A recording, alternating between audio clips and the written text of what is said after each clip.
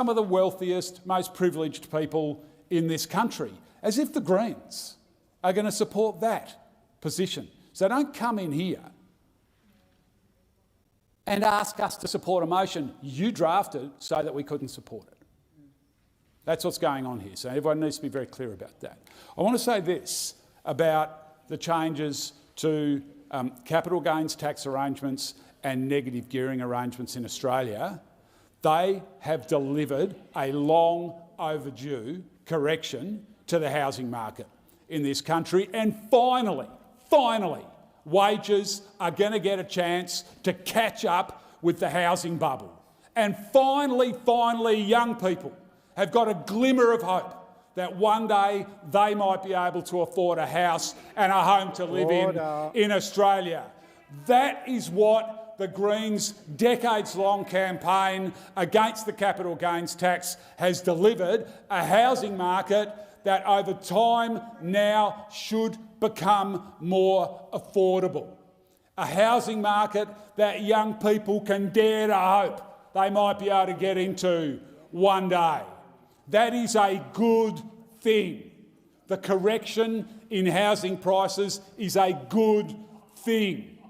It has finally taken away one of the most generous tax concessions overwhelmingly accessed by the richest and most privileged people in this country, and it has finally given young people and people who are not so advantaged economically hope that one day they might be able to afford to buy their own home to live in and access the great Australian dream of home ownership. Those are good things. The correction in the housing market is a good thing, and we are proud here in the Greens of the role that we played in delivering that. For the opposition to come in here and ask us to support a motion that would put us in a position of winding back those benefits is simply ludicrous. You knew we couldn't support it, so please, by all means, draft whatever motions you like, but don't come in here and sanctimoniously ask us to support them when you actually drafted them so that we couldn't. Senator Hanson. Thank you very much. Quite interesting listening to Senator McKim's comments here. I would just want to put on the record One Nation does support this standing motion. As we've seen in the chamber before, McKim's only drawn our attention to C, which he could not support. If he really wanted to, he could actually split the vote, take C out of it and vote for the rest if the Greens really believe that this is an injustice to the people out there. So I don't believe what the Greens have said here at all, although he might want to change his mind and take out C of it and let's have a vote on it. So that might be an answer to it. Another point here is we've seen constantly, time and time again in this chamber, legislation has been put through, it's been guillotined, has not been debated. Many times we've seen government's legislation, we've had numerous amendments to their own legislation because you've never consulted your bills properly with the community, with the Australian people, and you've put it forward in this chamber. You rush your legislation through all the time. Also, what happened at the time with this widow's tax in the capital gains, what you're doing here, you knew that was an issue. You knew it when you brought your bill on the floor of Parliament, yet you did nothing to address the issue and make changes to it to bring in amendments to it at that time.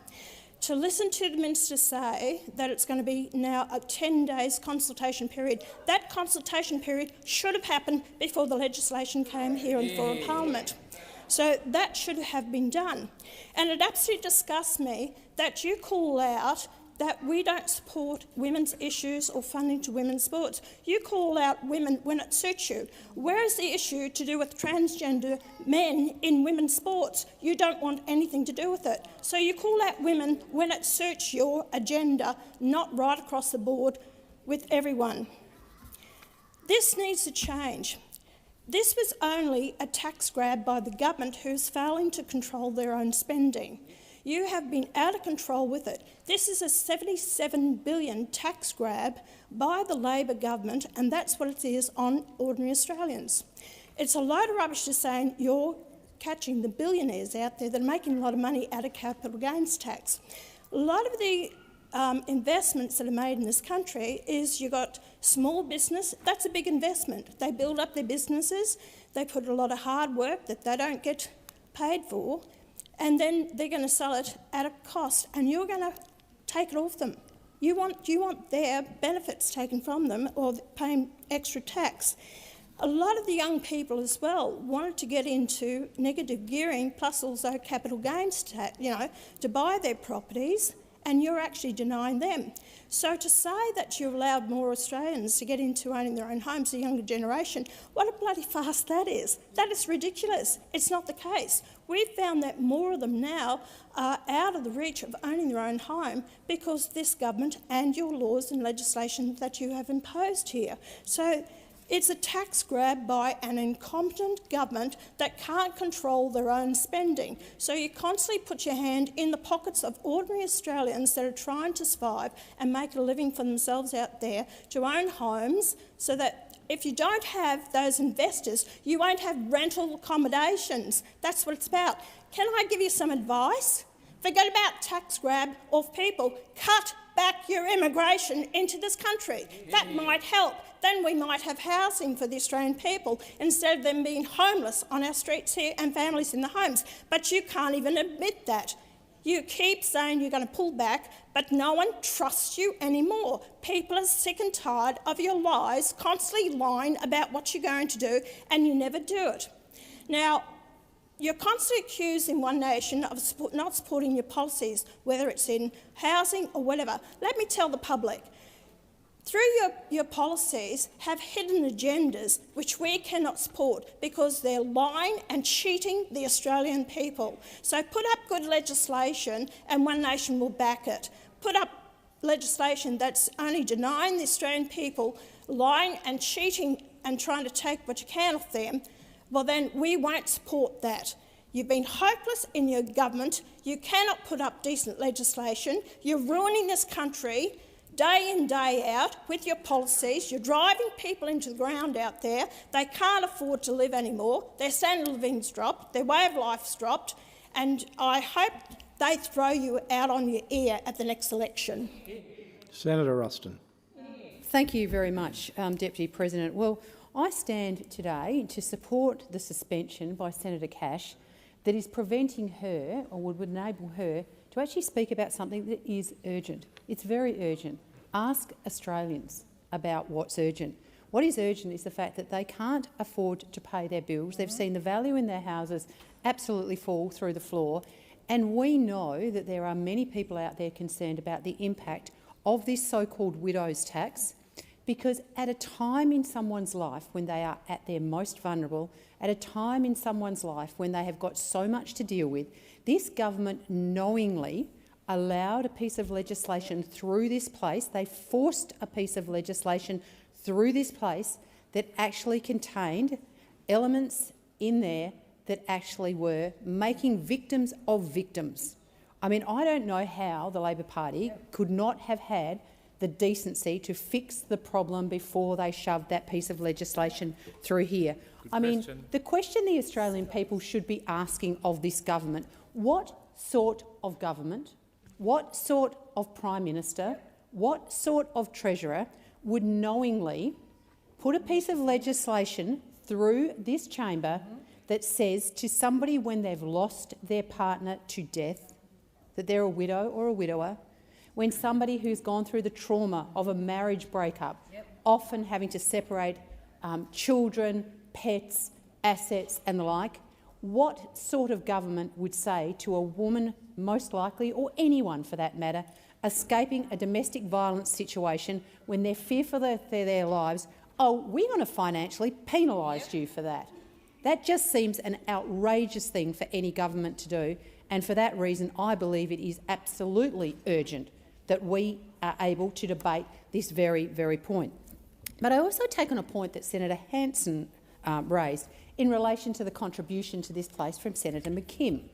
Senator McKim quite clearly is happy, I would imagine, on the basis of his contribution, to actually say that this widow's tax that has been legislated, that they will support the amended legislation if and when it eventually comes through this place to fix the problem that they have legislated. So if Senator McKim is so determined to have his position on the record and the Greens' position on the record, reflecting that, why don't the Greens actually seek to amend the motion that has been put forward by Senator Cash, this urgent motion that is incredibly important to Australians who are in a time of great stress? Remove Part C of this motion and let's vote on that. But I doubt that that's what they're going to do. But the fact of the matter is that this is just another example of the egregious behaviour that we continually see in this place from this government. They go to their people, they tell them one thing, they make them a whole heap of promises about things, but apparently promises are things now that are able to be broken.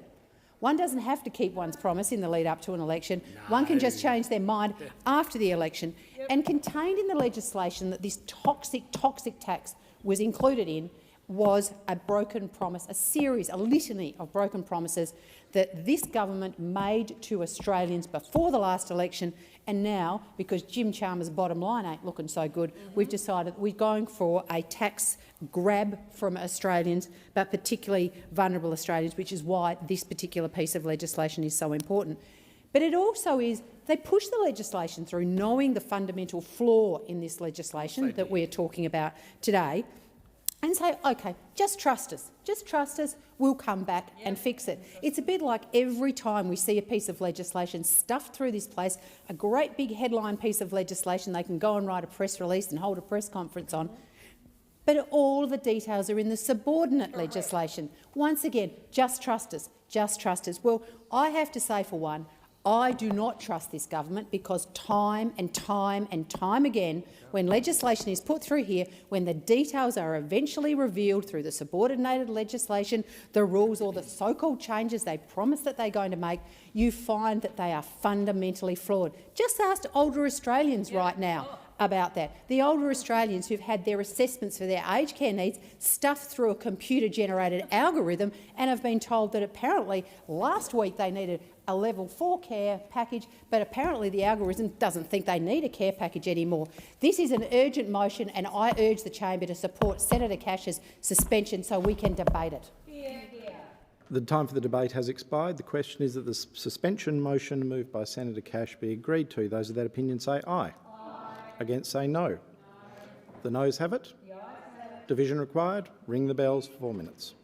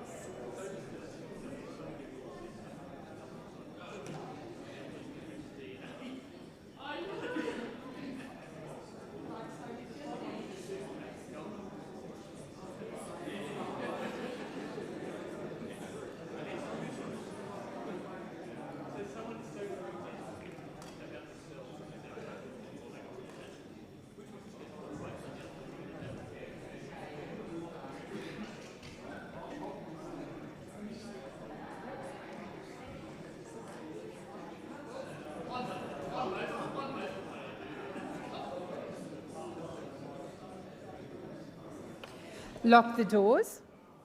Good morning, Senators. So the question is that the suspension is moved by Senator Cash be agreed to. The ayes shall move to the right of the chair, the noes to the left. I appoint Senator Little as teller for the ayes and Senator Darmanin as teller for the noes.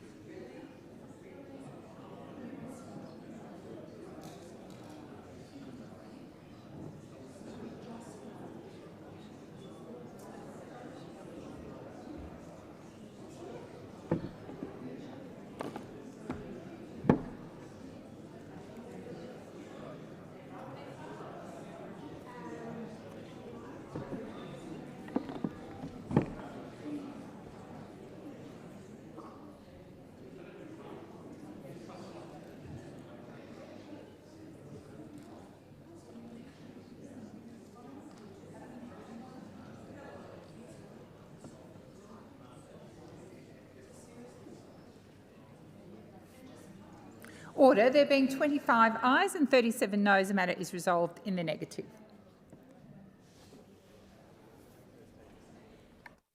Oh, okay. She's going.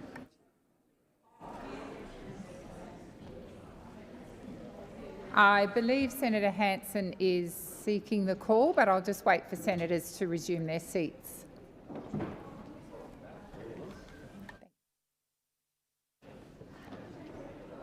Senator Hanson. I seek leave to move a motion relating to the ISIS fighters as circulated. Is leave granted? Leave is not granted, Senator Hanson.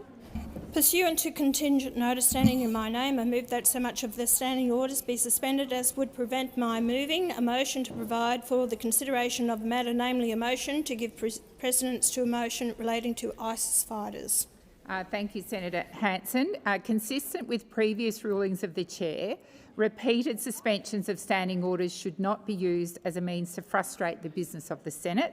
I will allow this suspension, but a third will not be entertained. Thank you, Senator Hanson. Thank you very much. I move that the motion relating to ISIS fighters may be moved immediately, have precedence over all other business and be determined without amendment. Sorry? Oh, the clock's going. Thank you.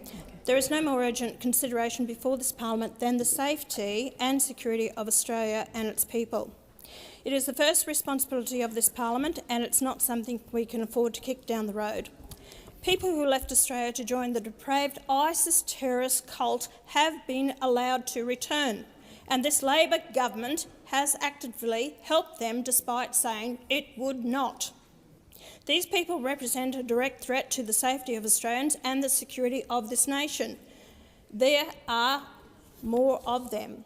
13 men linked to ISIS and currently held in a Baghdad prison may soon be released. They may seek to return to Australia as well. They include Tariq Kamla, also known as Dr. Jihad. Senator, there's a point of order. Please take your seat. Minister. On the suspension, not on the substantive. So I'm just asking you to bring Senator Hanson back to the argument, which is about why this should be urgent to be debated. Thank you. Yes, Senator Hanson, please do bring it back to that point. Well, I believe that I am. These, also known as Dr. Jihad, who appeared in ISIS propaganda and called for Muslims everywhere to join ISIS or conduct jihad everywhere. The Minister for Home Affairs has said the law leaves him with no other option than to permit the return of these people despite the threat they pose. That's why it is urgent for the Senate to bring the Protecting Australians from Foreign Terrorist Fighters bill to debate immediately. If the law does not currently prevent these people from returning, our duty to the Australian people is to change the law. One Nation is acting where the Labor government has failed to act. The bill creates a new Foreign Terrorist Fighter Exclusion Order. This is in addition to the existing Temporary Exclusion Order regime. The new order allows the Minister to go to the federal court and establish that the person poses an unacceptable risk. Can you please really focus in on the urgency component of this? Explain the urgency, why this is needed. That is quite clear in why the bill needs to be introduced into the chamber. Speak to the urgency, not the substantive. No, I'm sorry. If the Labor Party doesn't like what I'm reading out here, really telling the people why we desperately need this, then they have the problem with this. I'm the chair, and I'm asking you to keep it to the urgency component of the suspension, please. Well, the urgency is that it needs to go to the courts. The bill needs to be introduced so it can go to the courts to keep these people out of the country. So that is the urgency of this motion.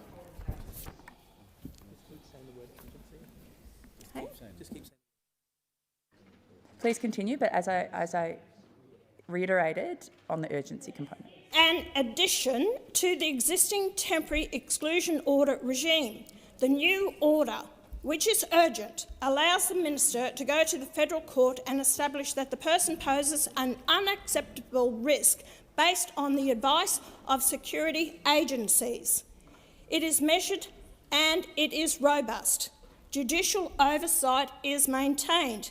It also strengthens terrorism bail laws and passport powers and imposes serious penalties on people who unlawfully facilitate the return of terrorist fighters. One Nation strongly believes that every possible legal measure must be employed to prevent the return of terrorists to our shores.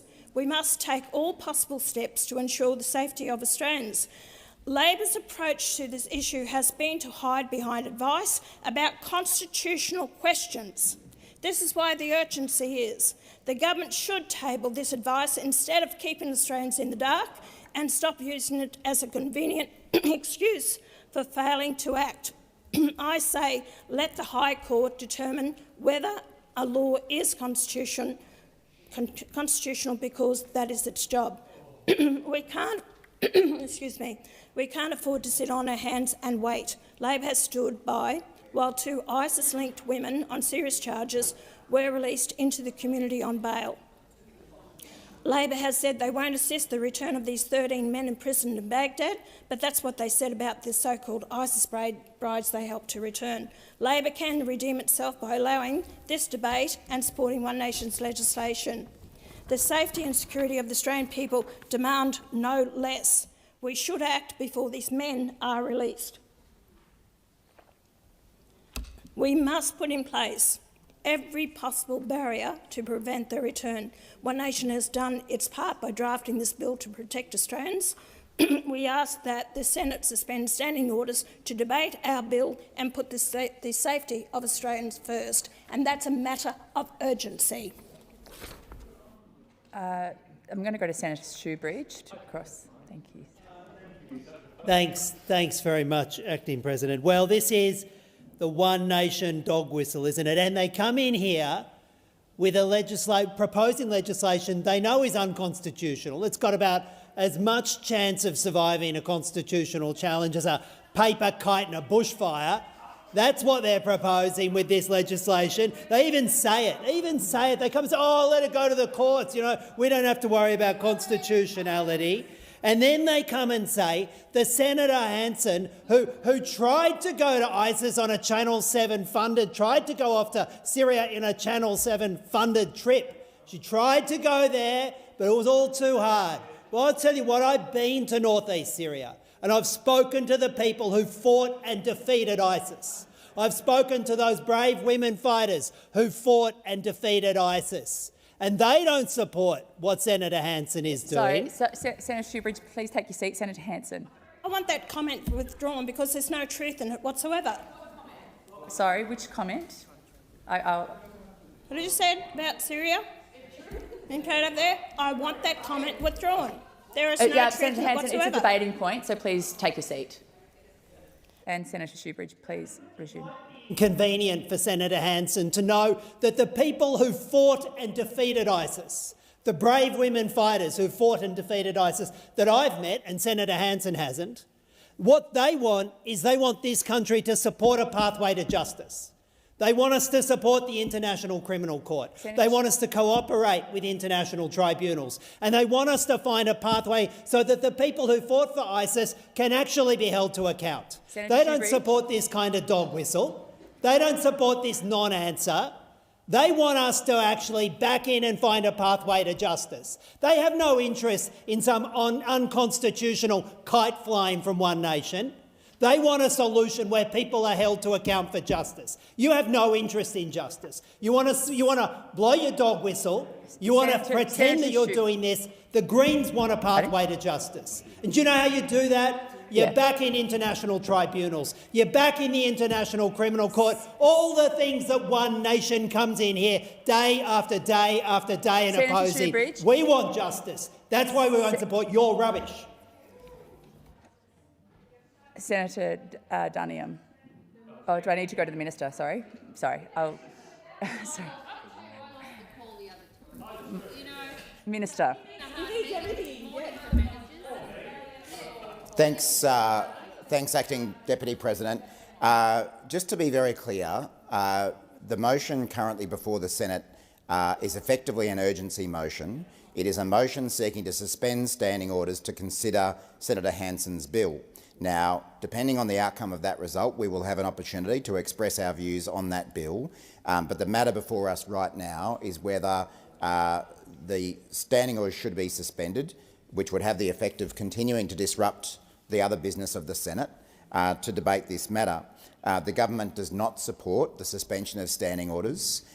We, of course, as a government, acknowledge that any government's priorities need to be headed by maintaining the safety and security of the Australian population, and that is something that this government has done, including in relation to foreign fighters, the group that have become known as ISIS brides, where we have repeatedly made the point that as a government we are not providing any assistance to those individuals to return to Australia. It is well known, even though it doesn't seem to be accepted by some in this chamber, it is well known that under Australian law, Australian citizens have a right to return to Australia, but this government is not providing an ounce of assistance to those individuals in returning. The government does not support the suspension of these standing orders. It is absolutely clear from anyone who has paid any attention to the debates about this issue that the bill that Senator Hanson is seeking to introduce is unconstitutional and would be thrown out by the High Court at the first opportunity. This is simply Senator Hanson seeking to score political points on a particular issue in front of the Australian people at the moment. What this government is about laws that stand up in court, that do protect Australians and don't end up resulting in being thrown out by a court, exposing Australians to greater risk. And that is what would be the consequence of Senator Hanson's bill if it were to pass the Senate chamber. We know that the current legislation that governs the use of temporary exclusion orders, which is what Senator Hanson's bill goes to, the current law, which was introduced by the former government, goes to the absolute maximum lengths that are permissible under the Australian Constitution. If any politician in this chamber, whether it be Senator Hanson, a coalition member, an Australian member, seeks to amend the laws to take them further, that new law would be knocked over by the High Court and would not protect Australians. What this government is about is protecting Australians, not just seeking headlines, which is what Senator Hanson is seeking to do. And on that basis, we oppose the motion to suspend standing orders, and I move that the question be put. The question is that the suspension motion be agreed to. Those of that opinion say aye. Is that right? Oh, sorry, the question is that the question be put. Those of that opinion say aye. Those against say no. No. I believe the ayes have it. Are you calling a division required? Yes. Yep. Division required. Ring the bells for 4 minutes.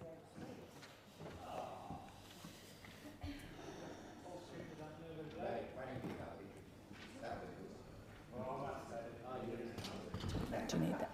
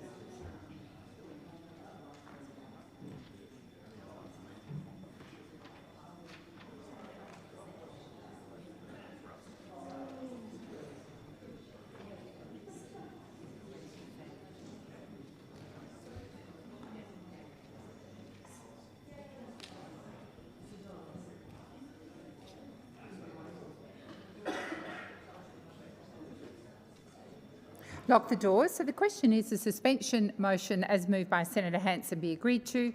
The ayes shall move to the right of the chair, the noes to the left. I appoint Senator Darmanin as teller for the ayes and Senator Little as teller for the noes.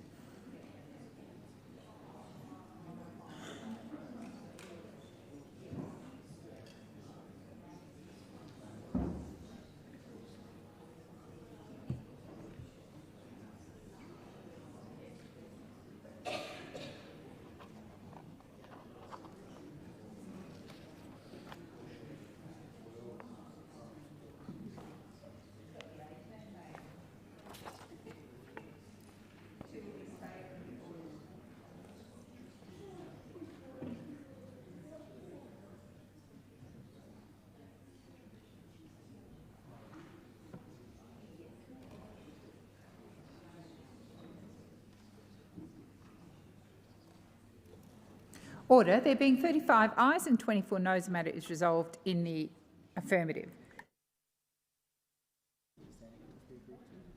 So the question now is that the suspension of standing orders be agreed to. Those of that opinion say aye. Aye. Against? I believe the noes have it. Division required. Ring the bells for 1 minute.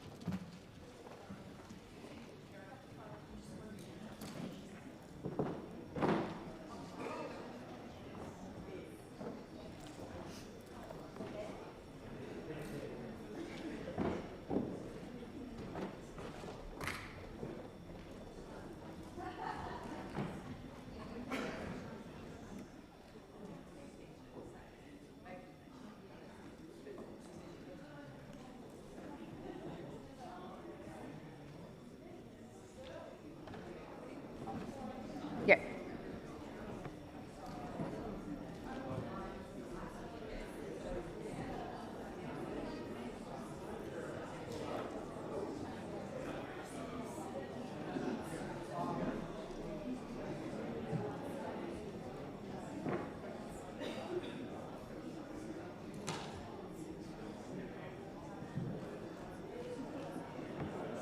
Lock the doors. So the question is that the suspension motion be agreed to. The ayes shall move to the right of the chair, the noes to the left. I appoint Senator Little as teller for the ayes and Senator Darmanin as teller for the noes.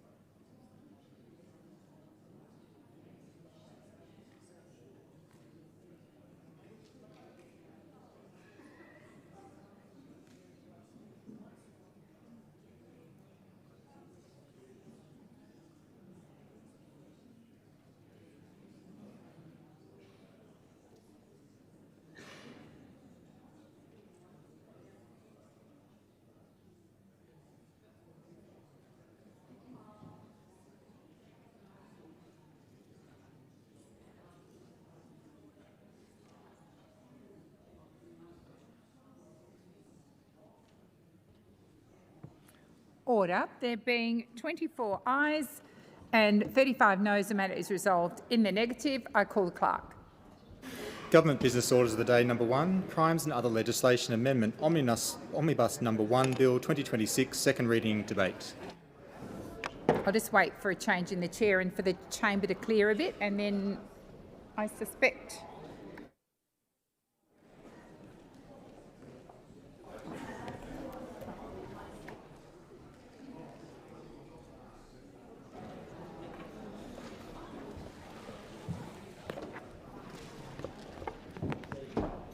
I call Senator Cash.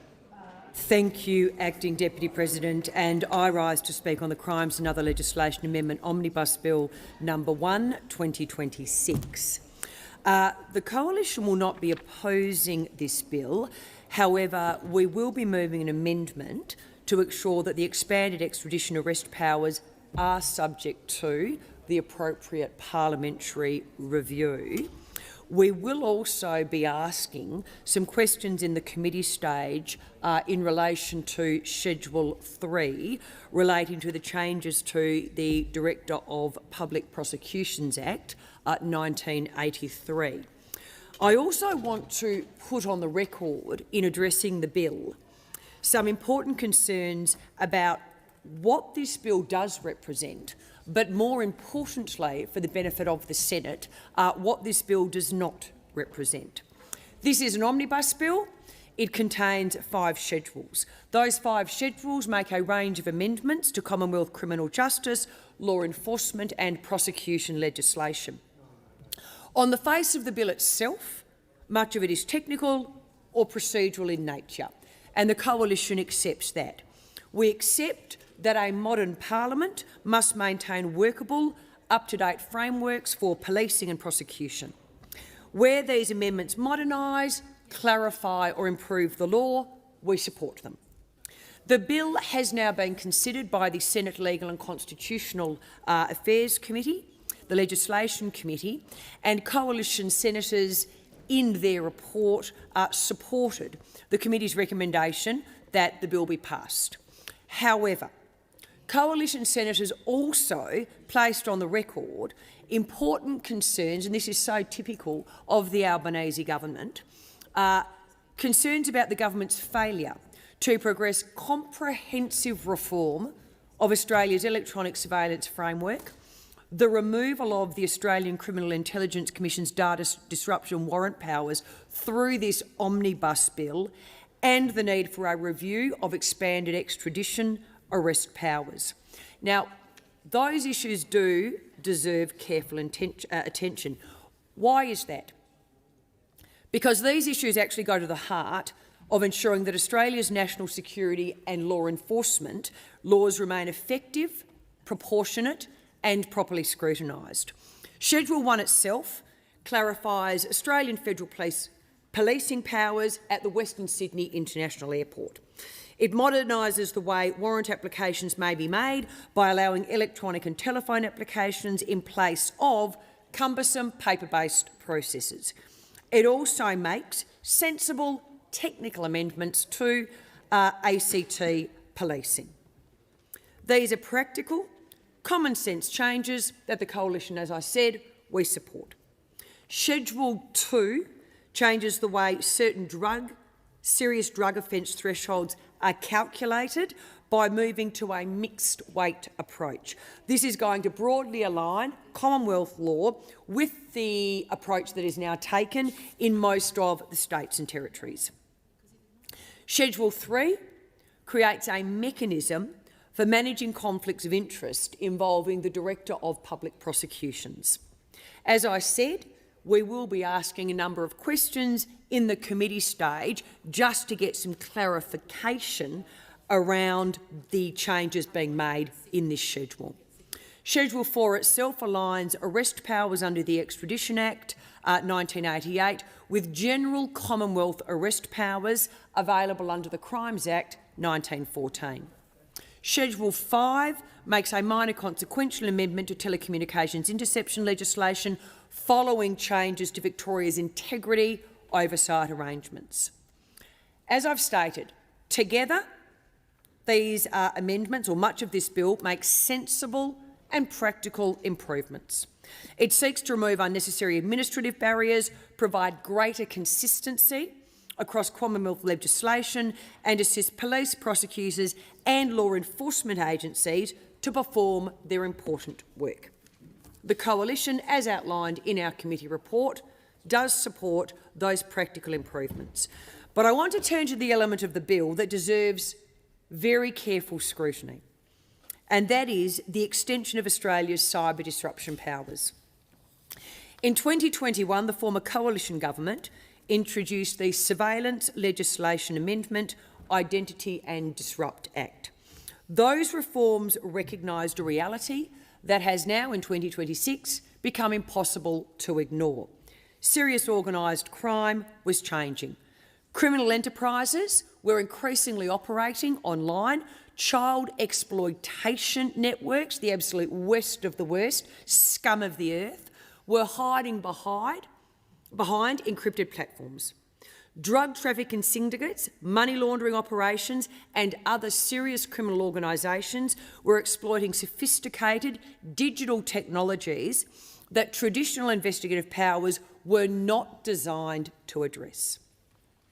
Law enforcement agencies needed more than the ability to simply observe serious criminals operating online. They actually also needed the tool which we gave to them, and that was the ability to disrupt them. And that is what the former Coalition government delivered. We introduced data disruption warrants, network activity warrants and account takeover warrants.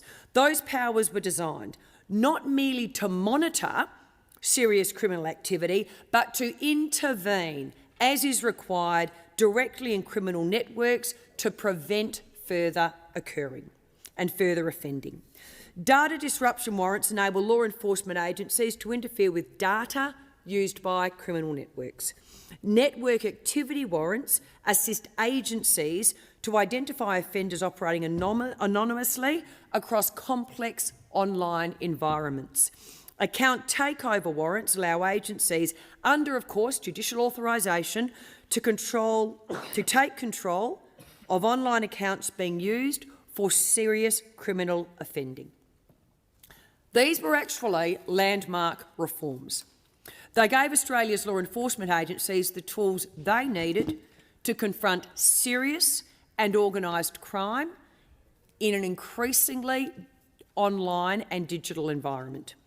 They also ensured that those powers appropriately remained subject to judicial authorisation, independent oversight and a sunset clause, so that the Parliament would be required to visit their necessity and their operation. Those powers are due to expire now in September 2026. Part 3 of Schedule 1 extends them for a further 3 years until the 4th of September 2029. The Coalition supports the continuation of these powers.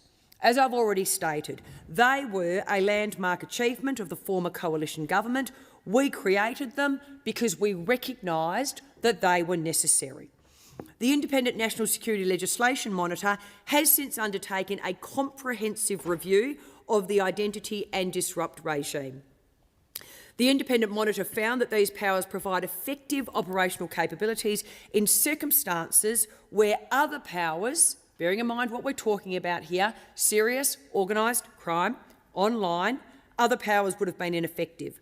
The Independent Monitor recommended that they should not be allowed to sunset. The Coalition agrees Australia's law enforcement agencies should continue to have access to these capabilities. The threats these powers were designed to address have not disappeared. If anything, they have become more sophisticated. Serious and criminal organised crime, it continues to adapt. Criminal networks continue to exploit new technologies. Those seeking harm to Australians continue to look for new ways to conceal their activities, frustrate law enforcement and operate across jurisdictions. Our law enforcement and intelligence agencies must have the tools necessary to respond.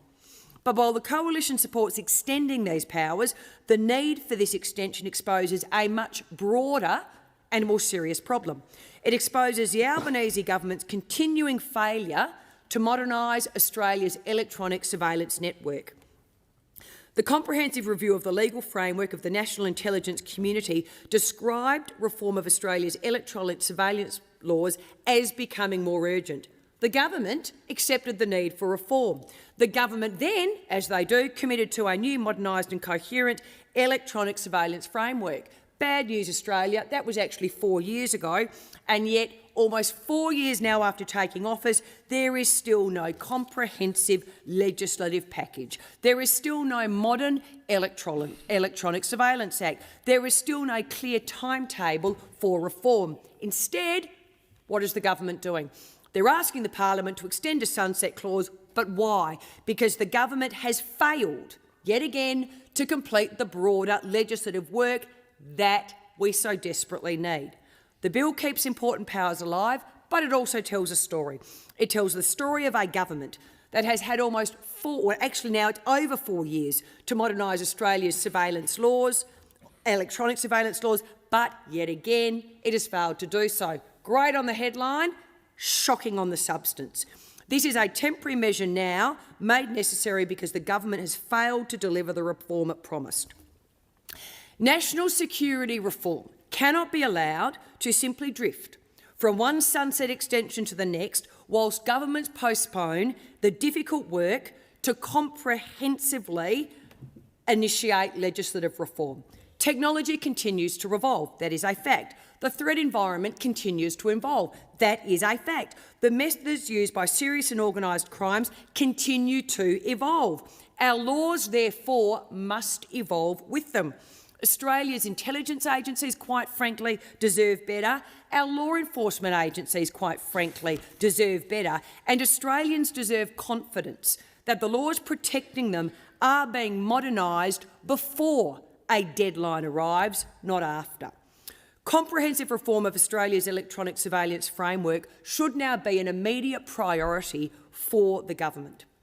Now, the second issue of concern that was highlighted in the Coalition Senator's additional comments in relation to the inquiry's report concerns the Australian Criminal Intelligence Commission. Part 3 of Schedule 1 does more than just extend Australia's cyber disruption powers. It also removes the ACIC's ability to apply for data disruption warrants. We accept the government's broader policy objective of refocusing the ACIC as a dedicated criminal intelligence agency responsible for the collection, analysis and dissemination of intelligence relating to serious and organised crime. Our concern is not simply the policy direction. Our concern is the legislative vehicle the government has chosen and the level of scrutiny that this significant change will receive. The removal of the ACIC's ability to apply for data disruption warrants is not a minor or incidental amendment. Data disruption warrants enable law enforcement agencies to interfere directly with data used by serious and organised criminals. They can be used to disrupt criminal communications, degrade criminal platforms, interfere with information central to criminal operations and undermine the ability of criminal networks to operate effectively. Removing the capability from the ACIC is a significant change to their powers and their functions, etc. At the same time, we actually have the Australian Criminal Intelligence Commission Bill 2026 before the Parliament. What is that bill going to do? Well, its intention is to establish a modern legislative framework for the ACIC to give effect to its new proposed intelligent-focused role. It has been referred to the PJCIS appropriately for scrutiny. This is our specialist parliamentary committee for scrutiny of intelligence and national security legislation. It is appropriate for PJCIS to consider this power. The Coalition has been clear. We therefore consider that the removal of the ACIC's data disruption warrant powers should be dealt with through the Australian Criminal Intelligence Commission Bill 2026, and that would allow this change to be considered as part of the broader reform of the ACIC's role and functions. And it would also ensure that the PJCIS gives the change the appropriate scrutiny it needs. Accordingly, as I've already noted, the opposition will be moving an amendment on sheet 3825, standing in my moving in the committee stage. We are, as I've also stated, broadly in support of this bill, but there are some issues that do need to be interrogated further. Some amendments do need to be made. But at the same time, as I've said, we again firmly place on our record our concern that after almost 4 years, in fact, as I've said, it's actually in excess of 4 years after taking office, the Albanese government has still failed to deliver the comprehensive reform of Australia's electronic surveillance laws that is so desperately needed and has indeed been recommended. Senator Shoebridge. Thanks very much, Acting President. The Greens have significant concerns with this bill and will be seeking to amend it in committee. And I want to be clear, if those amendments don't succeed, we'll be opposing it on the third read. This is an omnibus bill. You don't get to use the word omnibus much other than in the Senate, so it's nice that we haven't lost that word.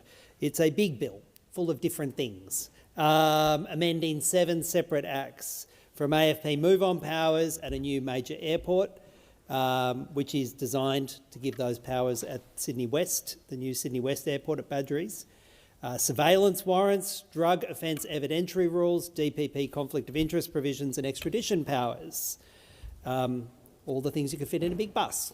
2 schedules are of most concerns to the Greens.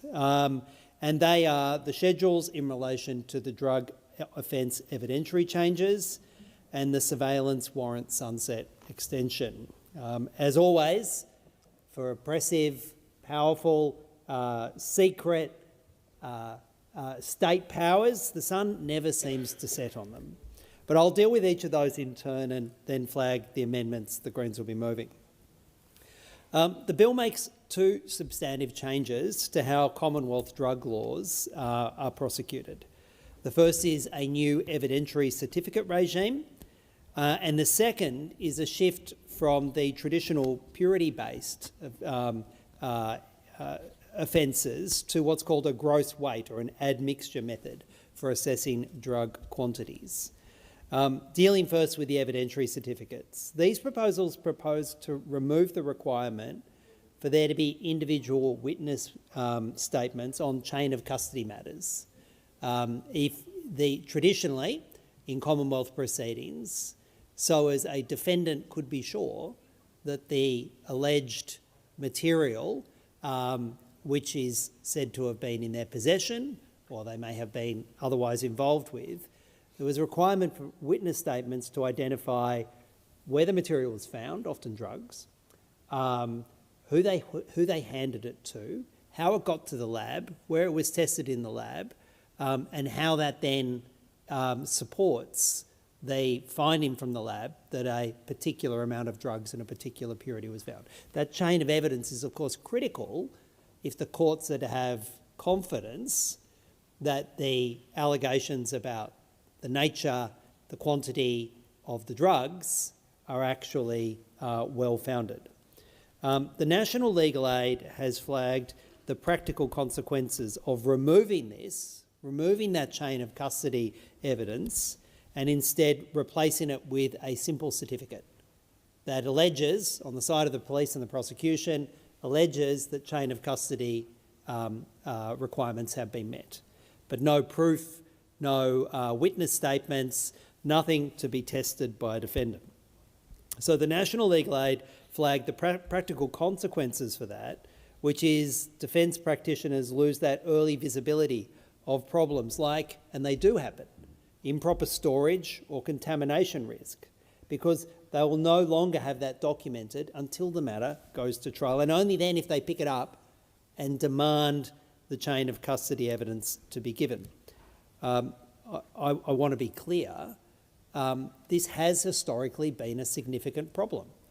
Police in my home state of New South Wales have often had appalling records for where they store drugs that have been seized.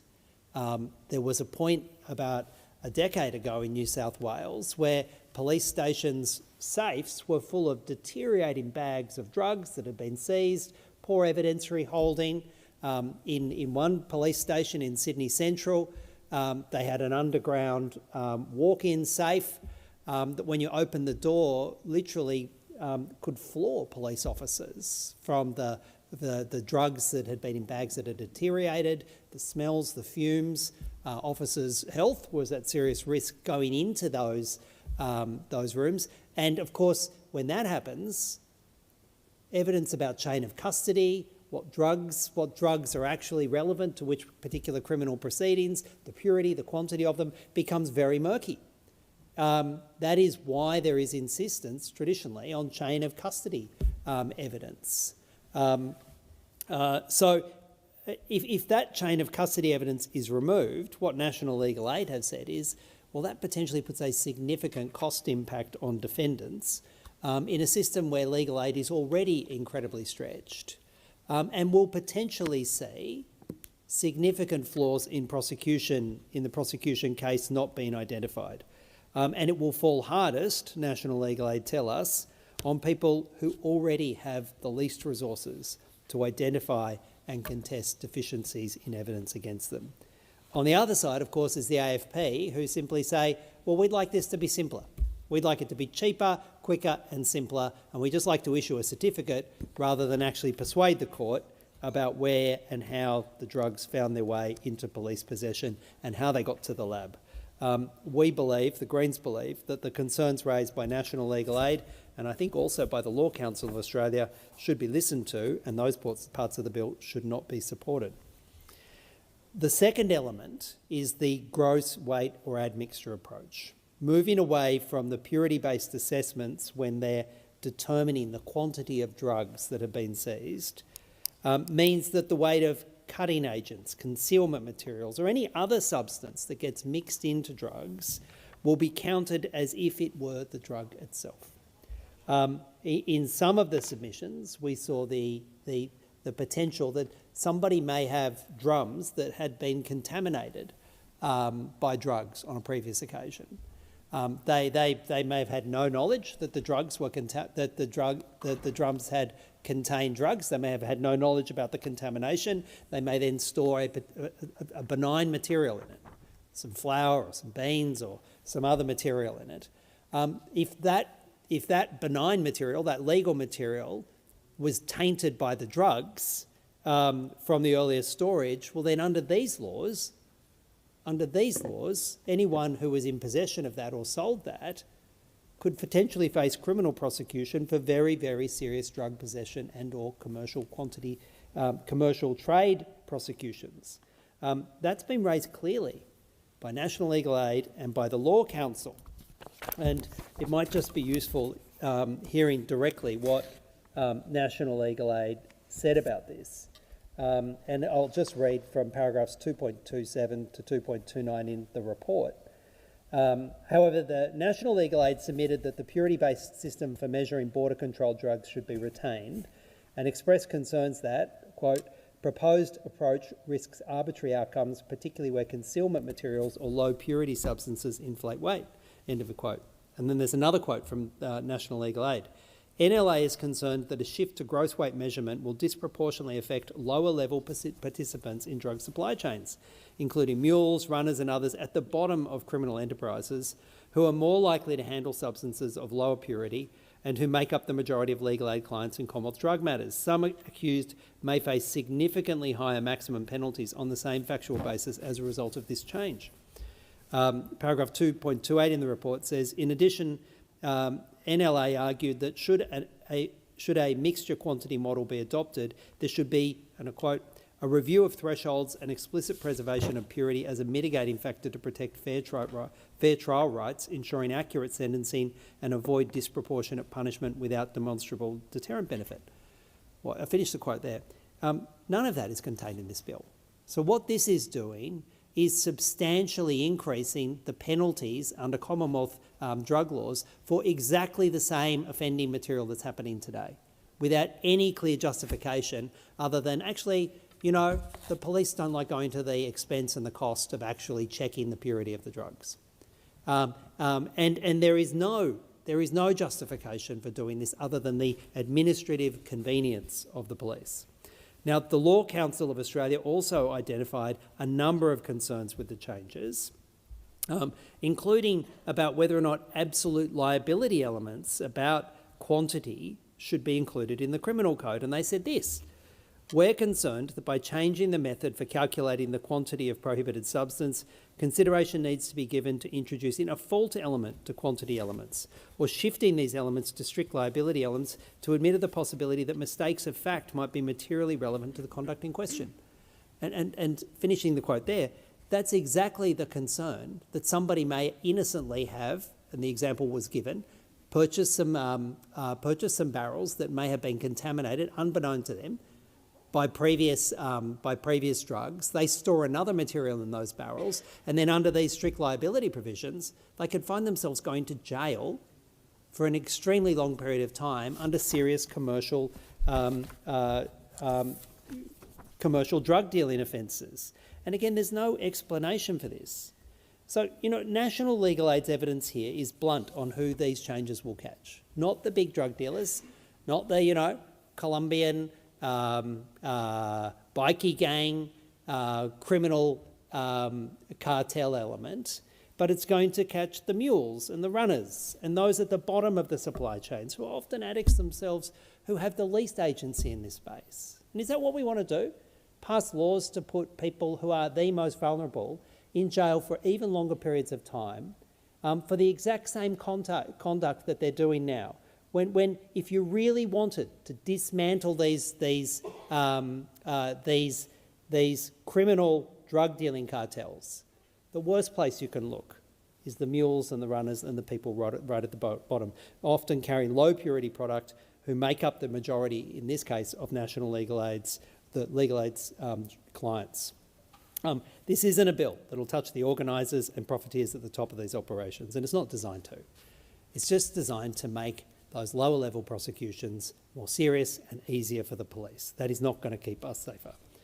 And this matters because at least 23 offences in Part 9.1 of the Criminal Code carry these absolute liability elements tied to drug quantity.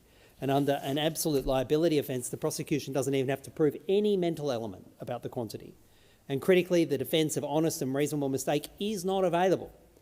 And you combine that with a gross weight approach and you get people facing more serious absolute liability thresholds because of the weight of a mixture they had no knowledge of, and under a law as it would stand that they have no defence and no ability to explain what they knew and why they found themselves there. The Law Council's submission to this bill is clear on both the evidentiary certificate framework and on this admixture element that it should not proceed. And that is why the Greens will be moving amendments to seek to remove those schedules from the bill. Could I quickly address the surveillance warrant sunset extension proposal? Thank you, Senator Shoebridge. We've now hit 1:30, so we will move into 2-minute statements. And I give the call to Senator Sharma. Thank you, Acting Deputy President. Well, this Saturday marks the 80th Independence Day of India, commemorating the birth of the world's largest democracy. Indian independence was hard-earned and hard-fought, driven by the non-violent resistance and campaigns of many of millions of everyday Indians whose efforts brought self-determination to one of the world's oldest civilisations and whose efforts brought an end to nearly 200 years of colonial rule.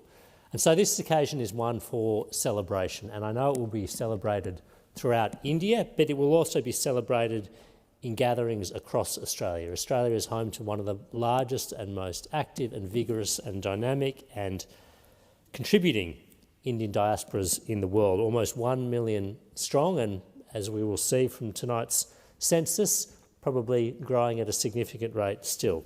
And I know many Australians of Indian heritage, and I count myself amongst them, will be celebrating with others, neighbours and friends, to celebrate their culture, their heritage, their traditions and their values and their Australianness as well. And I look forward to joining the Indian Australian community this weekend in Sydney for some of those celebrations. Today is also, Indian Independence Day is also an opportunity to reflect upon the shared bonds and values that bind Australia and India together. Not only shared beliefs in democracy and the rule of law, but shared values and interests across the world, shared beliefs and shared respect for pluralism and tolerance.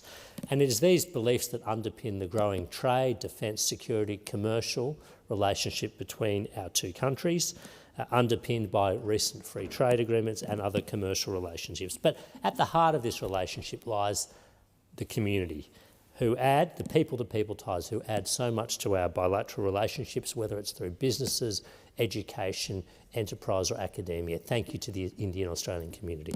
Thank you. Senator Delega. Thanks, Acting Deputy President. Public education is the foundation of a fair, democratic and successful country. Growing up, I was fortunate enough to attend public schools, Sprayton Primary, Latrobe High and the Don College, and I'm proud to be part of a government that is increasing public school spending after decades of neglect. And just looking back through the history books under the Howard government, the coalition completely plundered public education, heavily skewing funding towards elite private schools, many of which were among the wealthiest in the country. And then come the Abbott government, which repeatedly promised no cuts to education before slashing billions from public schools. And then continuing on the crusade of cuts, the Morrison government's pre-22 election budget included more cuts to public schools while increasing funding for private schools. It's unfair and it was punitive and downright disrespectful. So much for being the party of aspiration, only if you were fortunate enough to go to private school, it seems. Then you've got the other right-wing party, the circus over there, One Nation. They frequently undermine and discredit experts while claiming they'll restore critical thinking to the classroom. And it is hard not to laugh at that claim when they're consistently peddling conspiracy theories. And if that's their idea of of critical thinking, we should be concerned about what they want taught in our classrooms. Education in Australia should give every child the opportunity to succeed. That's why the Albanese Labor government believes in, and that's why we have put all schools on a pathway to full and fair funding. and that means an extra $20 billion over the next decade and an extra $50 billion in the decade after that. We are committed to helping kids catch up and finish school. This government is standing up for school funding, and I fully support public schools and giving kids a fair go in public education. Senator Waters. Thanks very much. How much tax did you pay last year? Well, if you're Rupert Murdoch's News Corp, the answer is none. News Corp just announced a record increase in revenue, and yet they paid no tax. In fact, News Corp is one of 79 companies that have never paid a cent in tax over the 11 years that corporate tax data has been publicly released. $0 tax on almost $25 billion in revenue. News Corp are emblematic of a new breed of big corporate bludgers leeching off the public purse and giving nothing back. Their stock market announcement of this record revenue also informed shareholders that subscribers to their flagship newspapers are down. So where is the money coming from? Well, News Corp, despite their name, are essentially a property business that is subsidising unprofitable right-wing newspapers and 24-hour outrage opinion channels. It turns out that having a near monopoly on clipping the ticket on property sales via realestate.com is very profitable. It's understandable that people are losing faith in a system in which our largest media organisation is propped up by real estate advertising, and I'm sure that's had no effect on the housing crisis. But it doesn't have to be this way. If Labor had the guts to take on the 1% and make big corporations like News Corp pay their fair share, we could invest in affordable housing, more free and affordable public services, and take on corporate price gouging. They won't though, because Labor, like the Liberals and One Nation, are funded by big corporations and the 1%, and they're making decisions that make them richer at your expense. Senator Collins. Thank you, Acting Deputy President. We are so blessed in my home state of New South Wales to have some of the most welcoming country towns in Australia. Through the break, I visited Albury and Armidale, two regional centres with multi-billion-dollar economies and vibrant communities. I commend the work that my state colleagues Justin Clancy MP and Aileen McDonald MLC are doing in their communities, supporting small businesses and local families, and I look forward to returning soon. I learned about the water struggles that affect both these towns and how population growth and renewable energy zones are putting maximum pressure on dwindling water supplies. In Armidale, I met Council Mayor Sam Copeland, Deputy Mayor Todd Redwood and Councillor Eli Imad to hear about their comprehensive vision to improve water security and support larger population growth. In Guyra, I spoke with 4 incredible Tongan people working under the PALM scheme, and I heard firsthand about the benefits of this great coalition policy for these individuals, and it was absolutely heartwarming. They told me how much they love our country and that Australia and the Kingdom of Tonga are closer as a result. Now, the University of England is making a huge contribution to education, and in particular through the great work of Vice-Chancellor and CEO Chris Moran in bringing tertiary education to disparate communities. In Albury, amongst many small businesses, I visited Anzac House and the Albury RSL sub-branch to learn about the work that they are doing to support the local veteran community. And thank you to outgoing President Graham Doxey, OAM, for your dedication and all that you have put into that role and your local veteran community. Now, Albury may be a regional city, but it has a global and highly diversified economy and has become an engine of the New South Wales economy. But Labor's policies have created cost of living pressures, housing affordability challenges and workforce shortages, which are huge issues in these town centres. It's forcing young people and families to leave these towns, and what an absolute tragedy. Senator Whittaker. Labor is focused on delivering real change. Not too long ago, we announced that we have opened every single one of our Medicare urgent care clinics. That's 137 fully bulk billed urgent care clinics right around the country. And it is through this work that you can see the true priorities of our government, and that is not the end of it.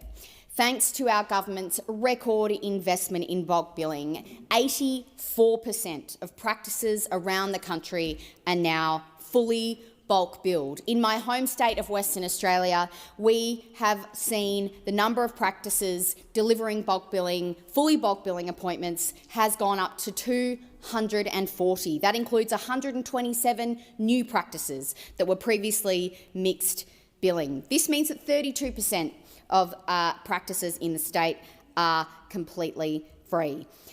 In the electorate of Canning, in the South Metropolitan and South Regional area of Western Australia, we can see that that number is even higher, with 41% of practices bulk billing every single patient.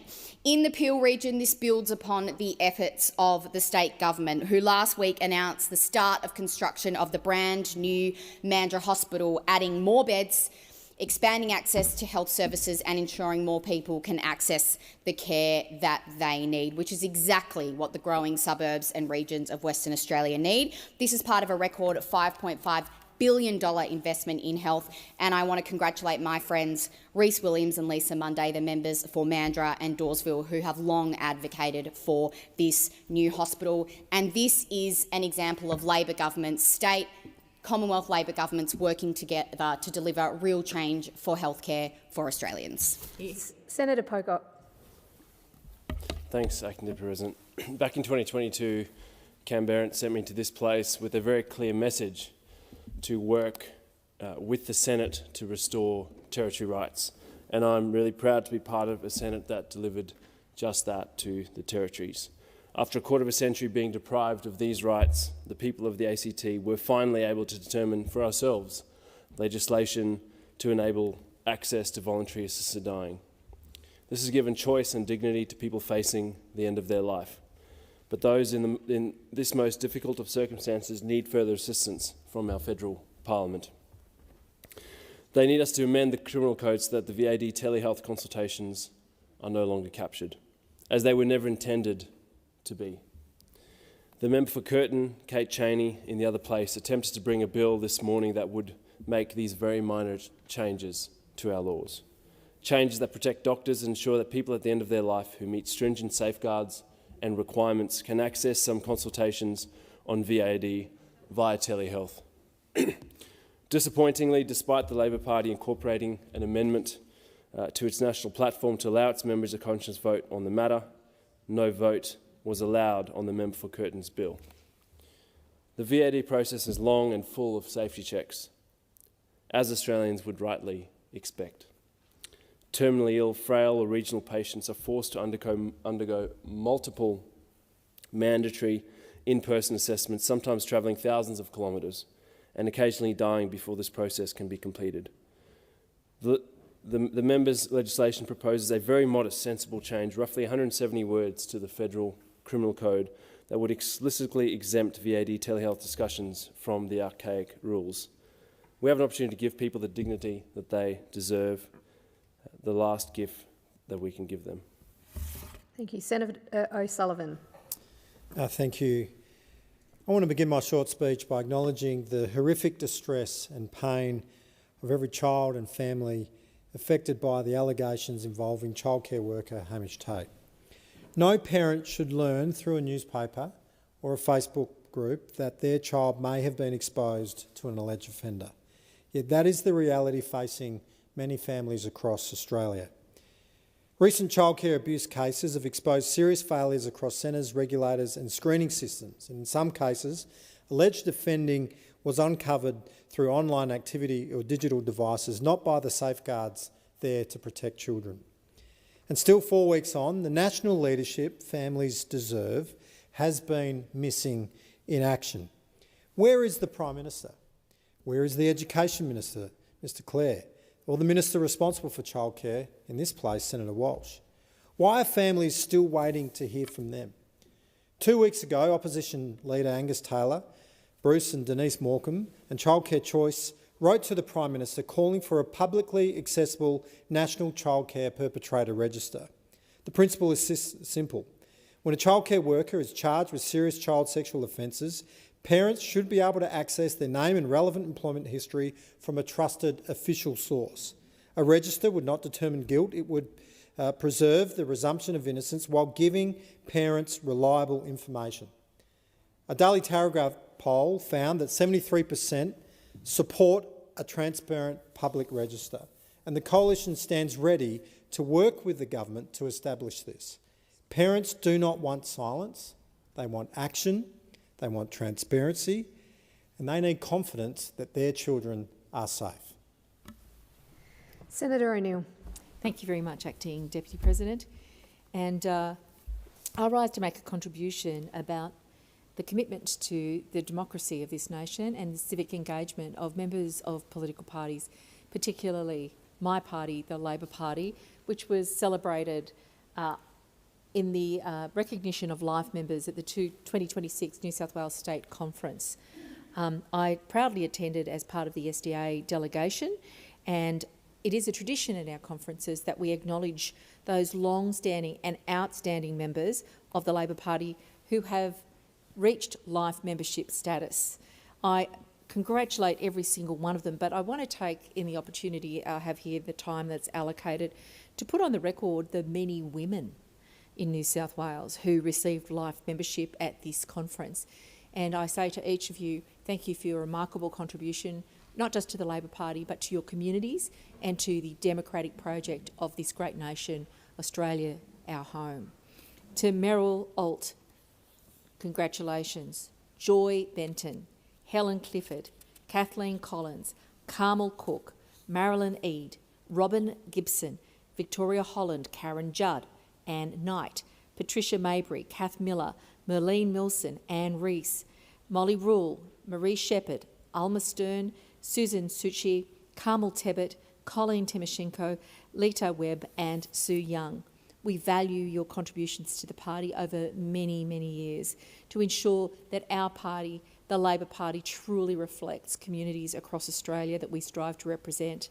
I recognise each of you and commend your efforts, and I want to make a very special mention in the time that remains to me to Maria Yemma, the wonderful mother of the former Premier for New South Wales, Morris Yemma AO. Thank you, every life member, for your contribution. Senator Hanson-Young. Well, thank you. Last week, Pauline Hanson, the leader of One Nation, launched a fresh attack on migrants who are living here and working in Australia. Her comments about Uber drivers, nail technicians and dog walkers are not a serious contribution to the immigration debate here at home. They are a deliberate slur against particular sections of Australia's community, people she dismisses as disposable. In her words, these people gone. And let's be clear, I'm particularly concerned about the phrase and the attack on people as dog walkers. I mean, this is almost, this is a Trumpism from Pauline Hanson. And she's talking about dog walkers today. Tomorrow she's going to be saying they're eating the dogs. It is a disgusting attack on those who come to Australia to make a life, to contribute to our community and to build their families. And where is the call out of this lie? Because, of course, there is no visa category for dog walkers in Australia. We have a whole array of visa streams and qualifications. Not one of them is dog walking. So where is the call out of this lie from Australia's media and politicians? It is a disgusting Donald Trump copycat behaviour from Pauline Hanson. It is her version of Donald Trump's eating the dogs, a manufacture of an absurd menace attached to migrants to use to prejudice, to distract from real failures of our housing and cost of living crisis. Trump's claim was debunked by local officials, and yet crickets here in Australia. It's worse than in America because nobody has said a thing. Senator Thorpe, you have the call. Thank you. Breathing fresh air and seeing the sky is a basic human right, enshrined in international law and in the Victorian Charter of Human Rights.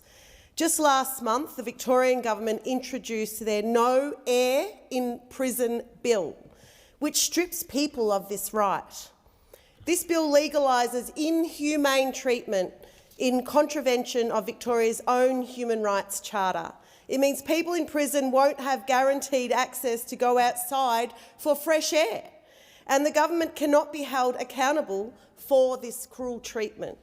Proud Wiradjuri woman Kelly Flanagan, who has spent time in Dame Phyllis Frost's women's prison, has said, "Being locked in a 2-by-3 metre cement cell with no hope of coming out, despair, psychological distress and hopelessness will wreak havoc on women's mental state. It will create unsafe conditions for officers as well as women." End quote. Days ago, an 18-year-old woman died in the Dame Phyllis Frost Centre after repeated lockdowns. My heart goes out to her family. Instead of ensuring this doesn't happen again, the Victorian government is passing laws that will make conditions worse and disproportionately harm First Peoples. People in prisons are our brothers, sisters, parents and children. The trauma they experience in prison follows them home and impacts families and communities. That's why we need a federal Human Rights Act in this country and to set minimum standards for these prisons who are torturing children, women and people. The federal government has the power to act. Do so. Senator Ciccone. Thanks very much, Acting Deputy President. Abuse, intimidation, stalking and assault have no place in our community, and they certainly have no place in our workplaces. That's why I am proud to stand in the Senate today to commend the SDA Union in Victoria for its Ban Aggressive Customers campaign. This 12-month-long effort has been delivered a significant outcome thanks to the Ben Carroll Victorian Labor government introducing legislation to create workplace protection orders through its new scheme. Those in retail, fast food and other customer-facing roles deserve nothing less than the right to feel safe whilst doing their job. Workplace protection orders will give the courts the power to ban or limit people's access to workplaces when they have repeatedly behaved inappropriately towards workers. These bans can remain in force for up to 12 months, with breaches carrying penalties of up to 2 years in prison or a fine of up to $50,000. Now, we don't need to see the statistics to understand the impacts that abuse and violence can have on customer service workers. These reforms are an important step towards ensuring that people can clock on without stress or fear. I want to commend the SDA Union for its advocacy and thank the Carroll Labor government for recognising the importance of this campaign and for protecting workers. These reforms send a very clear message that if you repeatedly abuse or intimidate workers, there will be serious consequences. The workplace protection orders will make a real difference to the safety and well-being of thousands of Victorians because everyone deserves to go to work and come home safely, because quite frankly, no one deserves a serve. Thank you. Senator Bell. When it comes to protecting Australians from terrorist supporters and terrorists returning to Australia, this government has failed the people. When you hear the Labor government say we are offering not 1 ounce of assistance, you should really hear the truth. They are saying we are turning a blind eye. I mean, let's look at ISIS. ISIS is not some misguided political movement. It is a terrorist organisation responsible for murder, torture, slavery, rape and terrorism. And anyone who travelled overseas to support it or work with it knew exactly what they were doing. One Nation is fundamentally committed to saying if you pledge allegiance to a foreign terrorist organisation, if you participate or provide support to terrorists, you are not welcome in this country. The first responsibility of any Australian government is simple: keep Australians safe. So Australians, you are entitled to ask, why are we taking on the risk of bringing them back? Why does your right to safety get trumped by their right? that they think they have to be in this country. So One Nation has put legislation forward, and it will put the safety of Australians first. It will strengthen foreign terrorist fighter exclusion orders, strengthen the power to cancel passports, restrict return permits while cases are considered, tighten terrorism bail laws, and impose serious penalties on anyone who unlawfully facilitates a terrorist-linked person's return. We are told people who embrace violent extremism can be managed through de-radicalisation programs. Almost 300 people are now in programs across Australia, but the government cannot tell Australians what percentage has actually been successfully de-radicalised. This should terrify Australians, and it gets worse because these programs are not mandatory. The New South Wales Engagement and Support Program is voluntary and consent-based. Citizenship carries rights, but it also carries responsibilities. One Nation will always put the safety of Australians first. Senator McKim. The Institute and Faculty of Actuaries in the UK has issued the starkest of warnings about the future if we don't urgently rein in greenhouse gas emissions. It is frightening reading, absolutely terrifying. We are facing up to 4 billion people dead this century.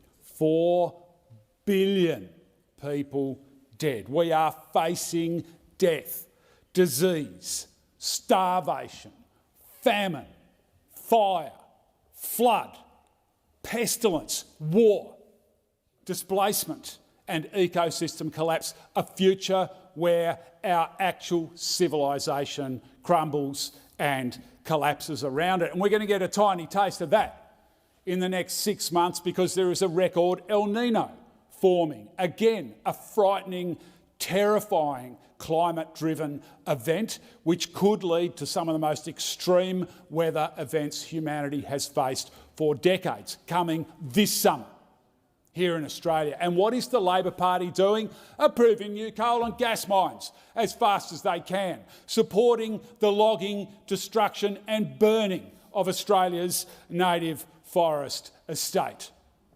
The psychopaths running fossil fuel companies in Australia are being enabled by the Australian Labor Party. One of the fundamental jobs of a government is to keep its people safe, not expose them to avoidable danger. The future we are facing is horrifying, it is radical, and it is far, far worse than most people alive can comprehend, but it is government's job to keep people safe, and you are failing us. You Thank you. Senator fools. Cadell, you have the call. Thank you, Acting Deputy President. It's interesting that previous commitment on what's happening in the world and the need to clean up and get rid of greenhouse gases when the person speaking is one of those so opposed to nuclear in this country and so opposed to an abundant source where we can mine it, build it, grow it and operate it and actually get out there. And when we talk about the new gas, the new coal mines that they're saying the government is interested in, or the people are, you have to realise that every new one is cleaner than the one you're taking offline. So I look at the Bayswater 2 site up in the Hunter Valley that stands there and could be easily turned into a new heli plant as quickly as we wanted to give the transition to these things. Because we're out there, we're talking about all these AI, all these data centres, all these things. We're not talking about the way to fuel them with strong baseload power that is needed. So into this break over there, 4th of June, the Anterra Zero micro-reactor actually went critical for the first time prior to a deadline of 4th of August that was out there in the world. And a micro-reactor is anything under 1 megawatt there, and the Anterra's reactor is now, the R1, is up to 100 megawatts. And it was housed in its experimental stage in a building just 12 metres by 20 metres. That's how big the building was, and it can be, that was everything, shielding, heat transmission, all of these things in that size. Because what you're talking about is a future where containerisation of power up to 1 megawatt, 100 to 100 megawatts, is real. It's happened. We've seen this go around the world, and Australia is sitting this out. Imagine being able to airlift a container to flood areas to get power. Imagine these are emergency. Imagine the use of defence layers. Imagine the use of this technology that we are sitting out because we want to mine it, we want to sell it, we want to do treaties for countries to give it to because it's good that they have it, but we can't use it ourselves. If we want strong baseload, I want to follow in Dr David Gillespie, who was here as a Nat who led it in the country, the women who are out there like Jaz Diab, Helen Cook, Patricia Gadd, who are leading this around the world but we can't do it in Australia because of a rule. It is stupid and it must be overturned. Senator Smith. Acting Deputy President, we've just concluded Early Learning Matters Week, a national celebration of the profound impact that early learning has on children, families and communities. To recognise the week, I visited 2 services in my community and watched in awe as educators encouraged curious minds through water play, transformed a simple tarpaulin into a game of hide and seek. To many, while these moments look like simple acts of play, we know that these acts of play can be transformative. We know that early childhood is one of the single most important levers we have to invest in if we want to lift disadvantage and if we want to improve opportunity in Australia. Investing in those early years is transformational. It presents every opportunity to grow our productivity. It presents every opportunity to address disadvantage. Simple moments of play, simple moments of singing songs, counting and learning have an extraordinary role to play in a child's brain development, learning and capability. And that's why our government is investing in a 3-day guarantee to ensure that every child who stands to benefit from the extraordinary opportunity of early learning has it. Early learning is an opportunity for children to help their brains grow and develop. For disadvantaged children, it is most important, and I commend the work of Minister Walsh in this Early Learning Matters Week. Thank you, Senator Smith. That concludes that session, and we'll move to question time, and I'll call Senator Sharma. Thank you, President. My question's to the Minister for Foreign Affairs, Senator Wong. Minister, have you advised the Prime Minister to apologise to the Japanese Prime Minister for the crude and insulting comments and gestures he made when discussing a symbolic and thoughtful gift of crown melons he received from her? Thank you, Senator Sharma. Minister Wong. Thank you, President. First, I would say to those opposite that Prime Minister Takaichi is a friend of Australia's and a friend of the Prime Minister's. And the relationship with Japan is closer than it has ever been. I am disappointed that those opposite are so desperate to score political points that they seek to confect a diplomatic issue to do so. The relationship with Japan has bipartisan support, as it should be. It is a very important relationship for Australia, and I would emphasise how grateful I am to have the close relationship that I have with Foreign Minister Motegi, who I spoke to just over a fortnight ago on the sidelines of the ASEAN Foreign Ministers meeting. Those opposite would know that I have, or may know, I have visited Japan, I think 7 times as Foreign Minister. This goes to the relationship between Japan and Australia, and I'll take.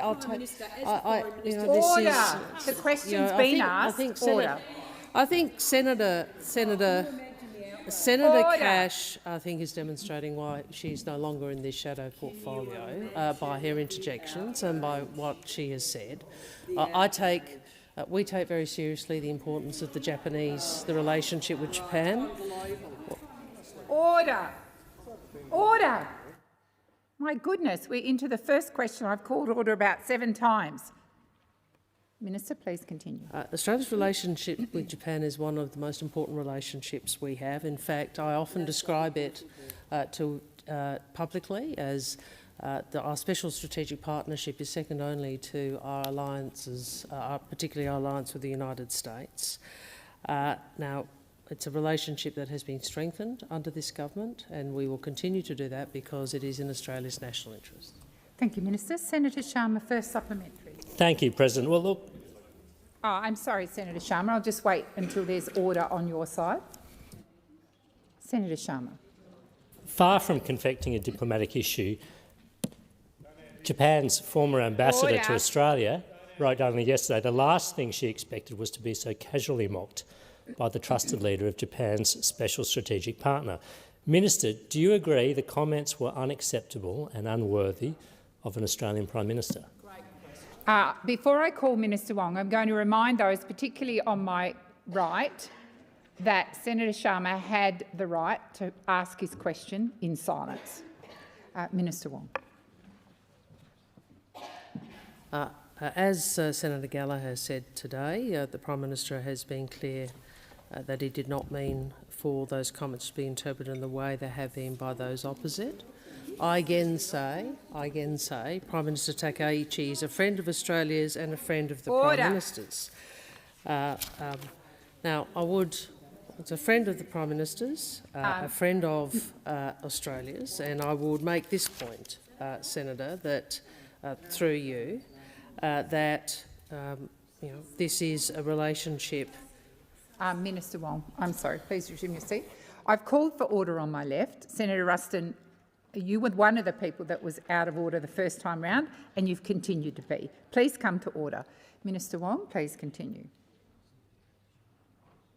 Again, what I would say is we appreciated very much Prime Minister Takaichi's visit to Australia, and the Prime Minister was honoured to receive her, just as I was honoured to deliver the keynote address at the event celebrating the 50th anniversary of the Nara Treaty. We will continue to work in our relationship with Japan, which is so important to strategic balance in the Indo-Pacific. Thank you, Minister. Senator Sharma. I'm sorry, Senator Sharma, resume your seat. Senator Ruston, I've asked you to come to order. I expect you to come to order. Senator Sharma, seconds up. Thank you. Minister, what steps have you as Foreign Minister taken to ensure our partnership with Japan, one of our most valued trading and security partners, is not damaged by the Prime Minister's boorish and insulting behaviour? Order. Senator Ayres. Minister Wong. Well, again, what I'd say to the senator is the relationship with Japan is something that has strengthened since we have been in government, that we engage closely and regularly, that the Prime Minister regards Prime Minister Takaichi as a personal friend as well as a friend of our nation. And we are grateful for the close relationship we have.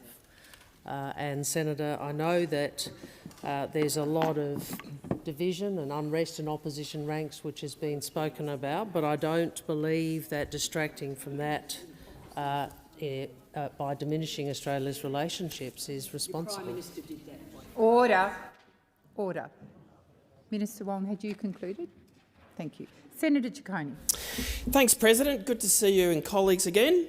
Now, my question is to the Minister for Foreign Affairs, Senator Wong. Minister, following the treaty signings last month by Prime Minister Albanese and Prime Minister Rabuka of Fiji, this week the Australian Government will table the Vulvale Union and Ocean of Peace Alliance here in Parliament, marking a new chapter in our relationship with Fiji. Could the Minister please explain to the Senate what these treaties mean for Australia and how continued engagement with the Pacific, including last week at the PIF Foreign Ministers meeting, strengthens Australia's place in our region? Thank you, Senator Ciccone. Minister Wong. Thanks to Senator Ciccone for his question, and I appreciate the opportunity to update the Senate on the Vulvale Union and the Ocean of Peace Alliance. These two treaties are some of the most comprehensive and important endeavours Australia has undertaken with any country, where they are grounded in our two nations' shared trust, respect and responsibility. The Vulvale Union's three pillars, security, economies and people, will underpin our relationship with Fiji for generations to come. And of course, the Ocean of Peace Alliance, our mutual defence treaty, commits Australia and Fiji to come to each other's aid in times of greatest need. We are saying that we will be there for one another. The government's credibility and reliability with Pacific partners is now why we now count Fiji and Papua New Guinea as Australian allies, and these agreements are milestones in the Albanese government's work to secure Australia's future in our region, because a stronger, safer, sovereign and more prosperous Pacific benefits every Australian. I have spoken publicly about the permanent contest Australia finds ourselves in, and we cannot be complacent about this. Advancing our national interests requires sustained effort, And just last week I was back in Fiji for the Pacific Islands Forum Foreign Ministers meeting, continuing the government's work to advance Pacific priorities and our shared interests. We know how important it is that Pacific countries work together to ensure the future of our region is determined by our region's countries and peoples.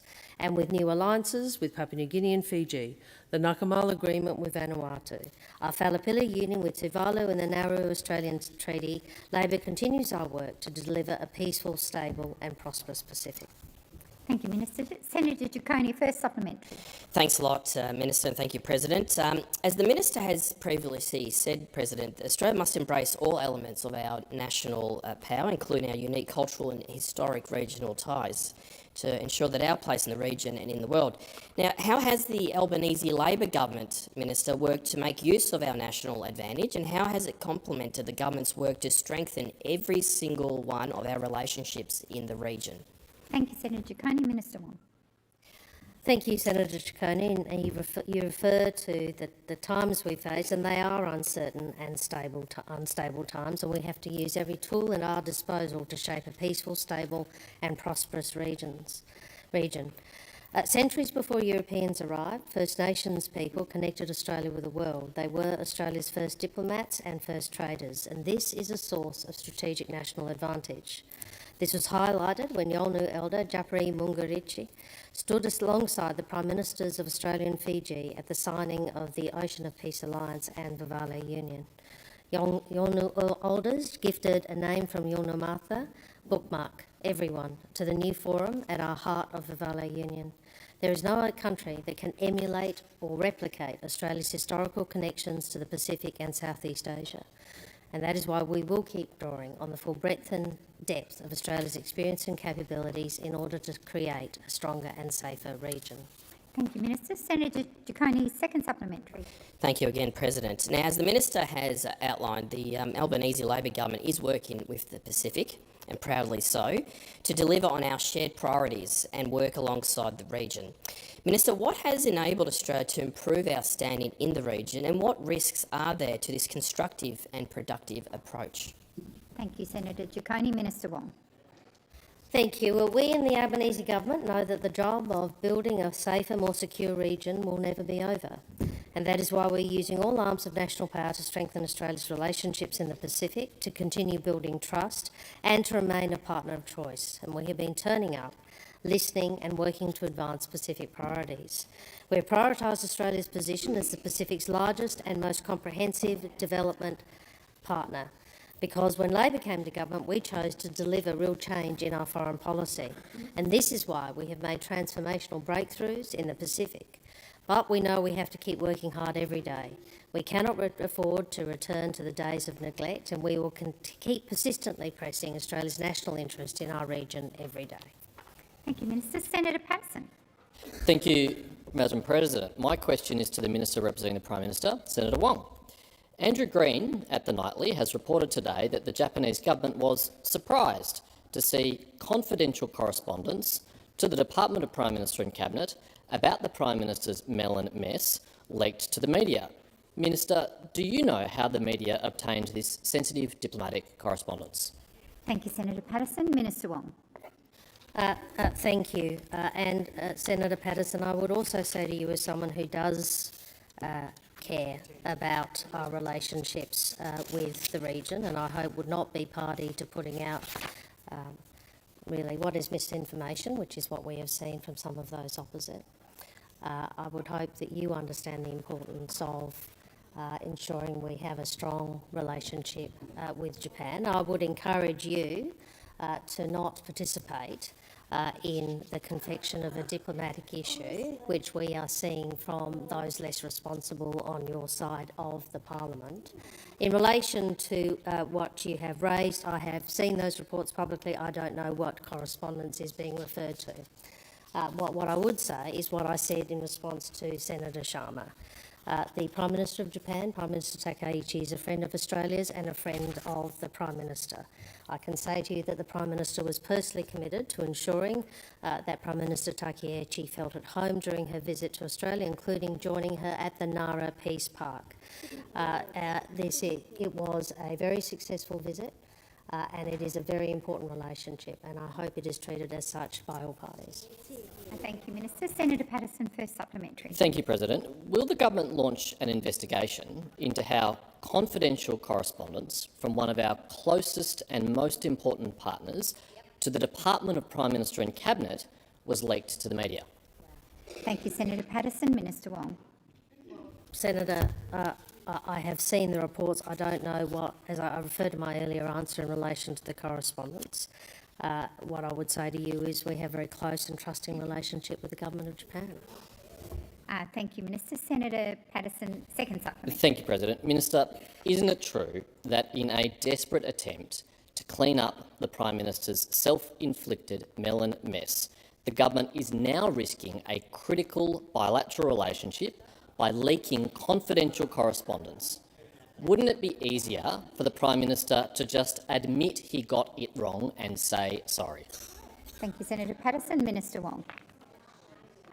Can I make this point, that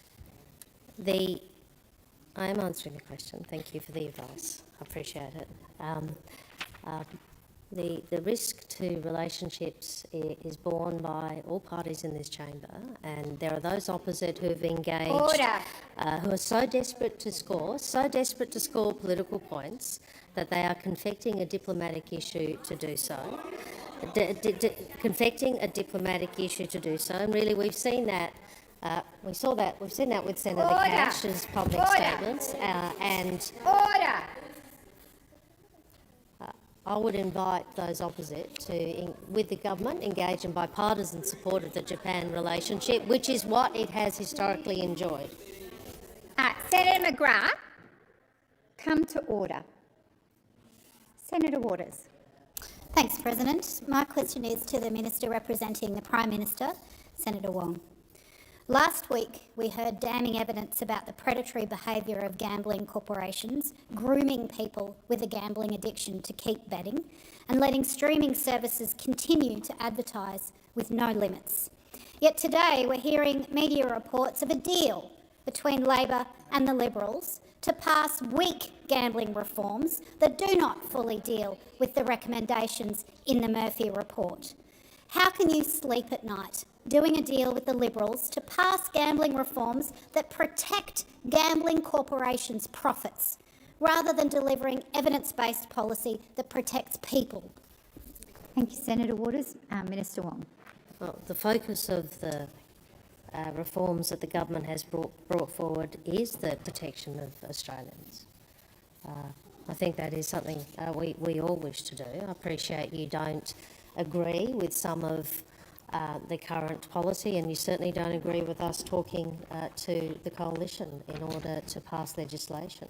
We have to deal with this chamber, as you know, Senator, with either the coalition or yourselves in order to get legislation passed. We don't have the majority in this chamber, so by necessity, we have to negotiate to pass legislation, and that is what we are doing.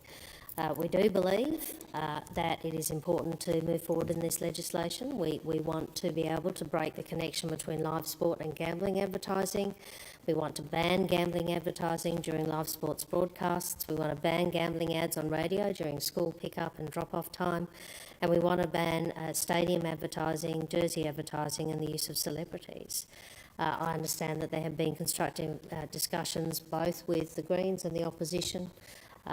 We thank you for your engagement. Ultimately, the government needs to engage with either of those two groups in the chamber in order to pass the parliament. We've said that we are open to sensible amendments to deliver real change, and that's what the government's engaging in. Thank you, Minister. Senator Waters, first supplementary. Thank you. Alongside your dodgy deal on gambling, you plan to work with the Liberals to kick 241,000 disabled people off the NDIS to save money off the backs of disabled people. Almost all witnesses to the inquiry said these horrendous NDIS cuts should not pass. How can you sleep at night when you're ganging up with the Liberals to cut essential support to 241,000 people? Minister Gallagher. Just Point of order in relation to whether the second question, the first supplementary, relates to the primary question, which was about gambling law reform. Thank you, Minister. I will just order. I am struggling too to find the relevance, but I will take the advice of the clerk.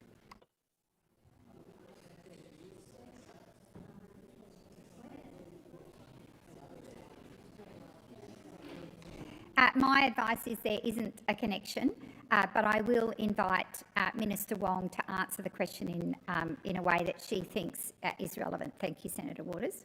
Well, Senator, I suppose the response might be, how can you sleep at night knowing that you would make sure that the NDIS could not survive? I mean, that is actually the issue. And I appreciate, I respect that you have a right to run a political campaign. We have to continue to deliver real change, and that means we have to ensure that the NDIS can stay strong and continue to support Australians who so desperately need it, not just this year, not just next year, but for decades to come, and that is what the government is seeking to do with the changes which we are engaging in. Thank you, Minister. Senator Waters, second supplementary. Thank you. The government's job is to look after people. If you're looking for ways to fix the budget bottom line, then a 25% gas export tax would raise $17 billion a year. Why does Labor keep doing favours for big corporations and making money off the back of disabled people instead of working in the interests of Australians? Thank you, Minister Gallagher. Well, again, I'm not sure how that question relates to the primary question, or indeed the first supplementary either. Thank you, Minister. I am going to once again ask Minister Wong if she wishes to make a contribution, because I'm ruling that question out of order. Minister Wong. Well, Senator,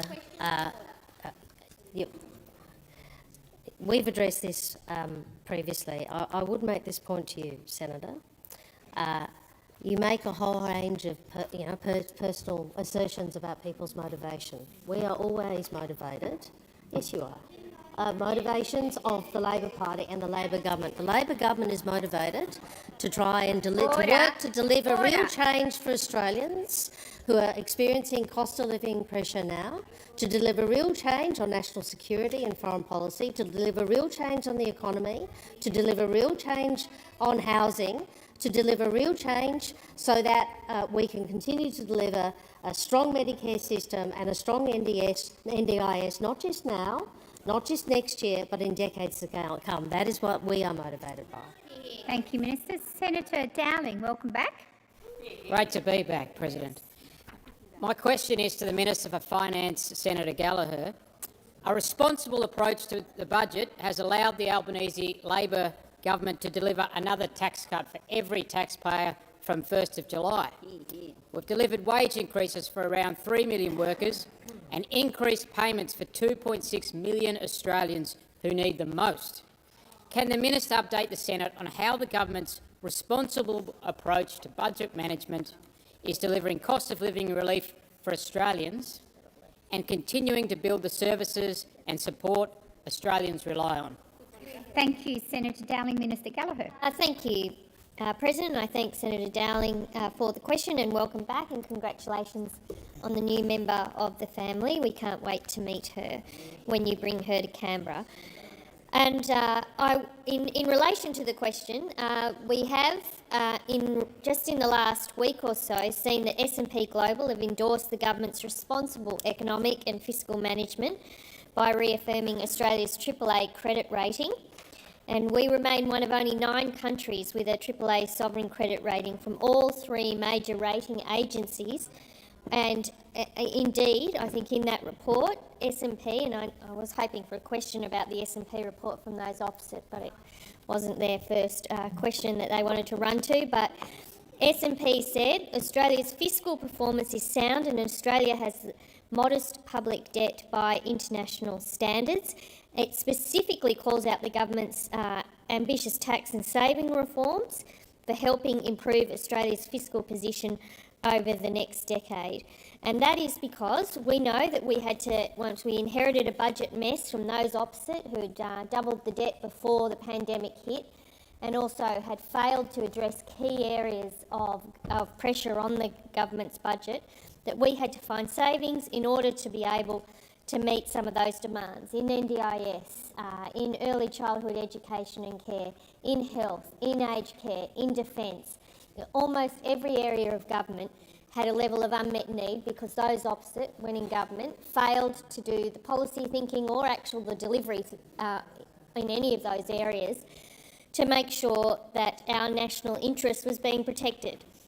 Now, we have made the hard decisions in this budget alone, finding more savings than ever in previous updates.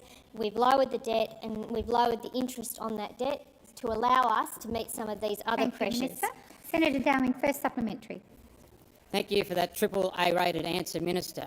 How is the Albanese Labor government continuing to look at ways to provide cost of living support to more Australians? Thank you, Senator Dowling. Minister Gallagher. Thank you. We've missed the jokes from Senator Dowling, but come on, that was a good one. One of the new ways that the Albanese government is providing cost of living support is through expanding the Commonwealth Prac payment to people training in an additional 10 key frontline health professions. This will provide cost of living relief for students and support our future healthcare workers. And this was an important announcement that the Prime Minister made, building on the work that's already been done in this area, but shows the government's commitment to continue to look at ways to provide cost of living help in a way that doesn't add to inflation in our economy, and also in a way that the budget can afford. Responsible, funded cost of living support that makes a real difference to those students and should help them with some of those pressures, whilst also making sure that the budget can afford it.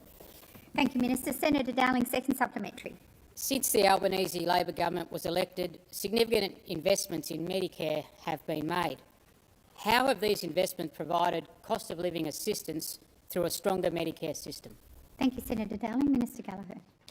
Thank you, and I thank Senator Dowling for the supplementary. This is an important area where the government has consistently, over the number of budgets, invested in ensuring that Medicare is able to deliver the services it needs across the country. Again, it was one of those areas when we came to government, I think the Health Minister says that Medicare was on its knees and it needed significant investments to make sure that it continued to deliver accessible health care across the country. Just in the last couple of days, we've seen some of the first outcomes from the additional investment, demonstrating when you match that investment with a particular outcome and you drive for that outcome, and we see improved results. And that's what we're seeing with the bulk billing rate for the June 2026 quarter, rose to 84.1%, up almost 5 percentage points on the same quarter last year, the largest quarterly increase in 20 years. And in Senator Dowling's home state of Tasmania, the bulk billing rate has increased to 80.8%, up 5.5 percentage points, making a real difference to Tasmanian families. Thank you, Minister. Senator Lambie, welcome back. Thank you, Madam President. My question is to the Minister representing the Minister for Veterans Affairs. DVA requires doctors to provide medical evidence for liability and personal injury claims for veterans, but doctors are reporting that DVA is failing to pay for reports already completed and submitted. Not surprisingly, some doctors are now refusing to provide any more reports for veterans until their outstanding invoices are paid by the Department of Veterans Affairs. This puts veterans in the middle of a payment dispute between DVA and their treating doctors, and it is shameful, with claims that can't progress because the DVA needs medical evidence that isn't available, or they make a determination without it, or they force us into the hands of MLCOA, which is not our choice. This is causing significant distress to veterans and threatens to further reduce the pool of doctors willing to work with the Department of Veterans Affairs. How many liability and personal injury report invoices are currently unpaid, and how many doctors are waiting for payment? Now, I'm sorry I have to ask this in here, but DVA, I've been asking them for quite some time, will not give me that answer. Thank you, Senator Lambie. Minister McAllister. Thank you very much, President, and thank you, Senator Lambie, for your question, and as the President indicated, welcome back.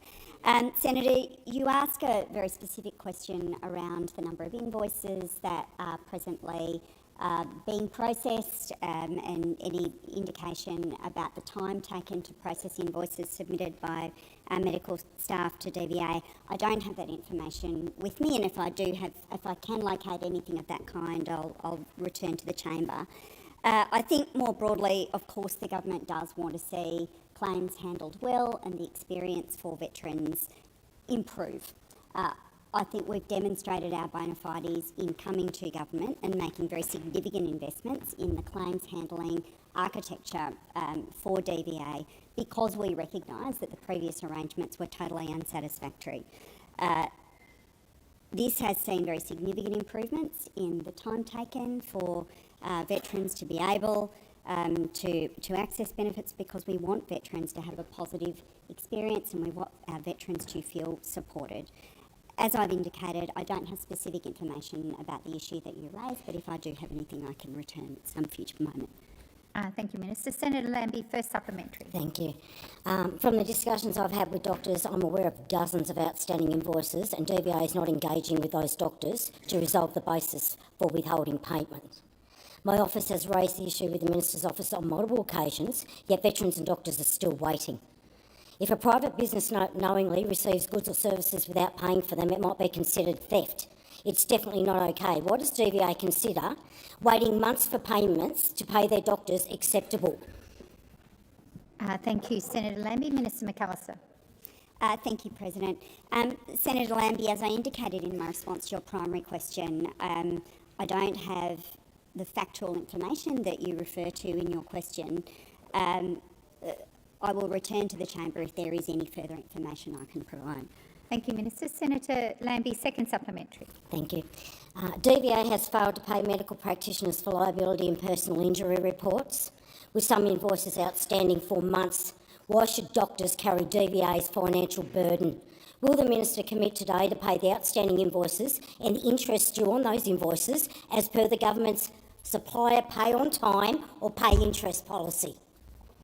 Thank you, Senator Lambie. Minister McAllister. Thank you, President. Well, again, Senator Lambie, your question rests on a number of assertions around the facts that I don't have available to me. I will say this, that the government, of course, is committed to paying suppliers who provide services to Australians within all of the ordinary program requirements, including all of the requirements about integrity and record keeping and all of those matters. If I have any information about the specific matters you've raised, I will return to the chamber. Thank you, Minister. Senator David Pocock. Thanks, President. My question is to the Minister for Foreign Affairs, Senator Wong. Minister, I would like to ask about Australia's commitment to Afghans who assisted our Defence Force personnel during the Afghanistan war. Afghans who laid their lives on the line, men and women risking everything to help us.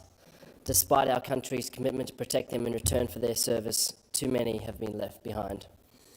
Two key programs, the Locally Engaged Employee and the Pathway for High-Risk Women, have now closed despite many Afghans not yet making it to Australia.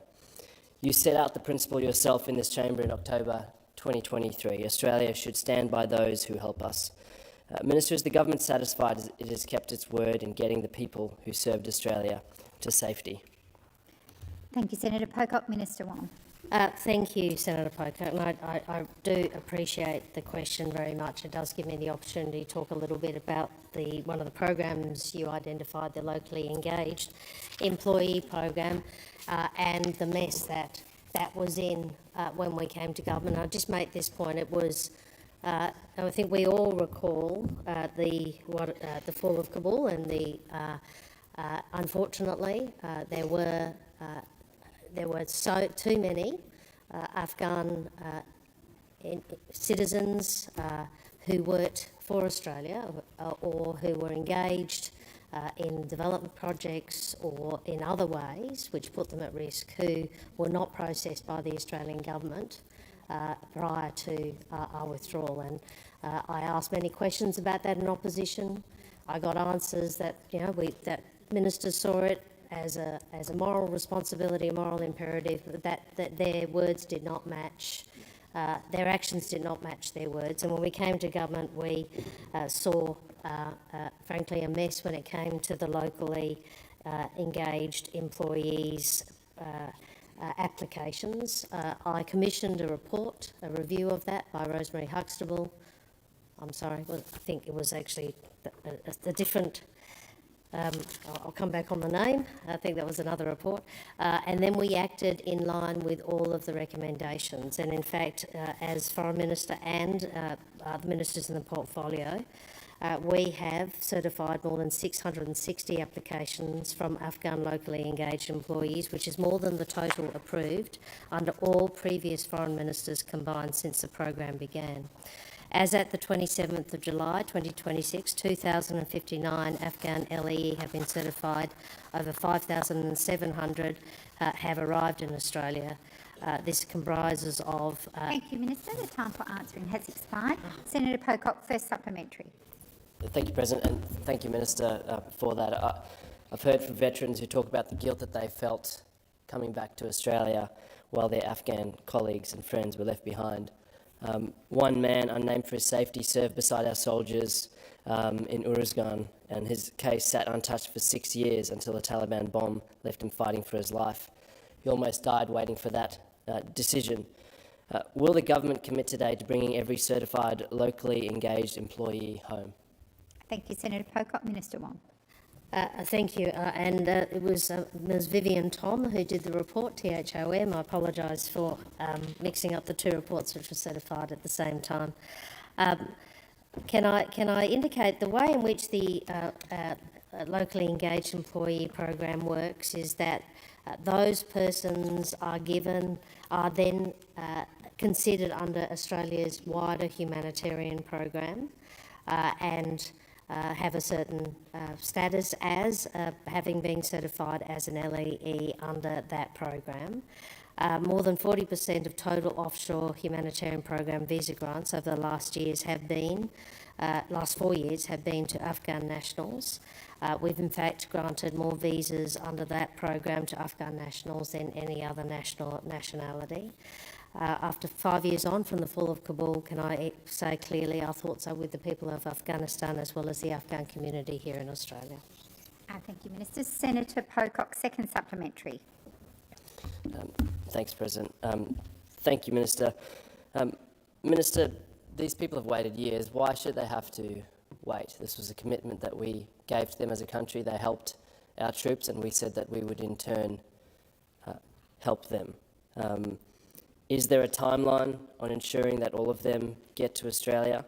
And will the government refer this program to the Auditor-General so that Parliament can actually find out why this program has not delivered as we were promised? Thank you, Senator Pocock. Minister Wong. Well, Senator, the program didn't deliver as it was promised because people were not processed under the previous government. And we had thousands of applications and they have now been dealt with. It took a lot longer than it ought have. The second point I'd make is the program gives people a right under the humanitarian program. There's not a separate visa. And obviously there are calls on Australia's humanitarian program well in excess of the numbers of places which are allocated. But as I said to you, you can see from the numbers, the weight of that program, the largest single cohort, is for people from Afghanistan or Afghan nationals. I'm pleased that we have finally ensured that all of these applicants have been properly processed in accordance with Ms Tom's recommendations. Thank you, Minister. The time for answering has expired. Senator Hanson. Thank you very much. My question is to the Minister representing the Minister for Home Affairs, Senator Watt. An Islamic State bride, Rayyan al-Hululi, accused of indoctrinating her children into violent jihad, was freed on bail in July. Al-Hululi forced her children to watch propaganda videos of Islamic State fighters, filmed herself training her toddlers how to use a rifle, and demanded they show her how jihadist fighters slaughter an infidel.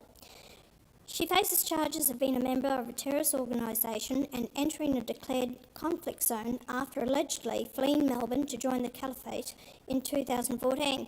Minister Al-Hululi was granted bail due to your government's inadequate laws. Why won't you make the safety of the Australian people the #1 priority and stop charged terrorists being easily released on bail? Thank you, Senator Hanson. Minister Watt. Thanks, President. Thanks, Senator Hanson. Well, this government does absolutely take the safety of Australians as its utmost priority, and that's why in relation to this cohort we've provided no assistance whatsoever to enable these people to return to Australia. Now, I might point out to those chuckling and sniggering opposition members that that's exactly the same approach that was taken by the former government, although it is worth reminding the coalition that when they were in office, they assisted the return of over 40 foreign fighters. So people might like to be a little bit careful about claims that they're making right now. Senator Hanson, the end of your question talked about efforts that the government would take to stop people being released on bail. I'm not sure if you're suggesting that the government should intervene in decisions that are being taken by the courts. That's obviously not something that this government supports, whether it be about this sort of situation or in other situations. I can only assume that you're referring to the bill that you are seeking to introduce around temporary exclusion orders. And I remind you, as I said earlier today, that bill is almost certain to be found unconstitutional by the High Court if it were passed by this parliament. The current laws that we have in Australia, which were introduced by the coalition government, take the steps regarding temporary exclusion orders to the maximum limit they can be taken without falling foul of the Constitution.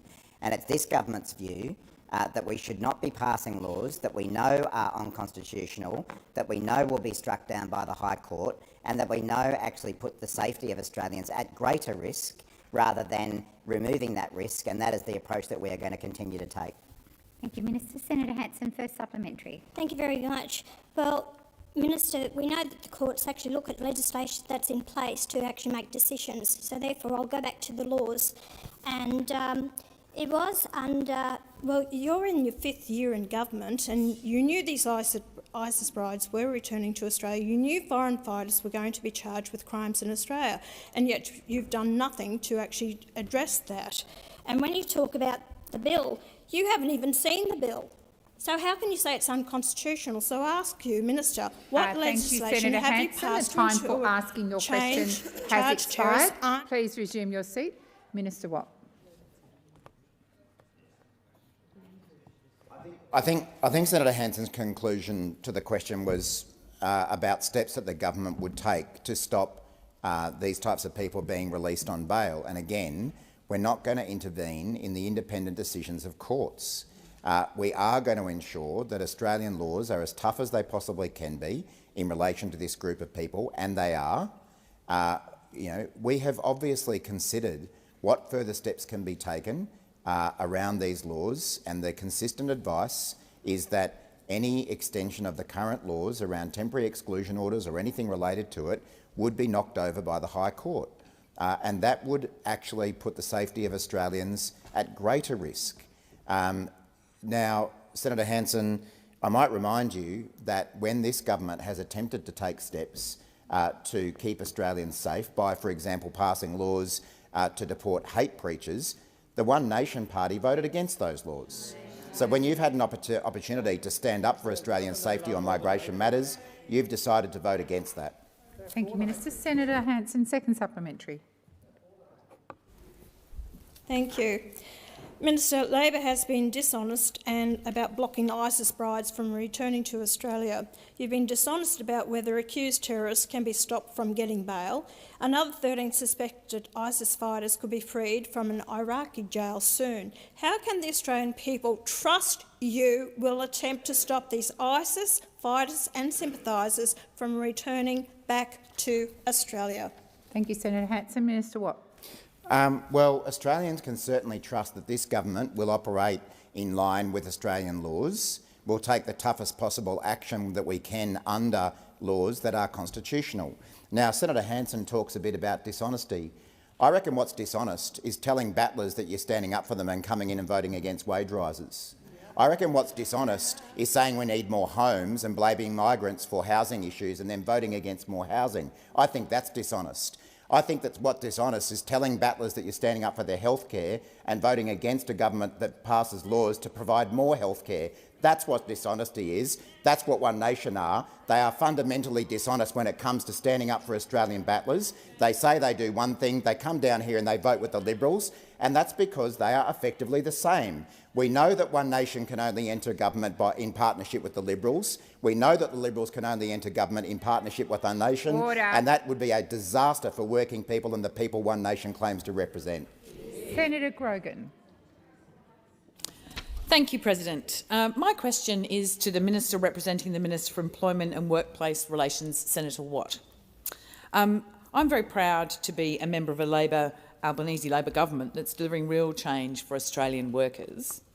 And helping Australians earn more and keep more of what they earn is at the very heart of Labor's economic plan. Can the Minister outline for us the latest wage increases that the government is delivering for workers in care industries? Thank you, Senator Grogan. Minister Watt.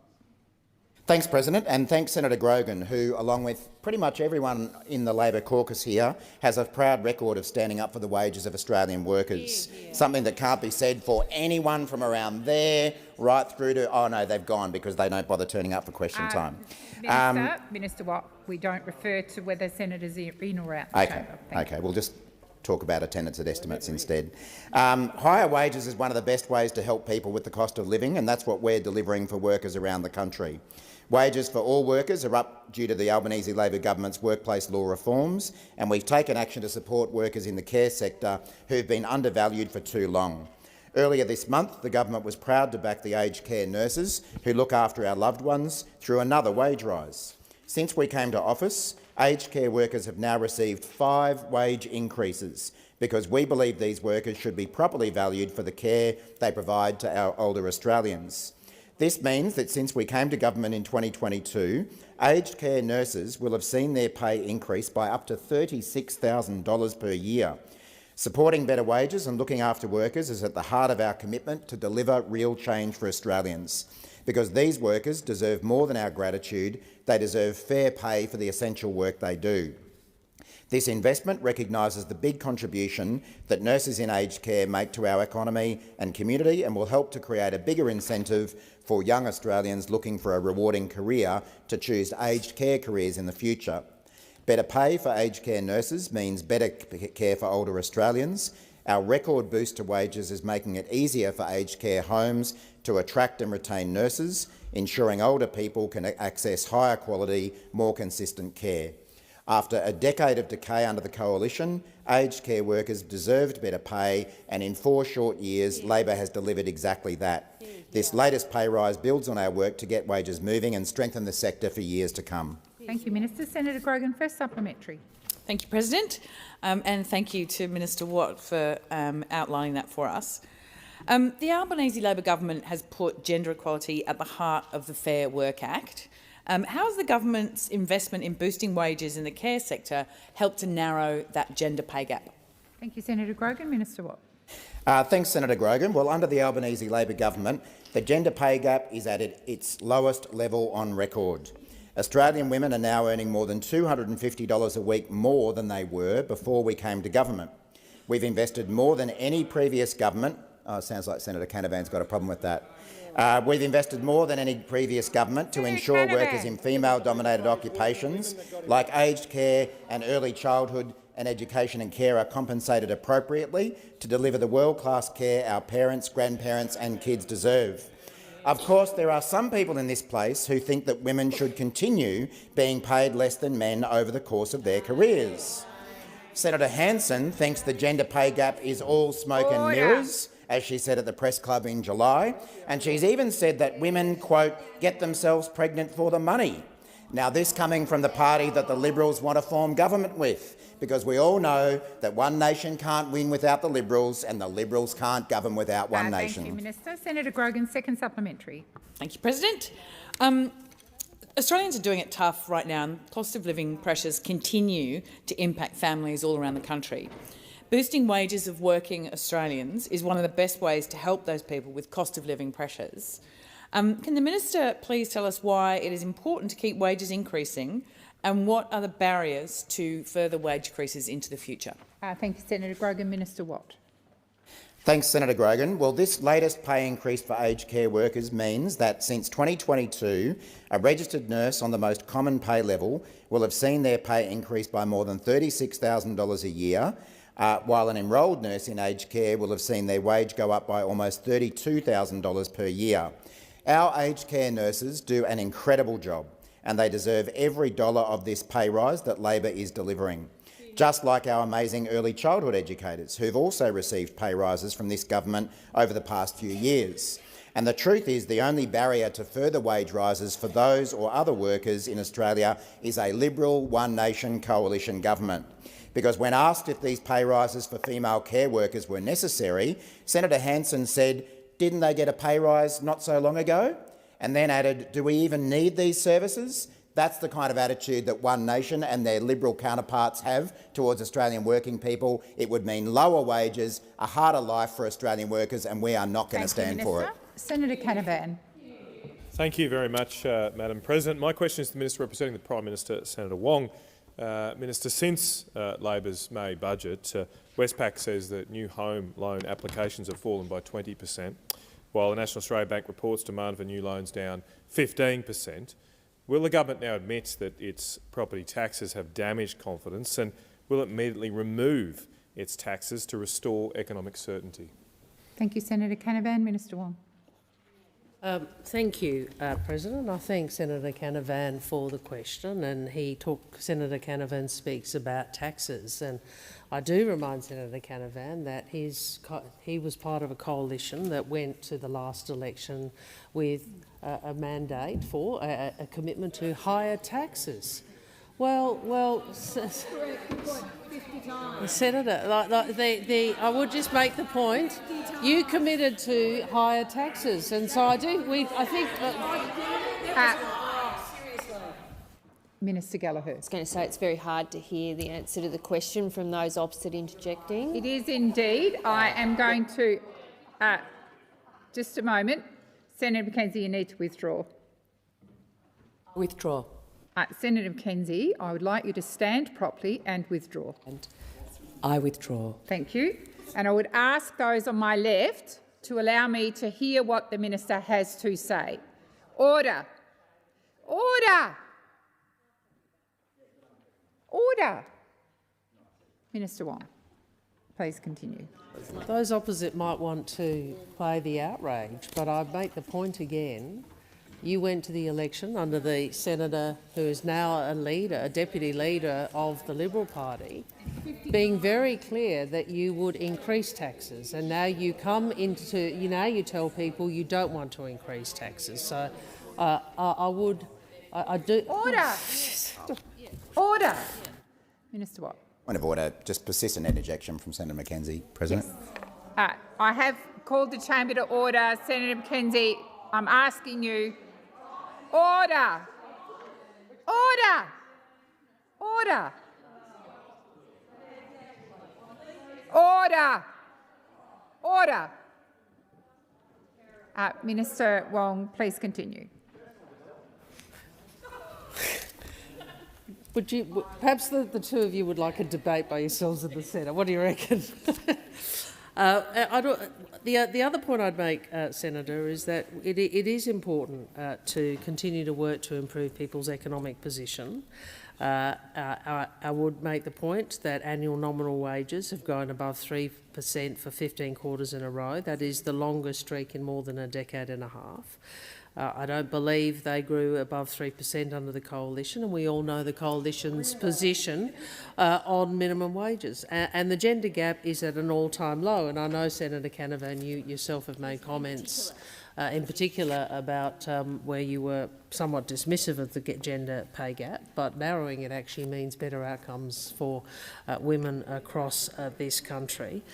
We do understand Australians are under pressure, which is why the government has focused on cost of living relief, including tax cuts for every Australian taxpayer this year and next year, as well as the working tax offset and instant tax deduction. Thank you, Minister. The time for answering has expired. Senator Canavan, first supplementary. Madam President, recently I met with Dimitri, a financial planner, and Nathan, a real estate agent, both from Rockhampton, who have seen firsthand the knock to economic confidence on their business of Labor's taxes. Has the government done any assessment of the impact on the lending slowdown for people like Dimitri and Nathan, and for others in real estate, mortgage broking and small businesses in this sector? And will the minister release this analysis? Thank you, Senator Canavan. Minister Wong. Well, the government's focus has been delivering real change to build more homes and to help more first home buyers. That has been our focus. Unlike those opposite, we think housing affordability needs to be addressed, and we have thrown everything at it, and we have been doing this for 4 years. We are seeking to level the playing field for first home buyers, building more infrastructure, cutting red tape and approving more homes. The government's Housing Australia plan in 47... Minister Wong, please resume your seat. Senator Canavan. Madam President, just on relevance for Nathan and Dimitri, just asking about analysis of the impact of them. Thank you, Senator Canavan. The minister is being relevant. I'll continue to listen carefully. Minister Wong. Well, I am asked about housing, and you're correct that the focus of the government's approach to housing has been to build more homes and to help more first home buyers. That is our policy objective. You may have other policy objectives, but we think that housing affordability is something that does need to be addressed, which is why we have worked on, as I said, a range of measures which are all about addressing housing affordability. Senator Canavan, second supplementary. Thanks, Madam President. Minister, last week Minister Plibersek claimed that there has never been a better time to be a first home buyer. How can that be true when new loan applications are collapsing and finance is becoming harder to secure? Thank you, Senator Canavan. Minister Wong. Our policies are unashamedly about trying to get more Australians into housing and being able to own their own home. And I know those opposite don't believe that the Australian dream of owning your own home should be something that is more accessible to more Australians, particularly young Australians. But we do think it's important for the very many changes that the government has put in place, both on the supply side as well as the tax side, to ensure that we help more young Australians get into their first home. Senator Bragg, I know that is not something you think should be a policy priority, but we do.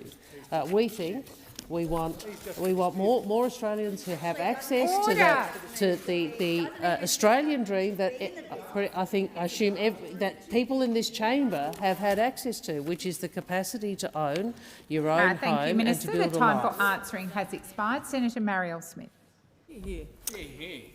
Thank you, President. My question is to the Minister representing the Minister for Health and Ageing, Senator McAllister. We on this side of the chamber know how important it is to ensure that Australia has the health workforce we need now and into the future. A strong Medicare and aged care system only works because of the frontline workers who deliver it. Last month, the Albanese Labor government announced it would expand the Commonwealth prac payment to more frontline health professionals. Minister, can you tell us how is the government strengthening our future health workforce and easing the financial pressure on students studying these important courses and professions? Thank you, Senator Smith. Minister McAllister. Thank you very much, President, and thank you, Senator Smith. Well, right now, a student training to be a radiographer has to complete more than a year of unpaid placement before they graduate. A student training to be a paramedic, an audiologist, a podiatrist often has to move away from home to complete it. Until now, they've done that all for free while still paying rent. and that changes under this government. We are expanding the Commonwealth prac payment to 10 more frontline health professions. Future psychologists, pharmacists and podiatrists will now get up to $338.60 a week while they train. That's in addition to the teaching, nursing, midwifery and social work students who are already receiving it. Think about what it actually means in practice. From next July, a physio student doing a placement at a regional hospital, hours from home, can better afford petrol or accommodation. An OT student completing their 1,000 hours of placement doesn't have to choose between their degree or their bills. Tens of thousands of students will benefit from this payment, and it builds on what this government has already done on cost of living for students, cutting student debt by 20%. And it matters. These are the people who look after us when we're sick. These are the people who will support Australians with disability. These are the people who will care for older Australians in their own homes. And we need more of them, not fewer. This is what strengthening Medicare actually looks like, making sure that the future generation of health workers can afford to finish their training. Senator Smith, first supplementary. Thank you, President. Thank you, Minister. I know I've heard from so many young people in my community about the difference that this will make. And not only is the government backing the future health workforce, it's also making sure that we value the workers caring for older Australians right now. This month saw the 5th increase to award wages for nurses providing aged care services. Minister, how is the Albanese Labor government backing aged care workers to earn more and to keep more of what they earn? Thank you, Senator Smith. Minister. Thank you, President. Well, this month the Albanese Labor government delivered the 5th wage increase for aged care nurses because we believe that aged care nurses deserve more than gratitude. They deserve fair pay for their essential work. And this increase means that since 2022, a registered nurse on the most common classification will have seen their pay increase by more than $36,000 a year. And better pay for aged care nurses means that aged care homes and facilities can attract and retain nurses, delivering higher quality, more consistent care. It tells you everything about those opposite that when this government fixes a historic wage injustice, the Leader of the Opposition's response is to complain that these workers are disproportionately unionised and that they've received hefty pay increases. Thank you, Minister. The time for what a answering disgrace. has expired. Senator Smith, second supplementary. Thank you, President. Minister, it's great to hear how the Albanese Labor government is delivering for healthcare workers now and into the future, providing cost of living support for students and workers and helping Australians to get the care that they need. Can the Minister outline whether anything stands in the way of our government's approach? Minister McAllister. Thank you, President. Well, paid prac is fundamentally about supporting hard-working students by paying them to train for their next job. Now, we're extending the same courtesy, the same arrangements to future psychologists, pharmacists and podiatrists that others in this place have extended to themselves. Because almost every member of the opposition who doesn't have one foot out the door seems to be doing paid prac at the moment for their next job. Senator Antic's paid prac seems to involve preparing himself for a future in One Nation.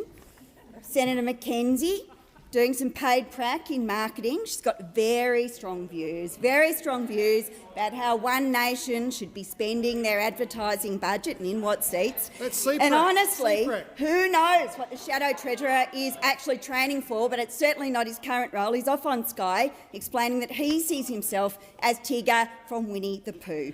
Those opposite are not focused on the Australian people. They are focused on themselves, their own jobs and their future roles elsewhere. Minister Wong. I ask that further questions be placed on notice. Thank you. Senator McAllister, are you seeking the call? Senator McAllister, were you seeking the call? Okay, I saw you stand. That's fine.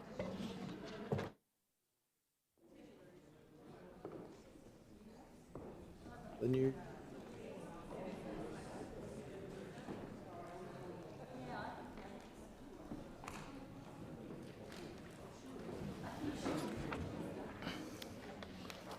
Just give senators who aren't participating a moment to leave the chamber quietly. I shall now proceed to motions to take note of answers. With the concurrence of the Senate, the clerks will set the clock in accordance with informal arrangements agreed by the whips. Are there any motions? Senator Little. Thank you. I rise to take note of all coalition questions. Thank you.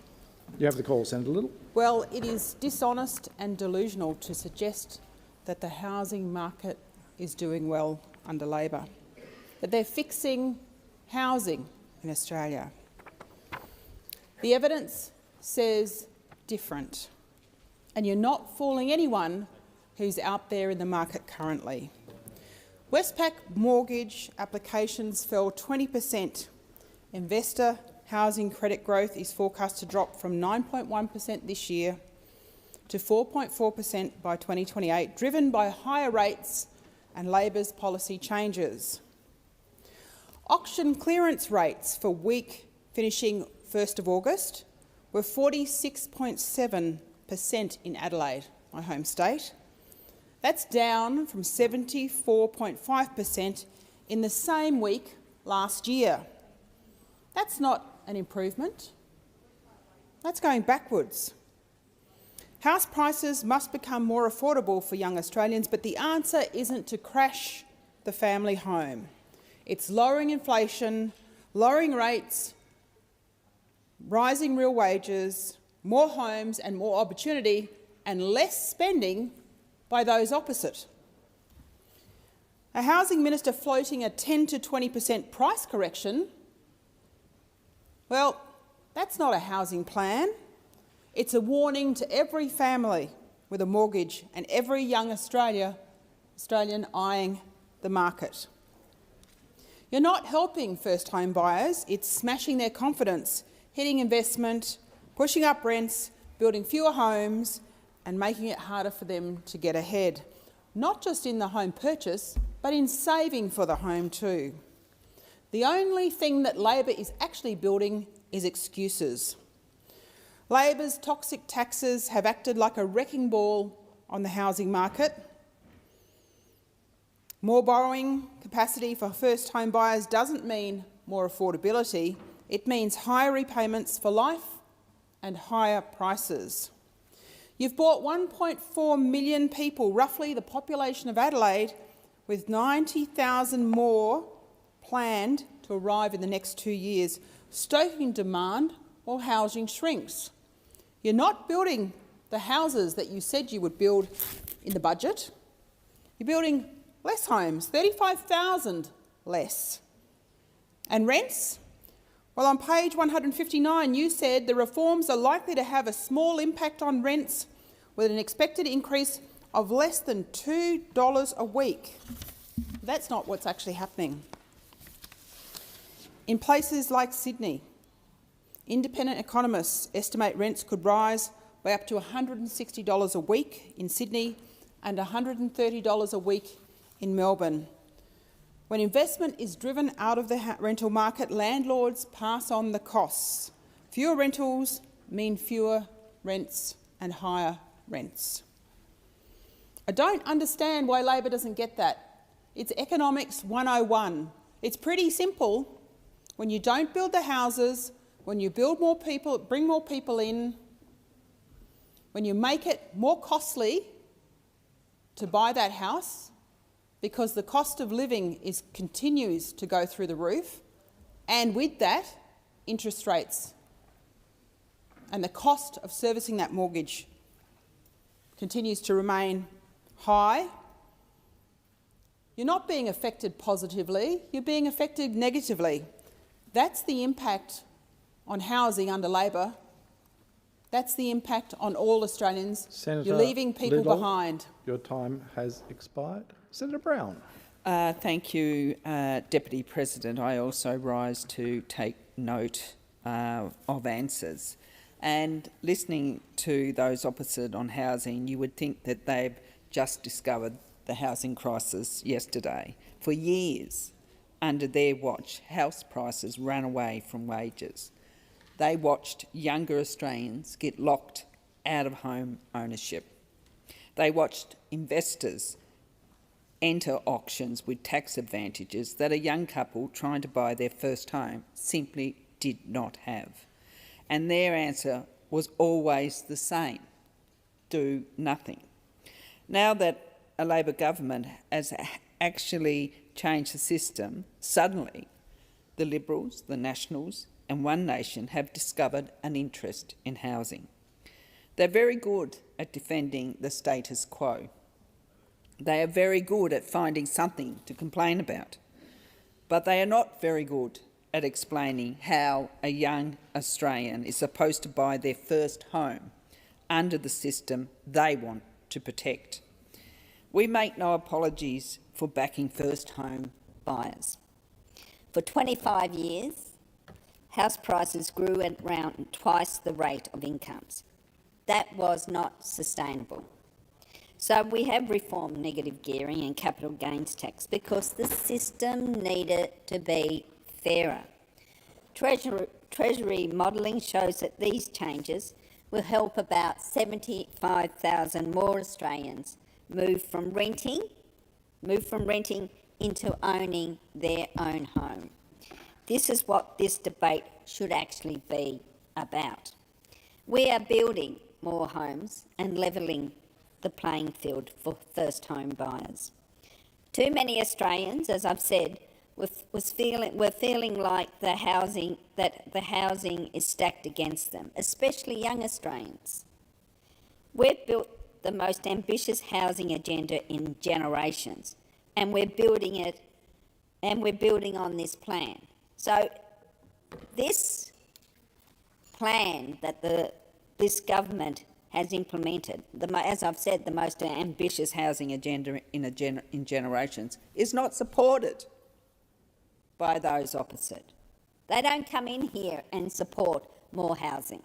They vote against it. They vote against the government's plan. And we know that the long-term fix to housing is to build more homes. And that's why we have this ambitious national target of 1.2 million new homes. And we're delivering 55,000 social and affordable rental homes. And we're building 100,000 homes reserved for first home buyers. To unlock these homes, we're training more tradies, building more infrastructure and cutting red tape, including pausing the National Construction Code and fast-tracking environmental approvals. And in the last budget alone, in the 2026-2027 budget, we invested a further $2 billion in enabling infrastructure to unlock 65,000 new homes. And we're taking more action to speed up housing approvals and cut red tape to unlock tens of thousands of more homes. So this is a debate about supporting a government that is supporting Australians get into new homes, to get into their own homes, or supporting our opposition who vote against them owning their home. Your time has expired. Senator Antic. Thank you, Deputy President. Thank you. We heard this afternoon, I think Senator Canavan made the observation that Westpac now say that new home loan applications have fallen 20%, while the National Australia Bank have reported a 15% downturn in home loans. Now that in itself would be, under normal circumstances, would be a very alarming statistic. But in this case, it's proof positive that this government has damaged confidence in the property market through their property taxes in a way that certainly in the short term may not be recoverable.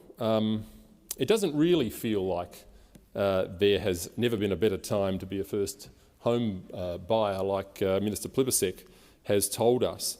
And in fact, it is, I think, actually even a broader problem than that which has been discussed here this afternoon. This is a government which has overseen some of the greatest cost spikes we have seen in recent times. This is not just about new home loan applications and listings on realestate.com. This is one of the most expensive environments for all Australians to operate in living memory, and that occurs across the board. Once the war on energy, this ridiculous net zero target and the climate scam continue to be pushed out there, what we see as a result of that are rising fuel prices. You can't blame it all on the Straits of Hormuz. You can't blame it all on President Trump.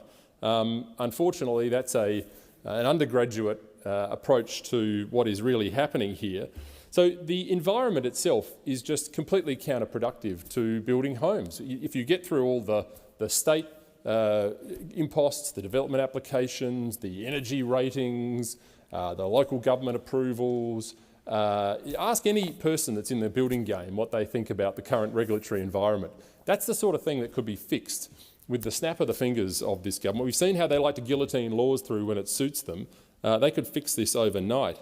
Over the last week, and the week ending 9 August, Cotality reported that the clearance rates were now 57% in Sydney and 60.8% in Melbourne and 38.1% in Brisbane. Now, this is not good news for the property market because, of course, this country is indelibly welded to that as an economic marker. Now, I mean, we are all concerned about the affordability of housing, especially for young Australians, but the answer to fixing that is not crashing the economy, and that's what this is going to do. The answer to that problem is not to crash the family home. The answer actually is reducing the regulatory burden. It's reducing inflation, it's lowering interest rates, it's rising real wages. We heard this afternoon heroically how this government claimed that the gender pay gap has improved for women in this country, but at the same time they've gone and made everything else exponentially more expensive. So if that is correct, then women are still paying more for everything nonetheless. That's the sort of meatball economics that we get from this government. Labor's not helping Australians. They're not helping first home buyers. They're smashing confidence. They're hitting investment. They're pushing up rents. They're building less homes and making it harder for young Australians to get ahead. And you don't help young Australians into homes by making everyone else around them and them poorer in the process. It can only be done through a strong economy, through lower taxes, cheaper energy, by the way, which is the thing that is completely missed in this equation, and it's coming from a government that actually rewards hard work. That's the only way. That's the way this country was built, and that's the way we'll build it out of this housing crisis. Senator Antic, your time has expired. Senator Cox. Thank you, Deputy President. Well, it took me quite some time to dig through the amount of questions that the opposition had in question time today to actually find something of substance. You know, out of the 3 questions that they got to ask the government today, only one of them was around economic policy, which, you know, 2021, when I started in this place, it's actually quite alarming to see how far they've shifted away from what their roots are. And it took my colleague from Tasmania, Senator Dowling, and on his return back here into the Senate after a short absence, to bring us back to economic policy and talk about our AAA sovereign credit rating with the S&P global report, and to highlight some of the factors that Australians do care about. Australians absolutely care about the cost of living pressures and the work that the Albanese Labor government have been doing over the winter break, while some others, opposite, may have been having some time off. And we've been working hard. We've been looking into the PRAC that Senator McAllister talked in great detail to, our record investment into Medicare, and the difference that is making for all Australians to be able to see a GP for free. And now that is an amazing, amazing initiative. As Minister McAllister, or Senator McAllister, commented that the minister had made the comment that Medicare was on its knees after a decade of neglect by those opposite. And not only that, It is the amazing work of our government and particularly our cabinet ministers in the work that they've done in securing wage rises. And you've heard from our government senators during question time asking questions and extracting some of that information around the wage rises, the 5 wage rises that we've secured, particularly for aged care nurses. Now, as the previous chair of the Community Affairs Committee, these are important workers in our economy, and a big shout out to the aged care workers who do an amazing job looking after older Australians, making sure that there is stable and consistent care that our older Australians have access to. That paid prac absolutely is about ensuring that our students go from training and getting those skills right into employment.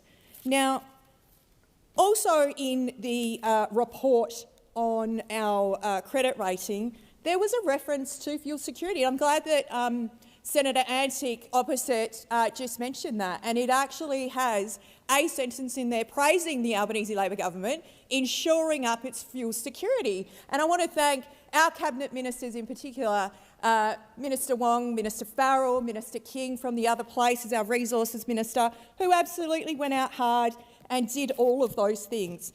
And it is absolutely crystal clear to us here on this side of the chamber who is backing in Australian workers. And it is us in the Albanese Labor government who continue to work hard to ensure that Australians get to keep more of what they earn. And that is absolutely true when it comes to women. So just quickly on Senator Canavan's point about the gender pay gap and comparing apples with apples, as he puts it, his commentary is about how completely useless the gender pay gap is. Wow. Imagine that, not wanting to be ambitious and creating opportunity for women in the economy, women to participate in higher paying jobs, and calling that a hill of nonsense. Senator Cadell. Thank you, Deputy President. The question specifically around housing today was quite an interesting one, because while we heard lots of diversions and lots of numbers, lots of thoughts about everything else going in the country, let's talk about this housing. It is, the ANZ has predicted a 10.6% drop, peak to trough. 10.6% in the housing values. Now, just putting that into some perspective, if you take a housing value across Australia of over $12 trillion worth of housing, what this government is seeing over is $1.2 trillion, almost $1.3 trillion loss of wealth of Australians. Everyone says, what's one? I don't know what $1 trillion is. What does it buy? What does it do? Well, let me put every single Australian, from the newborn to the last breath, $48,000 poorer, everyone, $48,000 poorer because of these policies. And they say this is a good thing. The single vested, we hear not true from the other side. So we have the ANZ Bank coming out and saying this. 10.6% nationwide. In Sydney, my home state, I'm from the Hunter, 14.5, even worse there. And we have just weed away $1.3 trillion of Australian wealth because a government thought it was a good idea. What a great idea. Let's just throw $48,000 per person down the garbage and say, oh, but that's going to make first home buyers. And they talk about the things they've done. A 5% deposit for a new home buyer. Now, I know they're not great with numbers over on the other side, but if I put Senator a 5% Cox, deposit you were heard down, in silence. Senator, if I put a 5% deposit down and my property goes back 10.6%, I'm 5.6% underwater on my debt. I owe the bank more money than the property's worth by 5%. That's what happens. This is what happens here, because we never want to look at what actually happens. We want to talk about the spin. And all of these things we're going through. We talk about the budget papers that says, oh, modest increase of $2 per year on rent. It's more like $2 per day on rent the way things are going, the rent increases of $100 per week, $150 per week. This is what matters, what actually happens, what happens to the people around Australia. And we talked about the loan numbers coming out. Westpac, 20% drop in loan applications. We're talking about NAB, 15% in loan applications. And the statement, they were only propped up by self-managed super funds getting in to beat these challenges. That was what was propped up. You're seeing a collapse in the wealth of Australians. Australians who have, getting at the end of their careers, who have paid their taxes, paid their mortgages, done everything right. And what do? We strip wealth from them at the time they need it. When the number one determinant of a healthy retirement is owning your own property, we are taking away that wealth because of decisions of this government. And not only that, the attack on elderly Australians, let's get rid of the seniors healthcare rebate too. Let's get rid of the health insurance rebate. Because they've realised quickly they've run out of their own money, they've run out of normal money. Let's go after the money of the people who have done the right thing by Australia because they've got more, because they've lived longer, they've earned more and they've done more. That is the true facts of this government. If you've got it, we want it. We are becoming more socialist by the day when we don't care about how we spend it, we just care about how we can get it. And so not only are we taxing the money you've got, not only are we doing all these things, not only are we spending it everywhere, we are now throwing away the value you put in your housing. $48,000 per person will be the result of a 10-point peak to trough. Imagine that. Average household, 3 people, $150,000 thrown away over 2 years because this government can't manage housing, this government can't manage the economy, and this government needs to be changed. Question is that the Senate take note. Those that opinion say aye, against say no. The ayes have it. Are there any further motions to take note of answers? Senator Waters. Yes, thanks, Deputy President. I rise to take note of the answer to my question to the Minister representing the Prime Minister. In the 3 years since the Murphy report was released, Australians have lost $104 billion to gambling. That's an average of $666 million each week. Now, the Prime Minister is at pains to tell us that Australians love a punt, but they have also made it abundantly clear that they don't love being pummeled by gambling advertising and inducements to bet more and more often. 4 in 5 Australians support a total ban on gambling advertising, including on TV, radio and online. And why wouldn't they? Anyone watching the recent World Cup can attest to the sheer volume and constancy of gambling ads throughout every match. People deserve to be able to watch sport without being bombarded by gambling ads. But it's not just sport. We heard evidence at the inquiry last week that kids are hearing sports bet ads between Disney songs on their parents' Spotify accounts. Yet 3 years since the Murphy report, this pathetic bill, which ignores most of those Murphy recommendations, is the best the Prime Minister can offer. And the Prime Minister defends his reforms as striking the right balance. Well, who would want to balance gambling corporation profits against people's lives? It is deeply disturbing, but perhaps not surprising when you look at the vast donations that the gambling industry makes to the major political parties. In the last 5 years, companies like Sportsbet, Tabcorp and the AHA have given the Labor Party $4 million. Those same big gambling corporations also donated more than $2 million to the coalition. They're having a bet each way to stop this parliament doing anything that gets in the way of their profits. And people are not just losing money to online gambling, they're losing their lives. Young people aged 18 to 24 were nearly twice as likely to be at high risk of harm compared to other age groups. This is also the group that's most aggressively targeted by gambling ads, particularly online. We know that gambling addiction can lead to suicide, and we know that it can exacerbate domestic and family violence. To reduce gambling-related suicides and family violence, we need to see real policy change. The Murphy report was clear, and I quote, "Gambling advertising is grooming children and young people to gamble and encourages riskier behaviour. The torrent of advertising is inescapable. It is manipulating an impressionable and vulnerable audience to gamble online." End quote.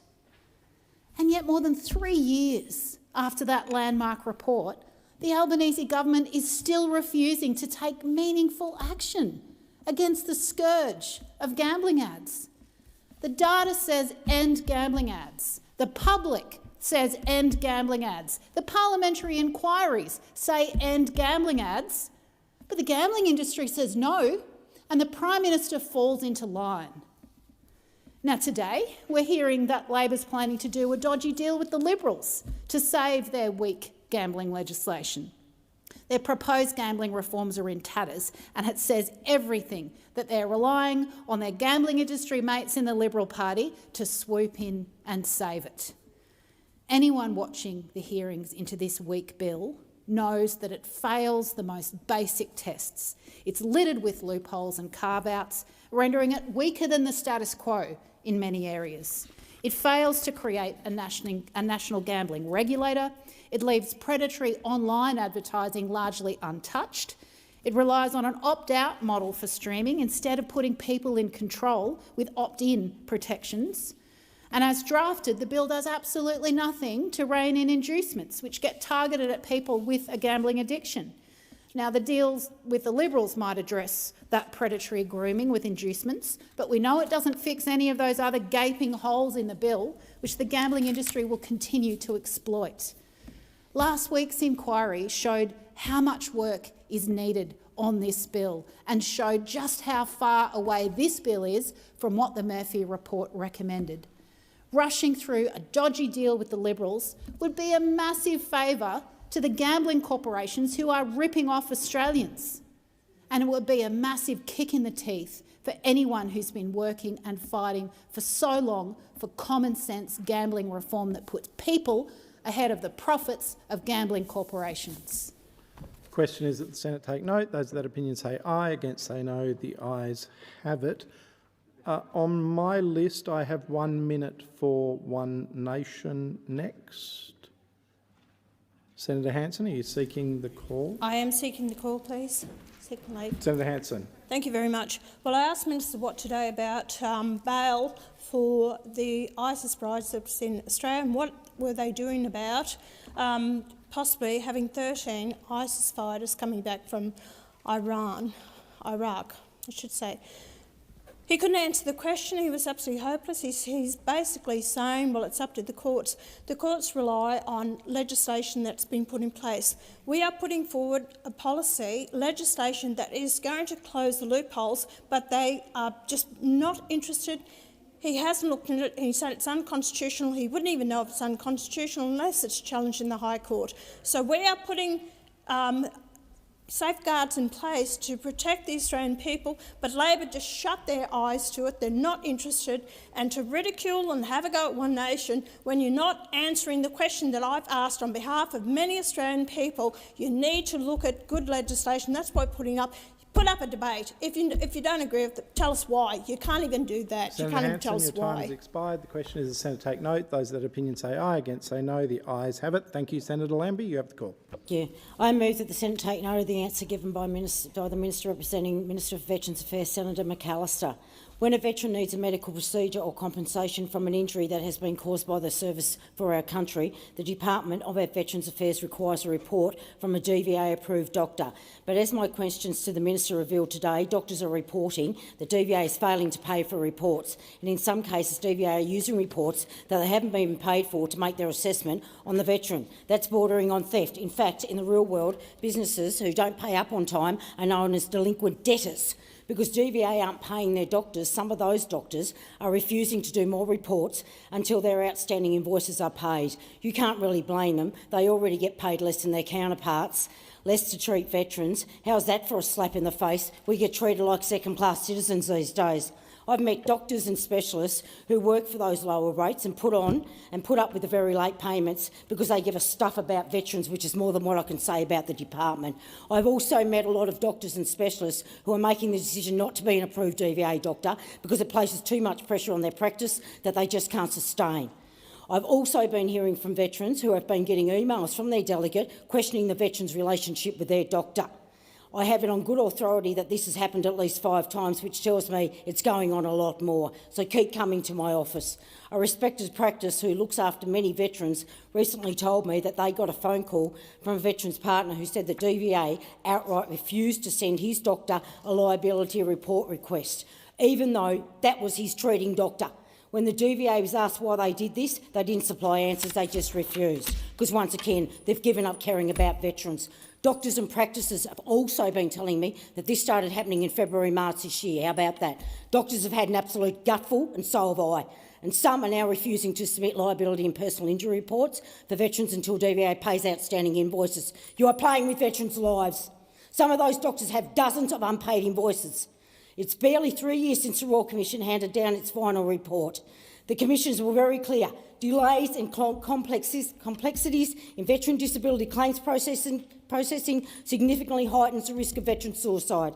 I was getting reports when the Royal Commission was still running that things were getting better. Yeah, not now. We're going backwards. Now veterans and their doctors are going to say it's going backwards. I know it. I'm playing in it. It's gone backwards. It has gone so backwards in the last 6 months. Did the Prime Minister and the Minister of Veterans Affairs think they just needed more funding in claims processing while the Commission was on, eh?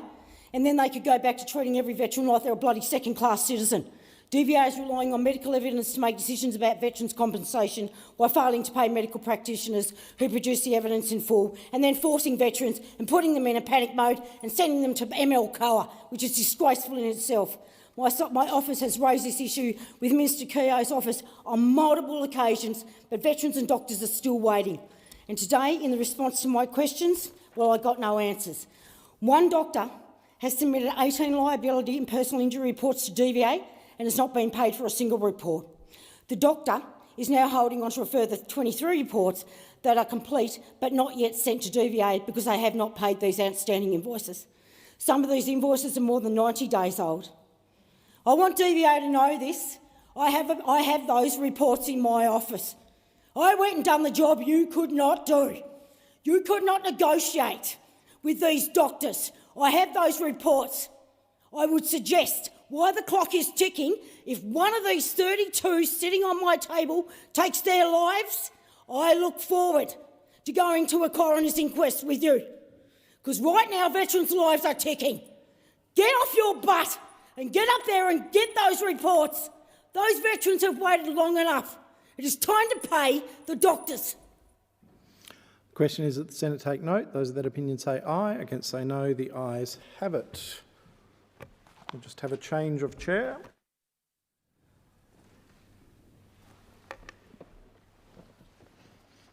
Are there any notices of motion to be given for another day? Senator Hanson-Young. Thank you, President.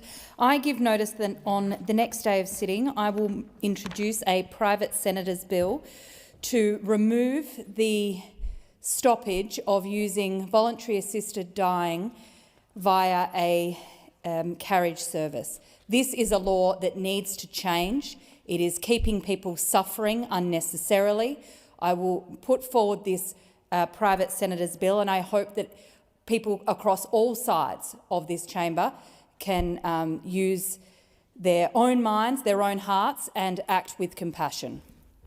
Thank you, Senator Hanson-Young. Are there any other notices of motion to be given for another day? There being none, thank you. It is with deep regret that I inform the Senate of the death of 3 former senators. On the 20th of April 2026, of K. Janet Denman, a senator for Tasmania from 1993 to 2005. On the 5th of June 2026, of the Reverend the Honourable Professor Michael Carter-Tate, AO, a former minister and senator for Tasmania from 1978 to 1993. And on the 10th of July 2026, of Darren Nigel Hench, of Senator for Victoria from 2016 to 2019. I understand that arrangements will be made to move motions of condolence at a further date. I shall now proceed to the placing of business. Is it desired to postpone or rearrange the business? Senator Chisholm. I move that private senators' bills be considered this week as follows. A. Unlocking Supply of Family Homes Bill 2025 on Wednesday 12th of August 2026, and B. Extended Producer Responsibility Scheme for Packaging, No Time to Waste Bill 2026 on Thursday 13th of August 2026. So the question is, the motion is moved by Minister Chisholm be agreed to. Those of that opinion say aye. Against, I believe the ayes have it. Are there any leave of absence? Senator Kovacic. Just on behalf of Senator Hume, I withdraw business of the Senate notice of motion number 1 for tomorrow, please. Thank you very much. Is there any leave of absence sought for senators? No. Clerk, do you have anything? Oh, yes, please. President, postponement notifications have been lodged in respect of General Business Notice number 550 for today, postponed to the 17th of August. General Business of the Senate notices numbers 1 and 2 postponed, number 1 to the 17th of August 2026 and number 2 to the next day of sitting. General Business Notice of Motion number 569 postponed to the next day of sitting, and General Business Notice number 443, which was listed for tomorrow, postponed to the 7th of September 2026. Also advise a committee has lodged an extension notification as indicated at item 11 of today's order of business. Thank you. And I note Senator McKim's 550. Is that postponed? Thank you. I knew I missed one. Thank you. If there is no objection, the business is postponed. I'll now proceed to the discovery of formal business, and I'll deal with 556, standing in the name of Senator Lambie.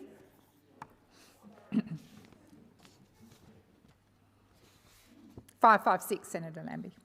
Thank you, Madam President. I ask that general business notice of motion number 556 be taken as a formal motion. Is there any objection to this motion being taken as formal? There being none, I call Senator Lambie. Thank you, Madam President. I move the motion. So the question is that general business 556, standing in the name of Senator Lambie, be agreed to. Those of that opinion say aye. Against? I believe the ayes have it. I'll now deal with 567, standing in the name of Senator Hume. Senator Kovacic, is that you? It is indeed. Thank you. I ask that general business notice of motion number 567 be taken as a formal motion. Is there any objection to this motion being taken as formal? I move that motion. Thank you. So the question is that general business notice of motion 567, standing in the name of Senator Hume and moved by Senator Kovacic, be agreed to. Those for that opinion say aye. Against? I believe the ayes have it. I'll now deal with 568, standing in the name of Senator Hume. Senator Kovacic. I ask that general business notice of motion number 568 be taken as a formal motion. Is there any objection to this motion being taken as formal? There being none. I move the motion. Thank you. So the question is that general business 568, standing in the name of Senator Hume, moved by Senator Kovacic, be agreed to. Those of that opinion say aye. Against? I believe the ayes have it. I'll now go to...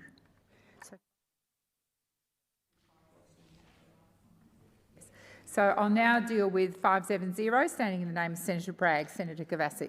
Thank you. At the request of the Chair of the Select Committee on Productivity in Australia, Senator Bragg, I ask that general business notice of motion 570 be taken as formal. Is there any objection to this motion being taken as formal? There being none. I move the motion. So the question is that general business notice of motion 570, standing in the name of Senator Bragg and moved by Senator Kovacic, be agreed to. Those of that opinion say aye. Against? No. I believe the noes have it. Division required. Ring the bells for 4 minutes.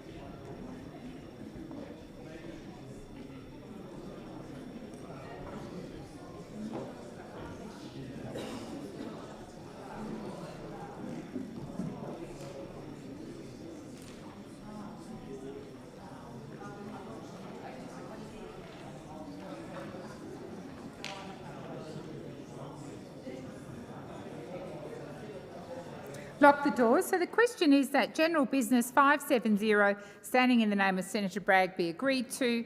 The ayes shall move to the right of the chair, the noes to the left. I appoint Senator Kovacic as teller for the ayes and Senator Sheldon as teller for the noes.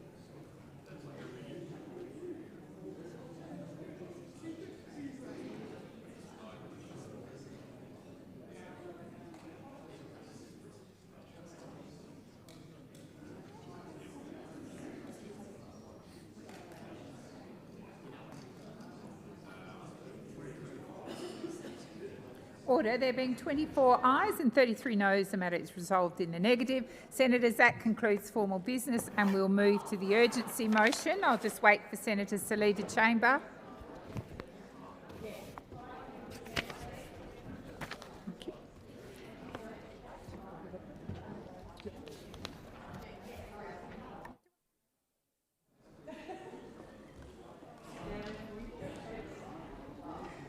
Senator Cash. Oh no, beg your pardon, I've got to do I haven't done this bit for a while, excuse me. Senator Cash has submitted a proposal under Standing Order 75 today. It's shown at item 13 on today's order of business. Is consideration of the proposal supported? Thank you, it is.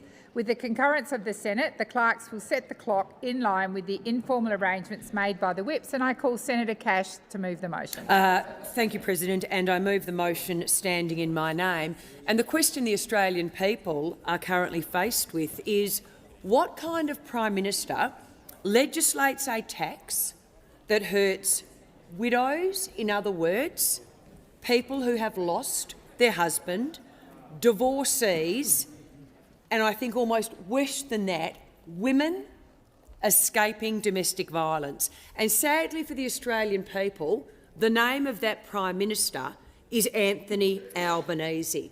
And quite frankly, the fact that Labor, the Albanese Labor government, were clearly warned by the Senate, by others, prior to this legislation going through, and they still rushed it through the parliament. They still forced a vote in the parliament.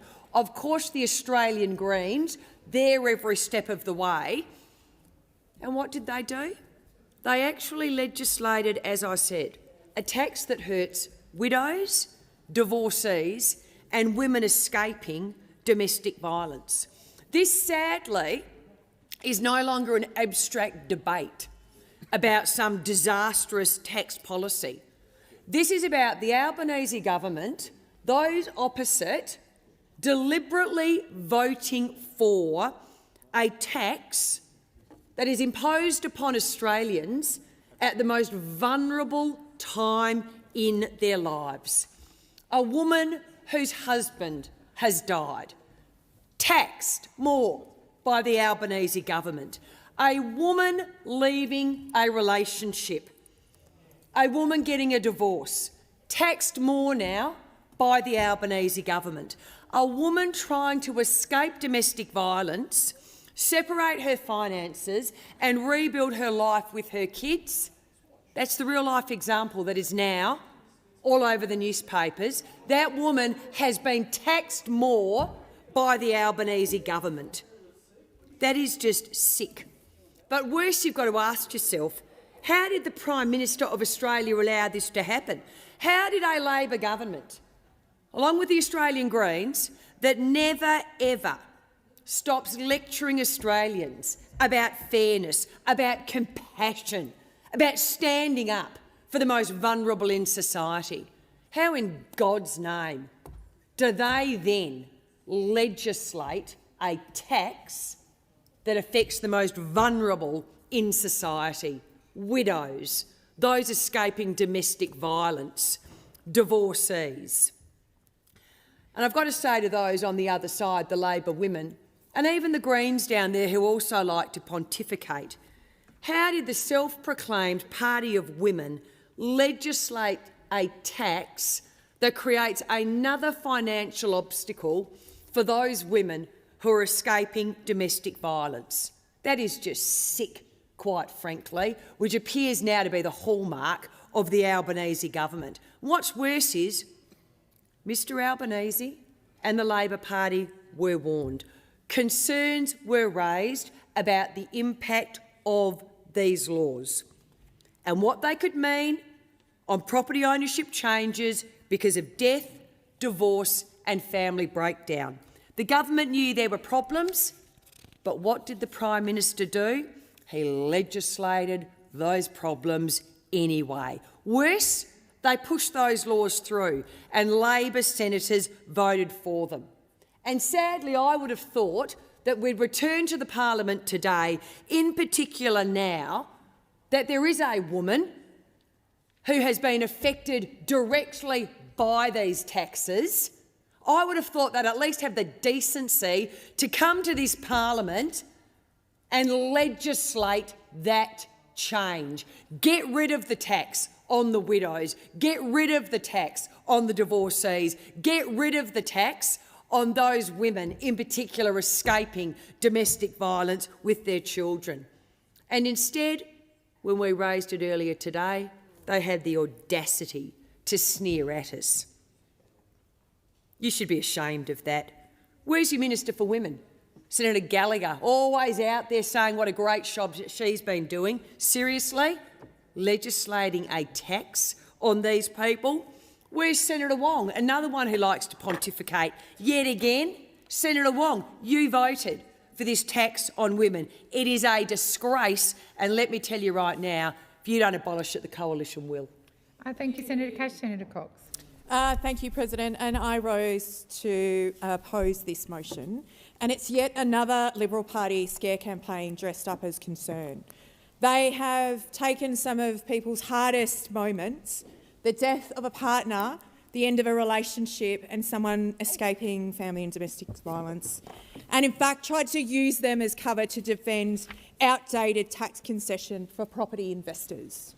Now, at the age of 17, I joined the West Australian Police Force, and I've worked alongside women and families living through family and domestic violence, and the stories that women have trusted me with have never left me. The questions they ask themselves when leaving is, can I keep a roof over the head of my kids? And can I afford to start again? And will I be safe? For someone who's lost a partner, a property may be the home they built together, holding a lifetime of memories. These are deeply personal moments, and to strip away the humanity and to use them to defend outdated tax concessions is absolutely beneath this Senate. So I want to be very, very clear. The Albanese Labor government will not allow victims, a widow and someone going through a relationship breakdown to lose existing negative gearing treatment simply because ownership of a property transfers. We said that we would address this in the next tranche of legislation, and that is exactly what we are going to do. Last week, we released the draft legislation ensuring that property acquired from a spouse through inheritance or relationship breakdown will retain access to negative gearing if it was owned on budget night. And that includes transfers under recognised court orders, court-approved agreements and binding financial arrangements. Capital gains tax rollover interactions will also be addressed in the further legislation. These reforms do not commence until 1st of July 2027. The family home remains exempt from capital gains tax. Superannuation and small business CGT concessions are not affected. And for other inheritance, there is grandfathering that will generally end where there is a need for genuine change in ownership consistent with long-standing tax arrangements. That is a reasonable and principal distinction. Legislating major reforms in tranches is a standard practice in this place. We said we would consult in good faith, and the exposure draft is open until the 21st of August. Treasury have consulted banks which confirmed that they can account for the policy in lending decisions. So let's put those scare campaigns aside and absolutely deal with the facts today. There is no widow tax. There is no divorce tax. There is no tax on escaping violence. And Senator Cash had a copy of the exposure draft. She had the protections right in front of her. And she signed this notice for this debate anyway today. And on August the 5th, the Shadow Treasurer Tim Wilson demanded more consultation. And now the Coalition is condemning the reforms before the consultation has even finished. They demand a consultation and then they run a stunt like this to try and shut it down. That is the worst type of hypocrisy I have ever seen. Those opposite are fighting to preserve a system that makes it easier to buy your 10th home than buy your first. A system that has left fewer than half of the Australians aged between 25 and 34 owning a home. And that system is not sacred. It is not fair. And our reforms direct negative gearing for future investment towards new homes, placing a blunt capital gains tax discount with indexation, and they are expected to absolutely help 75,000 Australians become homeowners. They are also helping to fund tax cuts to 13 million working Australians. And if the Coalition wants to come in here and debate which party supports Australian women, then let's have that debate. Since 2022, the Albanese Labor government has invested more than $4.4 billion under our national plan to end violence against women and children. And that investment has supported more than 1,400 organisations and helped 440,000 women experiencing family and domestic violence. That is the fact. Thank you, Senator Cox. I call Senator Mackenzie. Thank you, Madam Acting Deputy President. Well, it gives me a great deal of pleasure to actually debate the fact that the Labor Party talks a lot about hypocrisy on our side of politics, and yet the greatest hypocrites of all is the government, who says they care about women, who says they care about domestic violence victims, who says they care about making sure they get first homeowners into a home, and yet their housing policy, their budget is delivering outcomes in direct opposition to that. The level of economic incompetence from this government knows no bound. I have been in Parliament a long time. I am still yet to recall a period of time, whether in government or in opposition, where we are still talking about the mistakes in a federal budget in August. The reality is this government, economic incompetence has seen us now chasing to fix an economic mess of their own making, where their own legislation means if you are going through a financial settlement as a divorcee, you are actually going to be subjected to the capital gains tax changes. If your partner dies, that estate will also be going through the capital gains changes. Instead of consulting and getting it right before they make it LAW law, we are still here 8 weeks, 12 weeks, it'll be 16 weeks before we get a chance to fix it. And that is why Australians are furious with Anthony Albanese and the Labor Party, because they are not up to the job.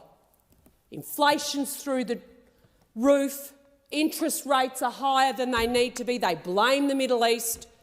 But when you look across all developed countries, inflation is higher here for longer than it needs to be than other developed countries like nations. That is a fact. That is a fact. And it is because of the Labor Party's inability to manage their own spending. If the couple, as I said earlier, separating couples at a time when they still have very high mortgages to pay off, or if the couple decides as part of the divorce settlement to retain the family home in the name of one person, maybe to make sure the children of that partnership continue to remain in the family home, limiting the destabilisation of those young people. They might want to put the house up for rent. The divorcee will lose access to grandfathered negative gearing and capital gains tax laws. If the couple were already renting out an investment property, again, after the separation and transfer of asset into one name, again the divorcee, potentially and often the woman, will lose access to the negative gearing arrangements available to other taxpayers who own their home prior to 7 p.m. on the 12th of May 2026. That's budget night. The government pretends this is an unintended consequence of their law. Again, really? Surprise? Not responsible? But we now know that they were advised that this would be a consequence of the decision they took, and they didn't care because they thought no one would notice. Because the reality is, property investors in the main are nurses, teachers and coppers. That's the data. Trying to prepare a future for themselves and retirement options. That's the people that are investing in property. And they are the people that were lied to by this Prime Minister and this Treasurer 50 times before the last election. Senator that Mackenzie, this would resume not your be seat. part of Resume your seat. Minister. I'd ask Senator Mackenzie withdraw. Senator Mackenzie, please withdraw. What am I asked to be Please withdrawn? take your seat, This and is I a will fact. tell you, take your seat. You lie. Take your seat, Senator Mackenzie. I think you just used a word that you know is inappropriate, and if you recalled for 1 second what you said, you would know appropriately responding to my request is a plain and simple withdrawal. I withdraw. The Australian public was sold a pup when the Prime Minister stood up 50 times and said there would be no changes to negative gearing. And what happened? This is why Australians are furious, because if they had known, they wouldn't have voted Labor. They would have gone into the voting booth and actually been able to assess the two parties of government and what they were offering. Instead, they were sold falsehoods. Your time has expired, Senator Mackenzie. I give the call now to Senator Dowling. Thank you, Acting Deputy President. Well, there are two facts this motion and Senator Cash hopes this motion will obscure. First, the government is already addressing the precise issue she describes.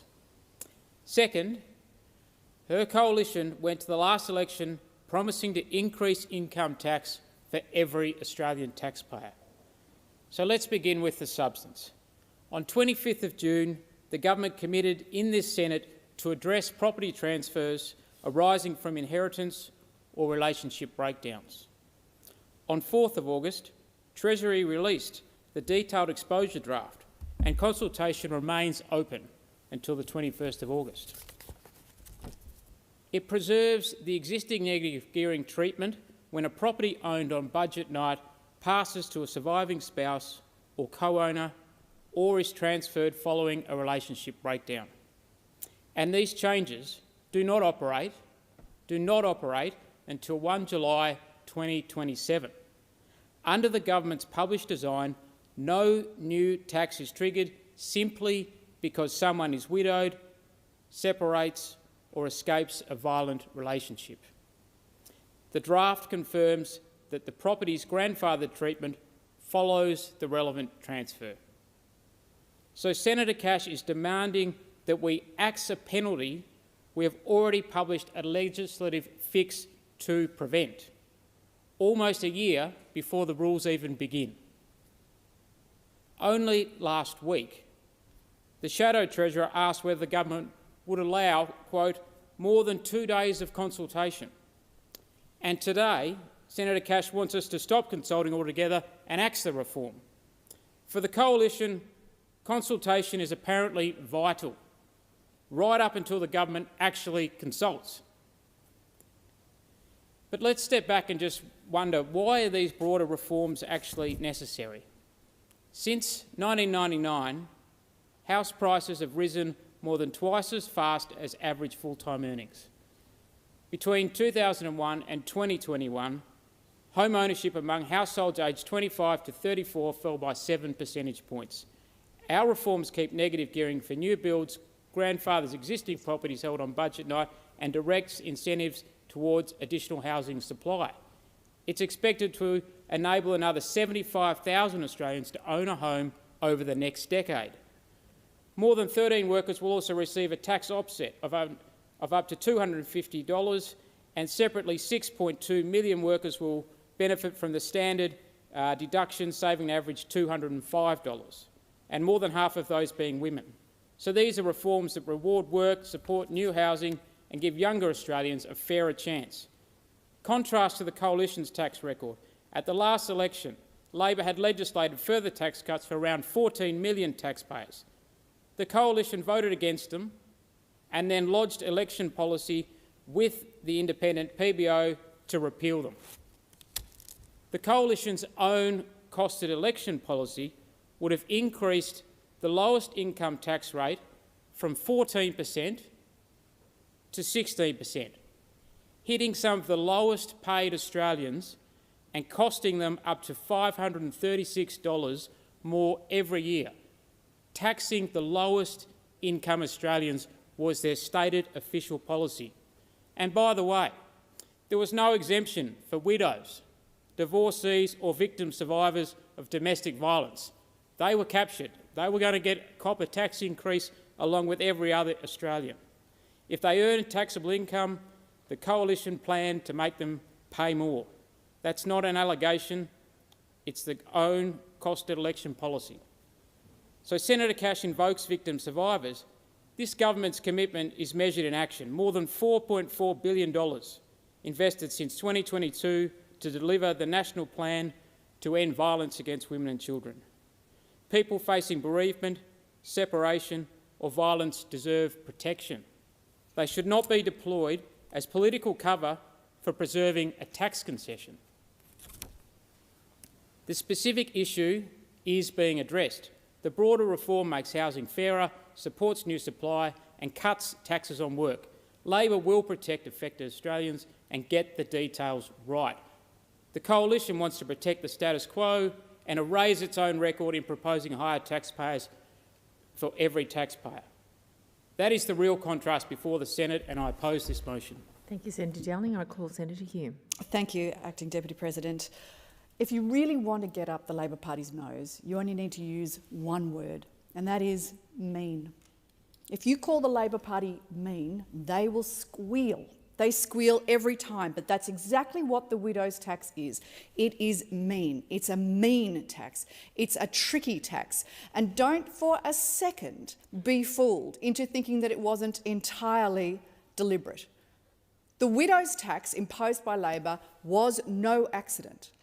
There was plenty of chances for the Labor Party to fix this, to fix it 6 weeks ago when the Senate was sitting, when the original taxation legislation was being passed.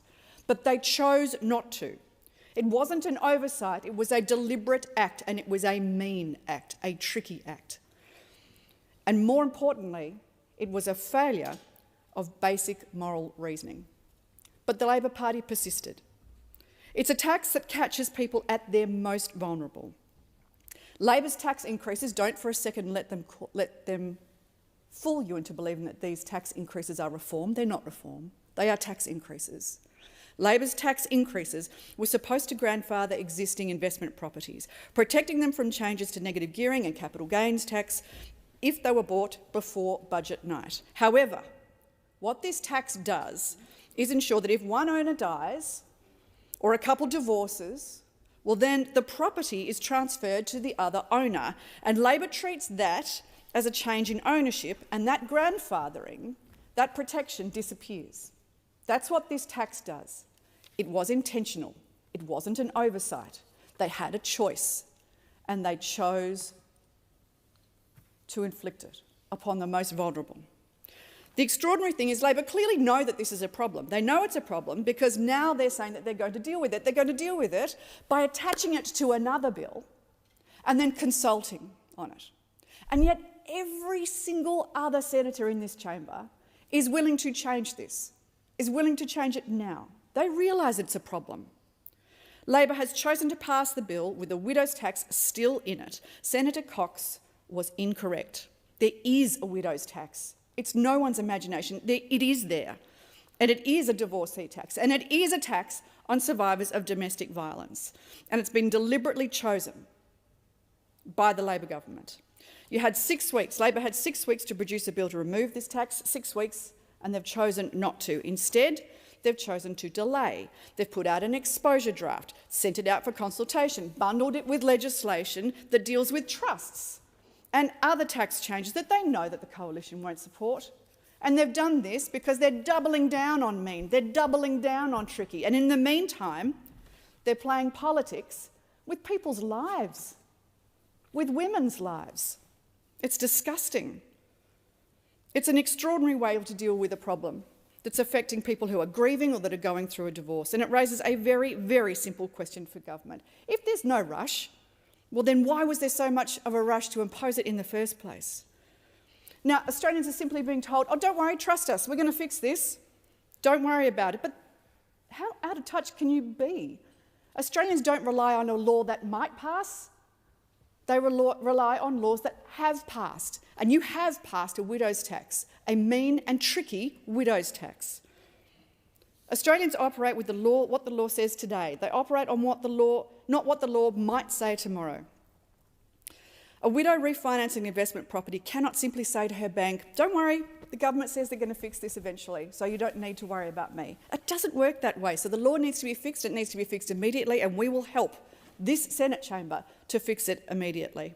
And I'd like to acknowledge Senator Pocock's work on this issue. Just recently, he was contacted by a 44-year-old victim of domestic violence who was unable to secure financing for an investment property that she co-owned with her former partner and was due to receive as part of her divorce settlement. But she can't because of the uncertainty that Labor created from its tax increases.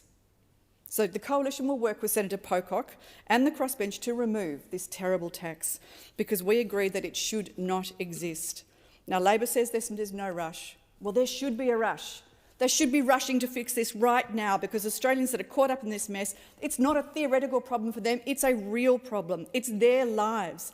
Australians shouldn't be punished by a tax system simply because their spouse has died. They shouldn't be punished by a tax system if they're escaping domestic violence or experiencing divorce. So Labor should stop delaying. It's hard to imagine a clearer example of a policy failing from the people that Labor claim to protect. I call Senator Bragg.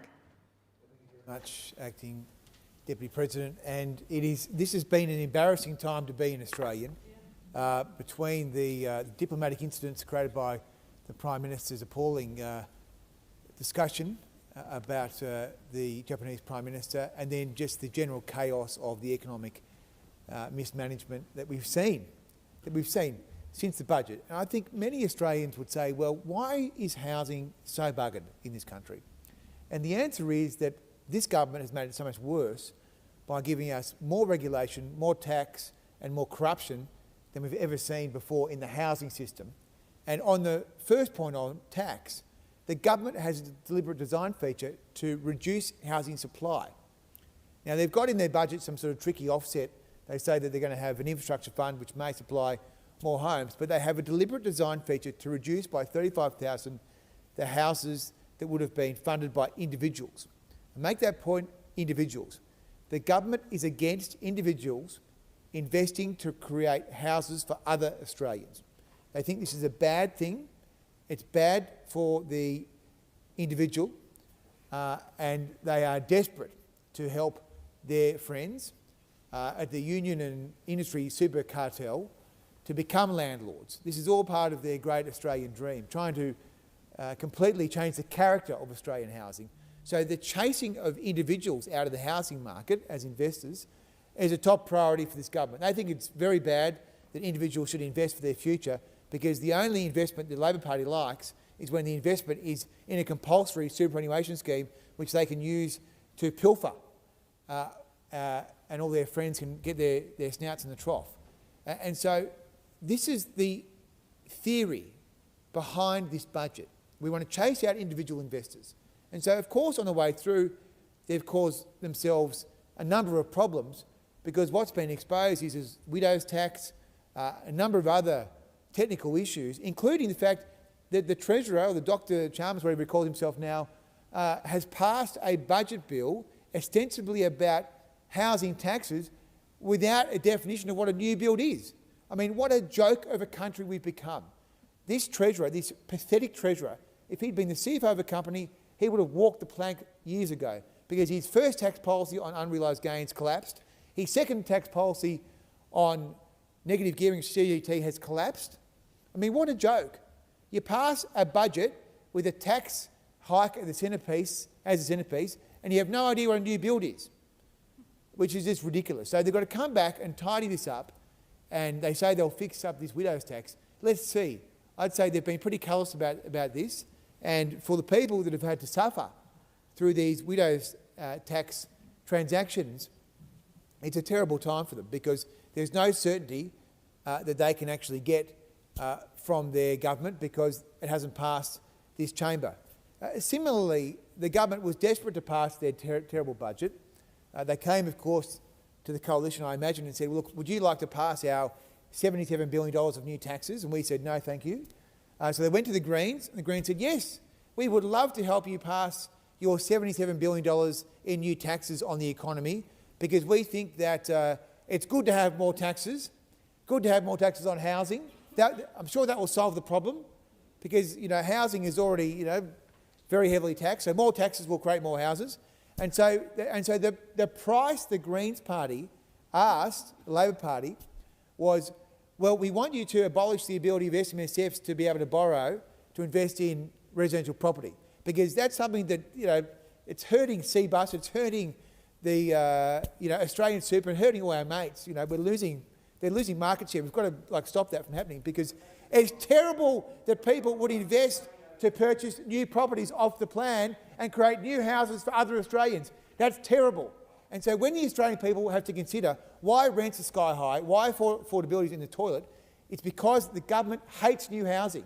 They've got a policy to tax it into oblivion. They've got a policy to cancel the ability of other Australians to provide rental stock for Australians. That is why we're in a terrible, terrible mess. And as I say, it's been an embarrassing time to be an Australian, with this shambles of a budget, a Prime Minister who goes around the world embarrassing the nation by engaging in disgusting phrases and terminology that should be beneath the Office of Prime Minister. And this Treasurer, Dr Chalmers, I think he calls himself that now, I mean, he needs to go back to do another PhD on actual economics so he can learn how to do a budget. Thank you, Senator Bragg. The question is that the motion moved by Senator Cash be agreed to. Those of that opinion say aye. Those against say no. I think the noes have it. There's a division required. Ring the bells for 4 minutes.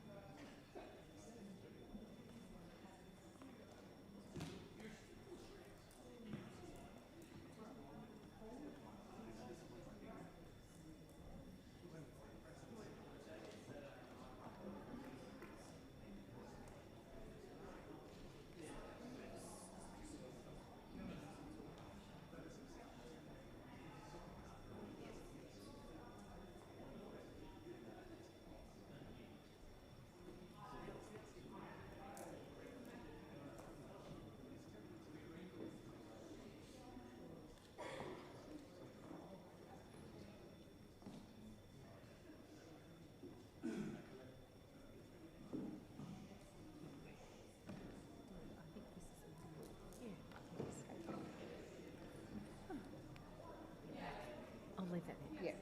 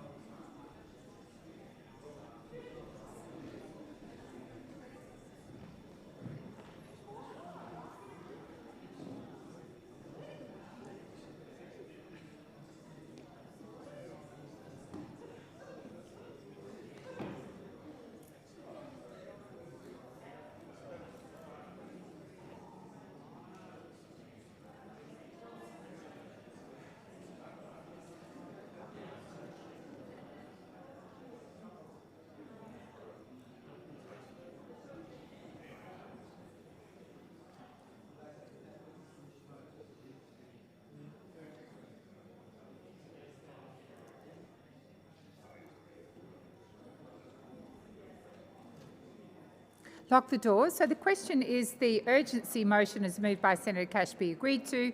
The ayes shall move to the right of the chair, the noes to the left. I appoint Senator Kovacic as teller for the ayes and Senator Sheldon as teller for the noes.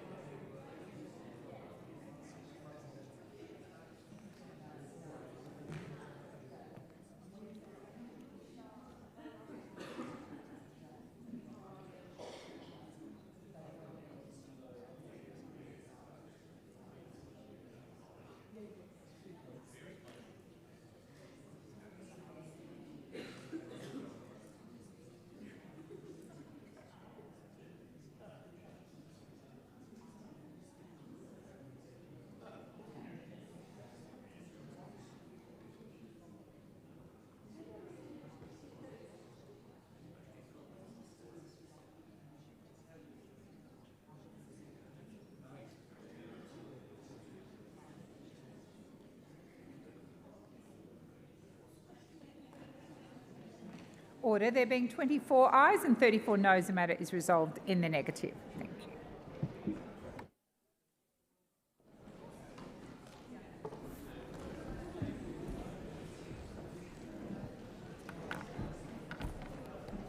The Senate will now consider the proposal from Senator Roberts, which is also shown at item 13 on today's order of business. Is consideration of the proposal supported? With the concurrence of the Senate, clerks will set the clocks in line with informal arrangements made by the whips, and I call Senator Roberts to move the motion. But before you commence, Senator Roberts, could I ask for the assistance of the senators who are chatting and standing in the chamber to allow the Senate to proceed in an orderly way? Senator Bragg.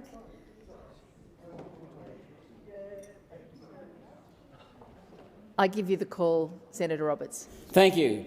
I move the motion, the need to put the safety of all Australians ahead of the rights of people who chose to join or support terrorist organisations. Australia is now hosting people who left our shores to fight for ISIS or other Islamic terrorist organisations against Australia and against our allies in Syria. President Bashar al-Assad of Syria was overthrown in that war. Syria fell into the hands of Islamic group HTS, which recently reformed into a more moderate government, and guess what? They don't want these women. Syrian authorities are treating them as foreign nationals awaiting deportation. In early 2026, when a group of Australian ISIS combatants tried to leave Al Roj refugee camp, Syrian officials briefly turned them back because they wanted explicit confirmation that Australia would accept them upon arrival. The new Syrian government is clearly smarter than this Albanese Labor government. What offences did these women commit in travelling to an area designated as a zone of terrorist activity? Firstly, under section 119.2 of the Criminal Code, it's an offence for an Australian citizen to intentionally enter or remain in an area, specifically the Al-Raqqa province in Syria. Simply being physically present within these ISIS-controlled borders without an approved excuse is a crime carrying a penalty of up to 10 years imprisonment. Secondly, under section 102.3 of the Criminal Code, it's a criminal offence to intentionally join a listed terrorist organisation. The definition of membership extends beyond combatants to include individuals who swear allegiance, provide support, or willingly integrate into the group's societal structure. The penalty is up to 10 years imprisonment. Third, enslavement offences under section 268.10 of the Criminal Code. The reduction of a person to a status of slavery, including purchasing, owning, using or trading human beings. The Australian Federal Police allege that certain of these women were complicit in the purchase and domestic enslavement of captured Yazidi women. The penalty is up to 25 years imprisonment per charge, amongst the harshest penalties in Australian law, and rightly so. While charges have been laid against two, One Nation is asking, why not the others? Home Affairs Minister Tony Burke and Prime Minister Anthony Albanese have consistently claimed the government provided, quote, absolutely zero assistance, end of quote, to bring these women back to Australia. This is not accurate.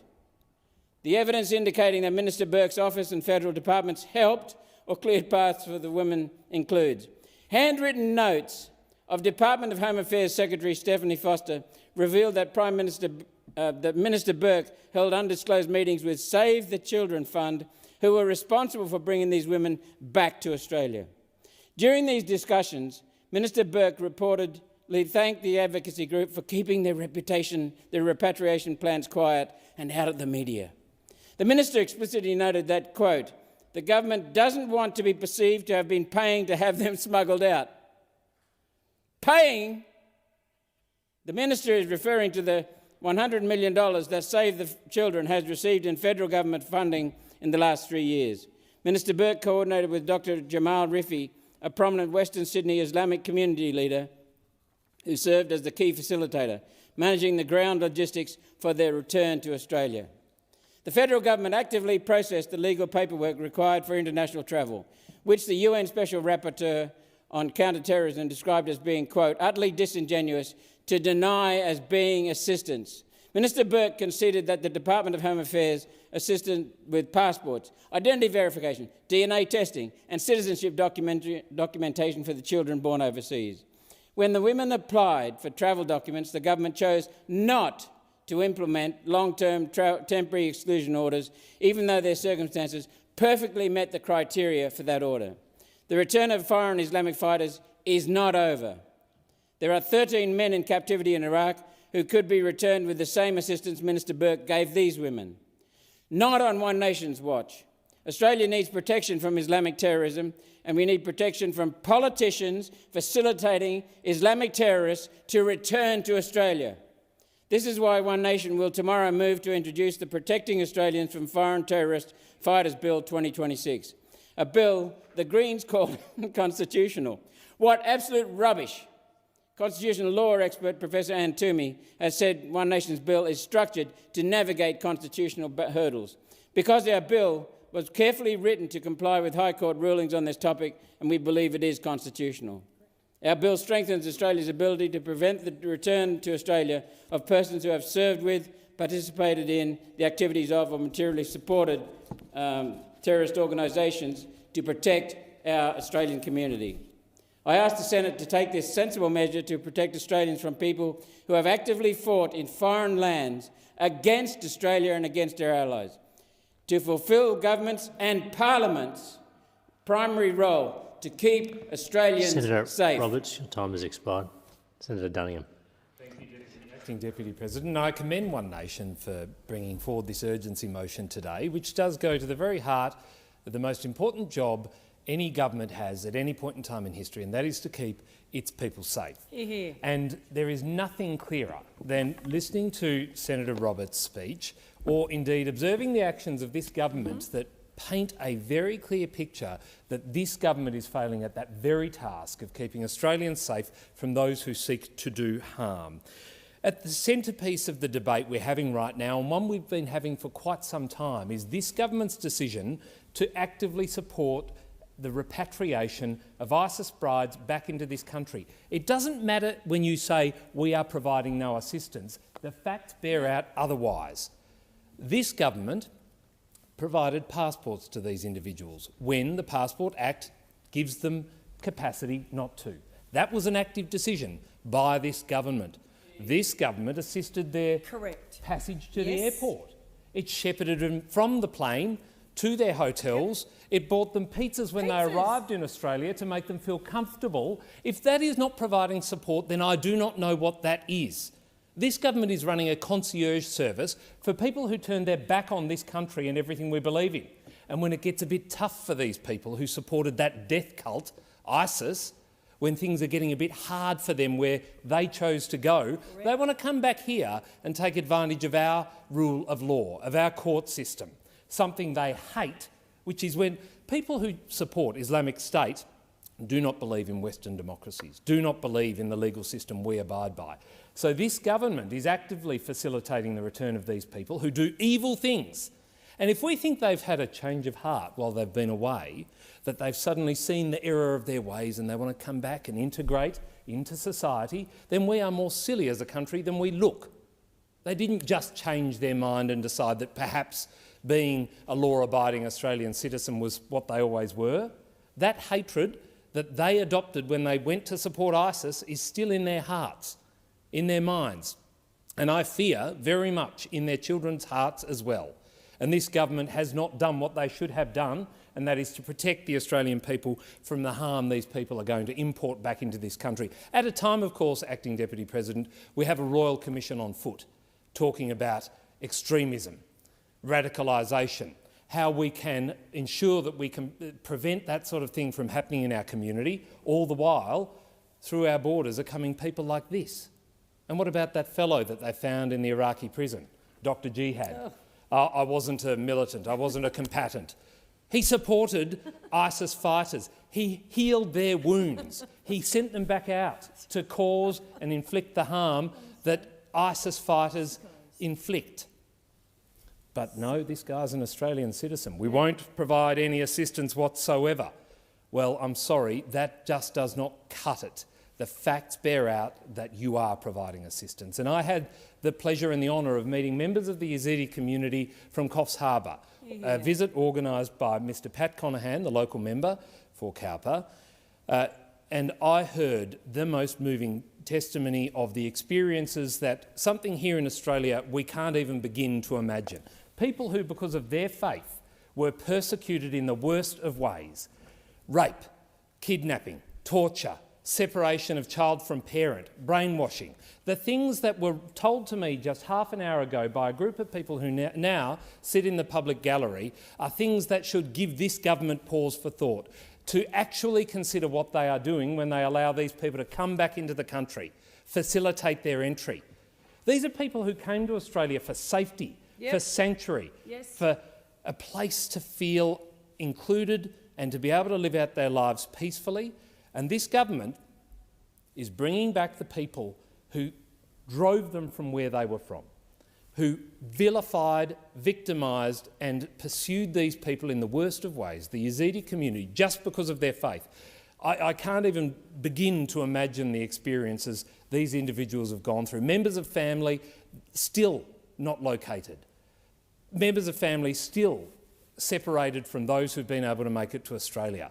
And yet, while we're not providing support to that community who desperately, genuinely need help, who adore what this country has to offer, we are bending over backwards to bring in ISIS brides, ISIS doctors, all sorts of evil back into this country. And I say shame on this government. Put Australians and others who adore this country first. Hear, hear. Senator Ananda Raja.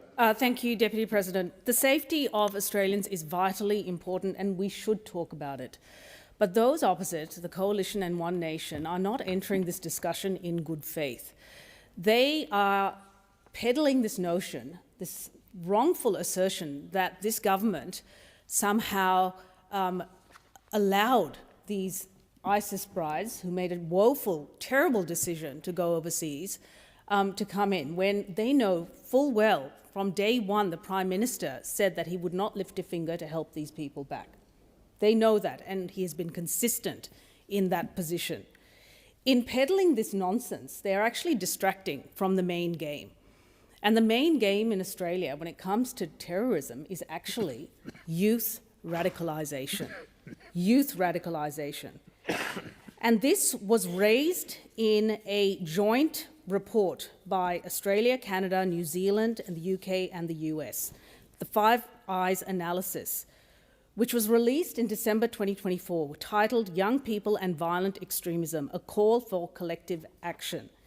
ASIO stated in 2024 that around 1 in 5 of their priority counterterrorism cases involved young people. 1 in 5. This is a sobering report.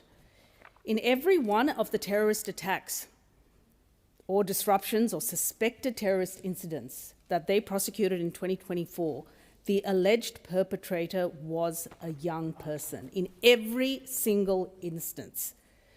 What we are finding is that people who are now being radicalised online, they're being radicalised fast, they have a mixed ideology, meaning religious, political, racist, you name it. It's all jumbled up there in this kind of politics of grievance and hate, and they are overwhelmingly young.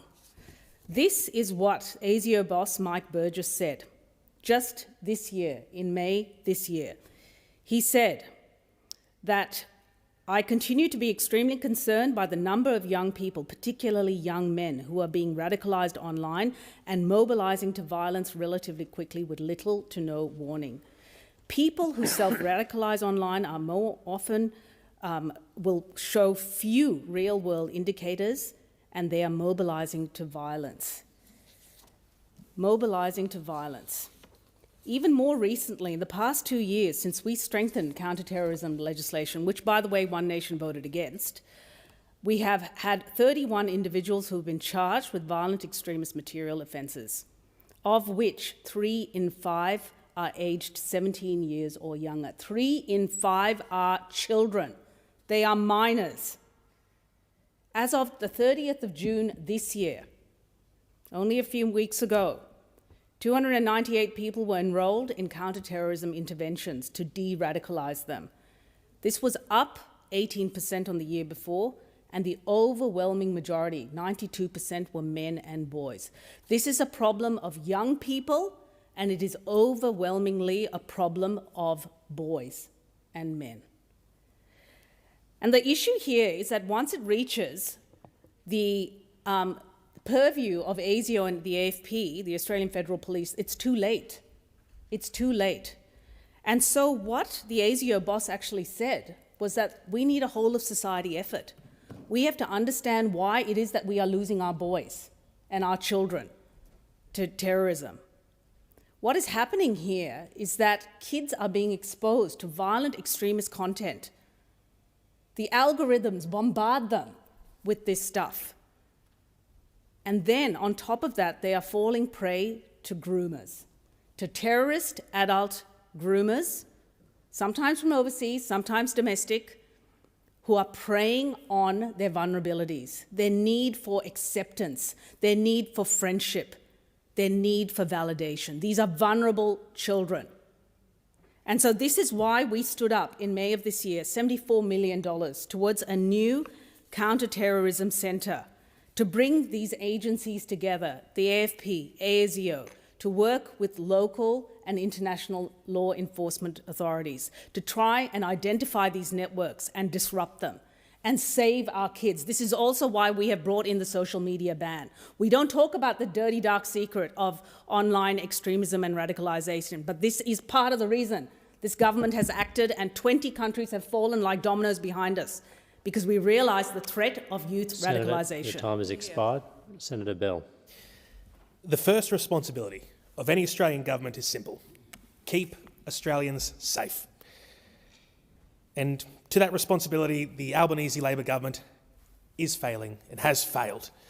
Because when it comes to Australians who chose to travel overseas to join, fight for or support the Islamic State, the Albanese Labor government has its priorities wrong. ISIS is a terrorist organisation responsible for murder, torture, rape, slavery, executions and acts of terror on an industrial scale.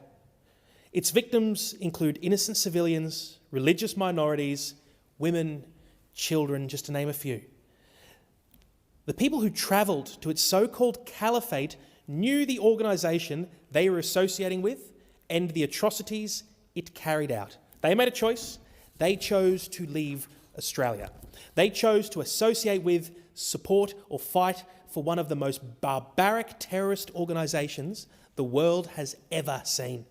And when people make that choice, Australians have every right to expect their government to put the safety of the country first. Instead, the Albanese Labor government has supported the return of ISIS-linked individuals to Australia and chosen not to pursue stronger measures to prevent their return.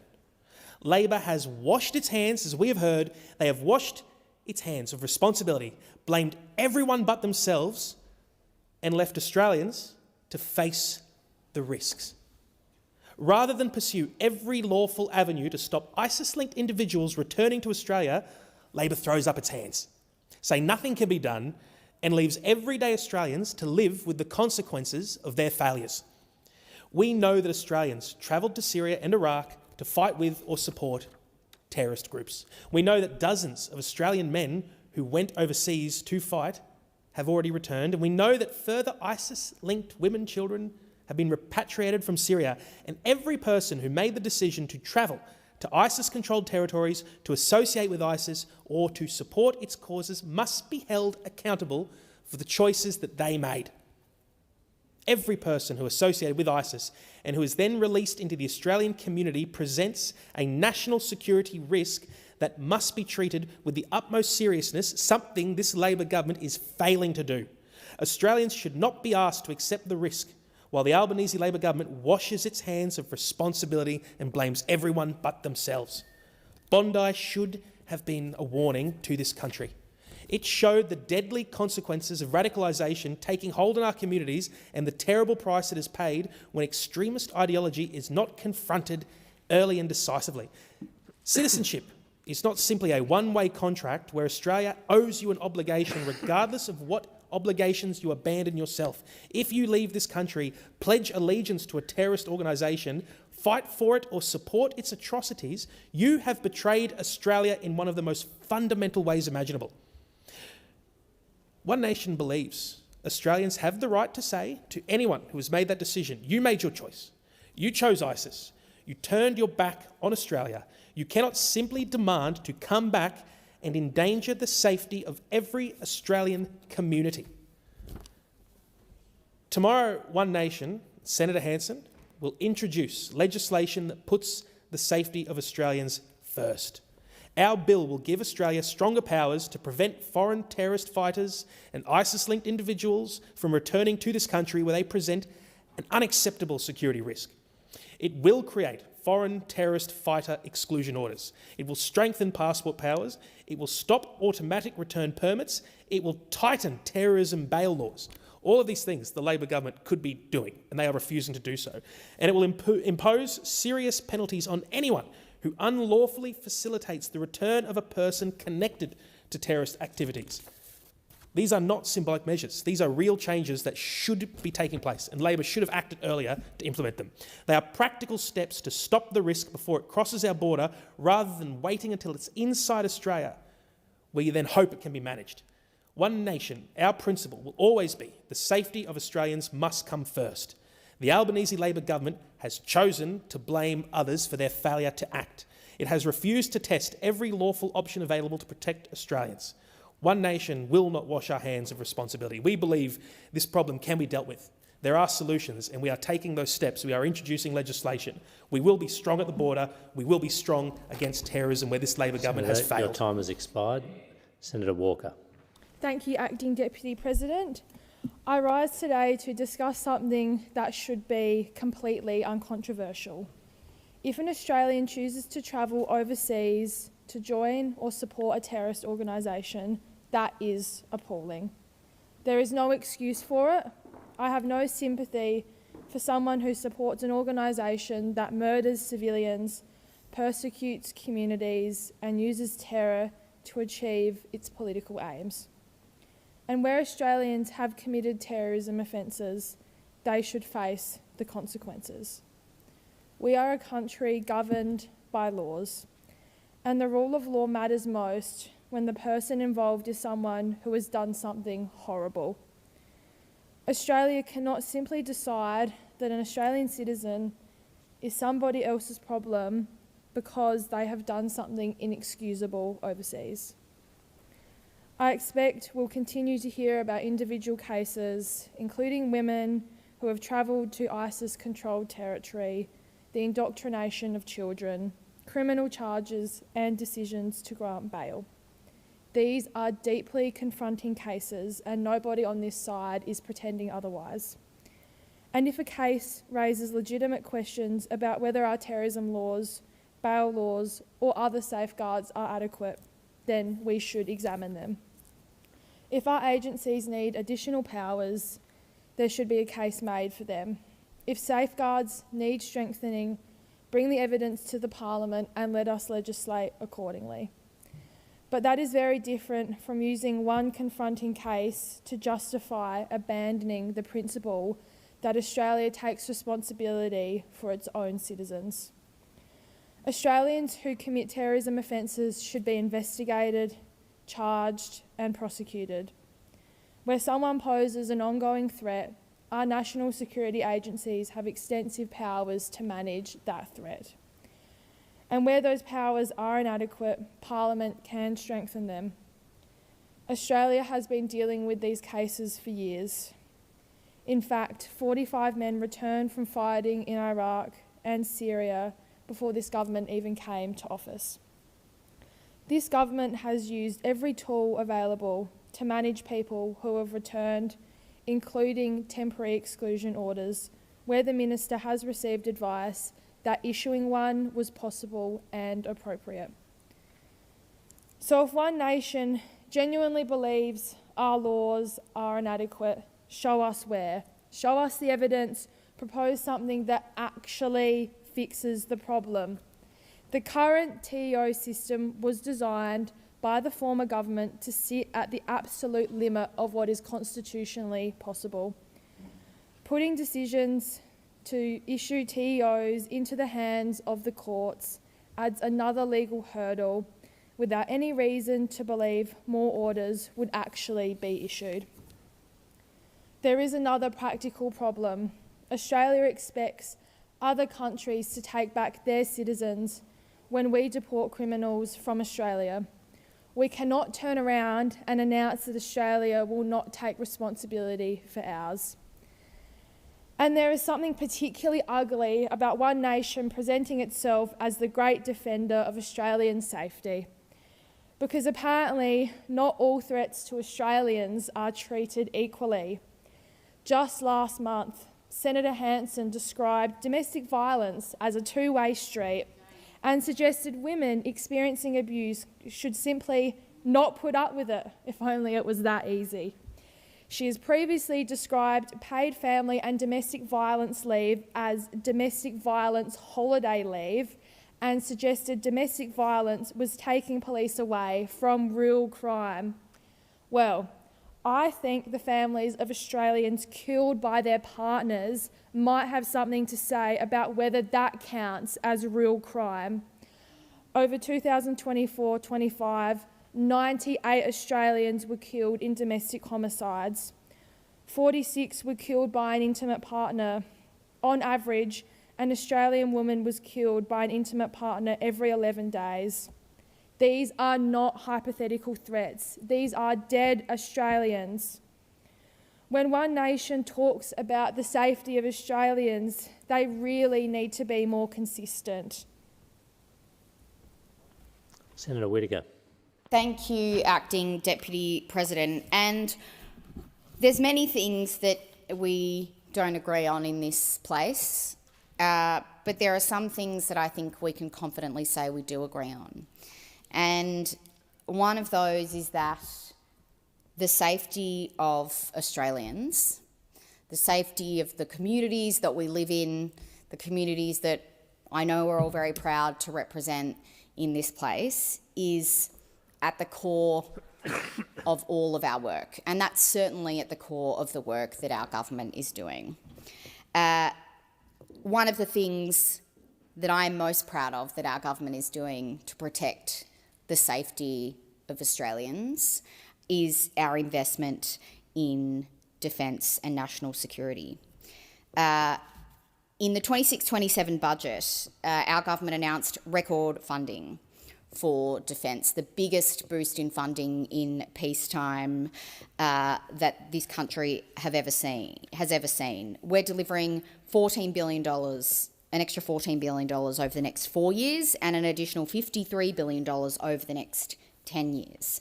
We can see the impact of that investment right in my local community through the work that's happening at the Henderson Defence Precinct and more broadly through the acquisition of conventionally armed nuclear-powered submarines through the AUKUS partnership. This is a key priority of our government and just one example of our commitment, a commitment that is shared by many of us to keep Australians safe.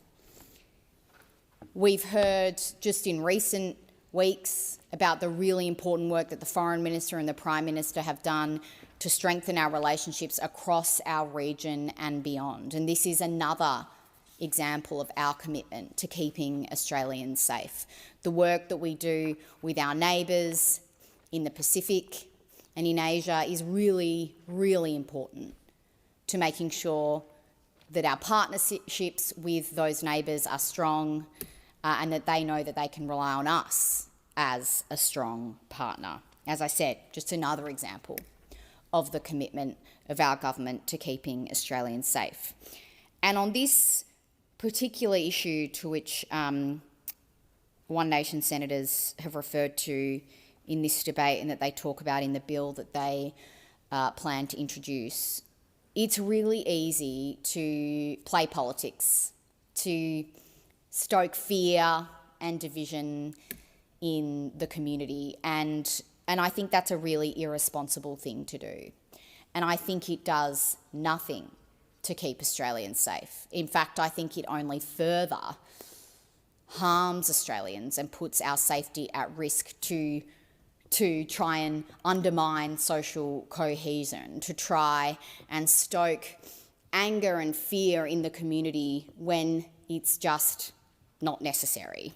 And I think as Senator Walker pointed out very rightly in her contribution, it is really important that when you attempt to legislate for these kinds of really, really important things, that you do it right.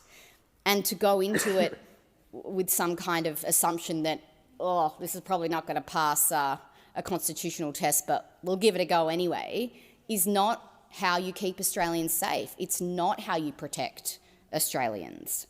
And I think it's really important that we don't put decisions on temporary exclusion orders into the hands of the court. We've heard in response to One Nation's policy on this issue that it's very unlikely to increase the number of temporary exclusion orders being issued and in fact creates only an additional barrier for governments who are looking to issue one. The current system was designed by the former government to be at the absolute limit of constitutionality, and many of the laws that have been made by former governments that attempt to strip rights from citizens or strip citizenship altogether have been thrown out by the High Court. This brings complex and difficult consequences. Our government has been really clear that we think these people have made appalling decisions. To travel and fight with or support one of the worst terrorist organisations we have ever seen is abhorrent, and we will not provide any assistance to those cohorts attempting to return back to Australia. And we've used every available tool to try and manage that risk, and we will continue to do that. The question before the chamber is the motion moved by Senator Roberts be agreed to. Those of that opinion say aye.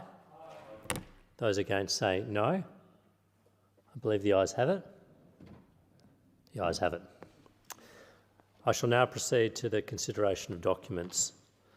The documents are listed on pages 5 to 7 of today's order of business.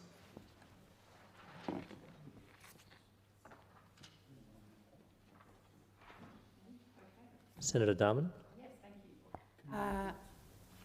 On behalf of myself, I am the Chair of the Economics Legislation Committee. I present additional information received by the committee on its inquiry into Treasury Laws Amendment, Business Registries Stabilisation and Uplift Bill 2026. I, at the request of the Chair of the Environment and Communications Legislation Committee, present a report of the committee on a matter of parliamentary privilege. And on behalf of the Chair of the Community Affairs Legislation Committee, I present the report of the Committee on the Provisions of the Aged Care Legislation Amendment, Aboriginal and Torres Strait Islander Aged Care Commissioner and Other Measures Bill 2026, together with accompanying documents.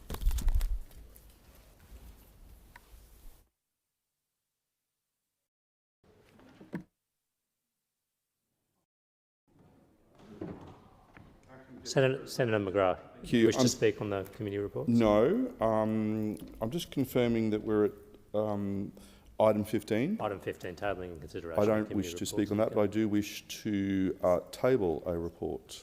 You have the call, Senator McGrath. Thank you. On behalf of Senator Bragg, I present an interim report of the Select Committee on Productivity in Australia, together with accompanying documents, and move that the Senate take note of the report.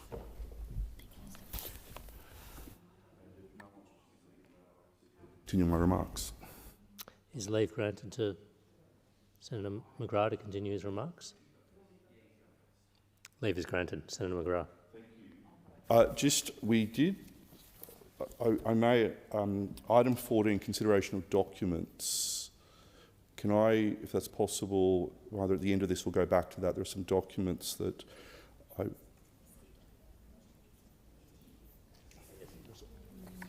Senator McGrath,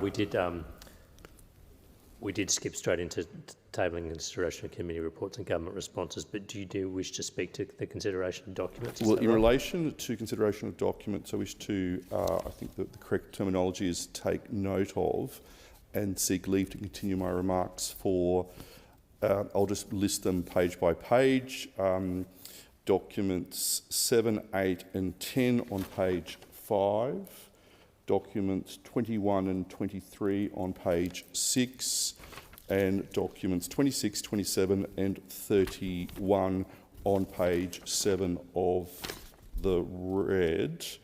And that's all I need to do in relation to those documents. So thank you.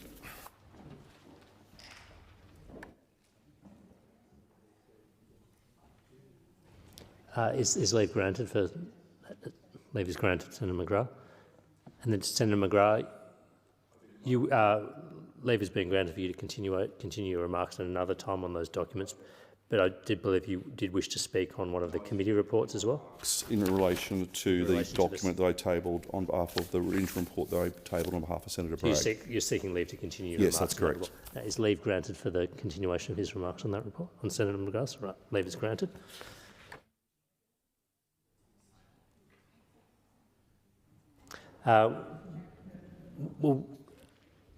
Senator Faruqi. Thank you. I seek leave to table a non-conforming petition.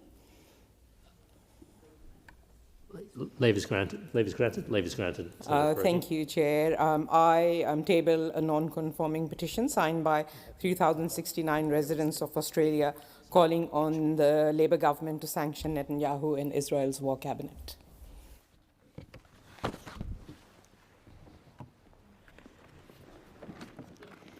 Senator Anandaraja. Thank you, Chair. Thank you, Chair. We got there.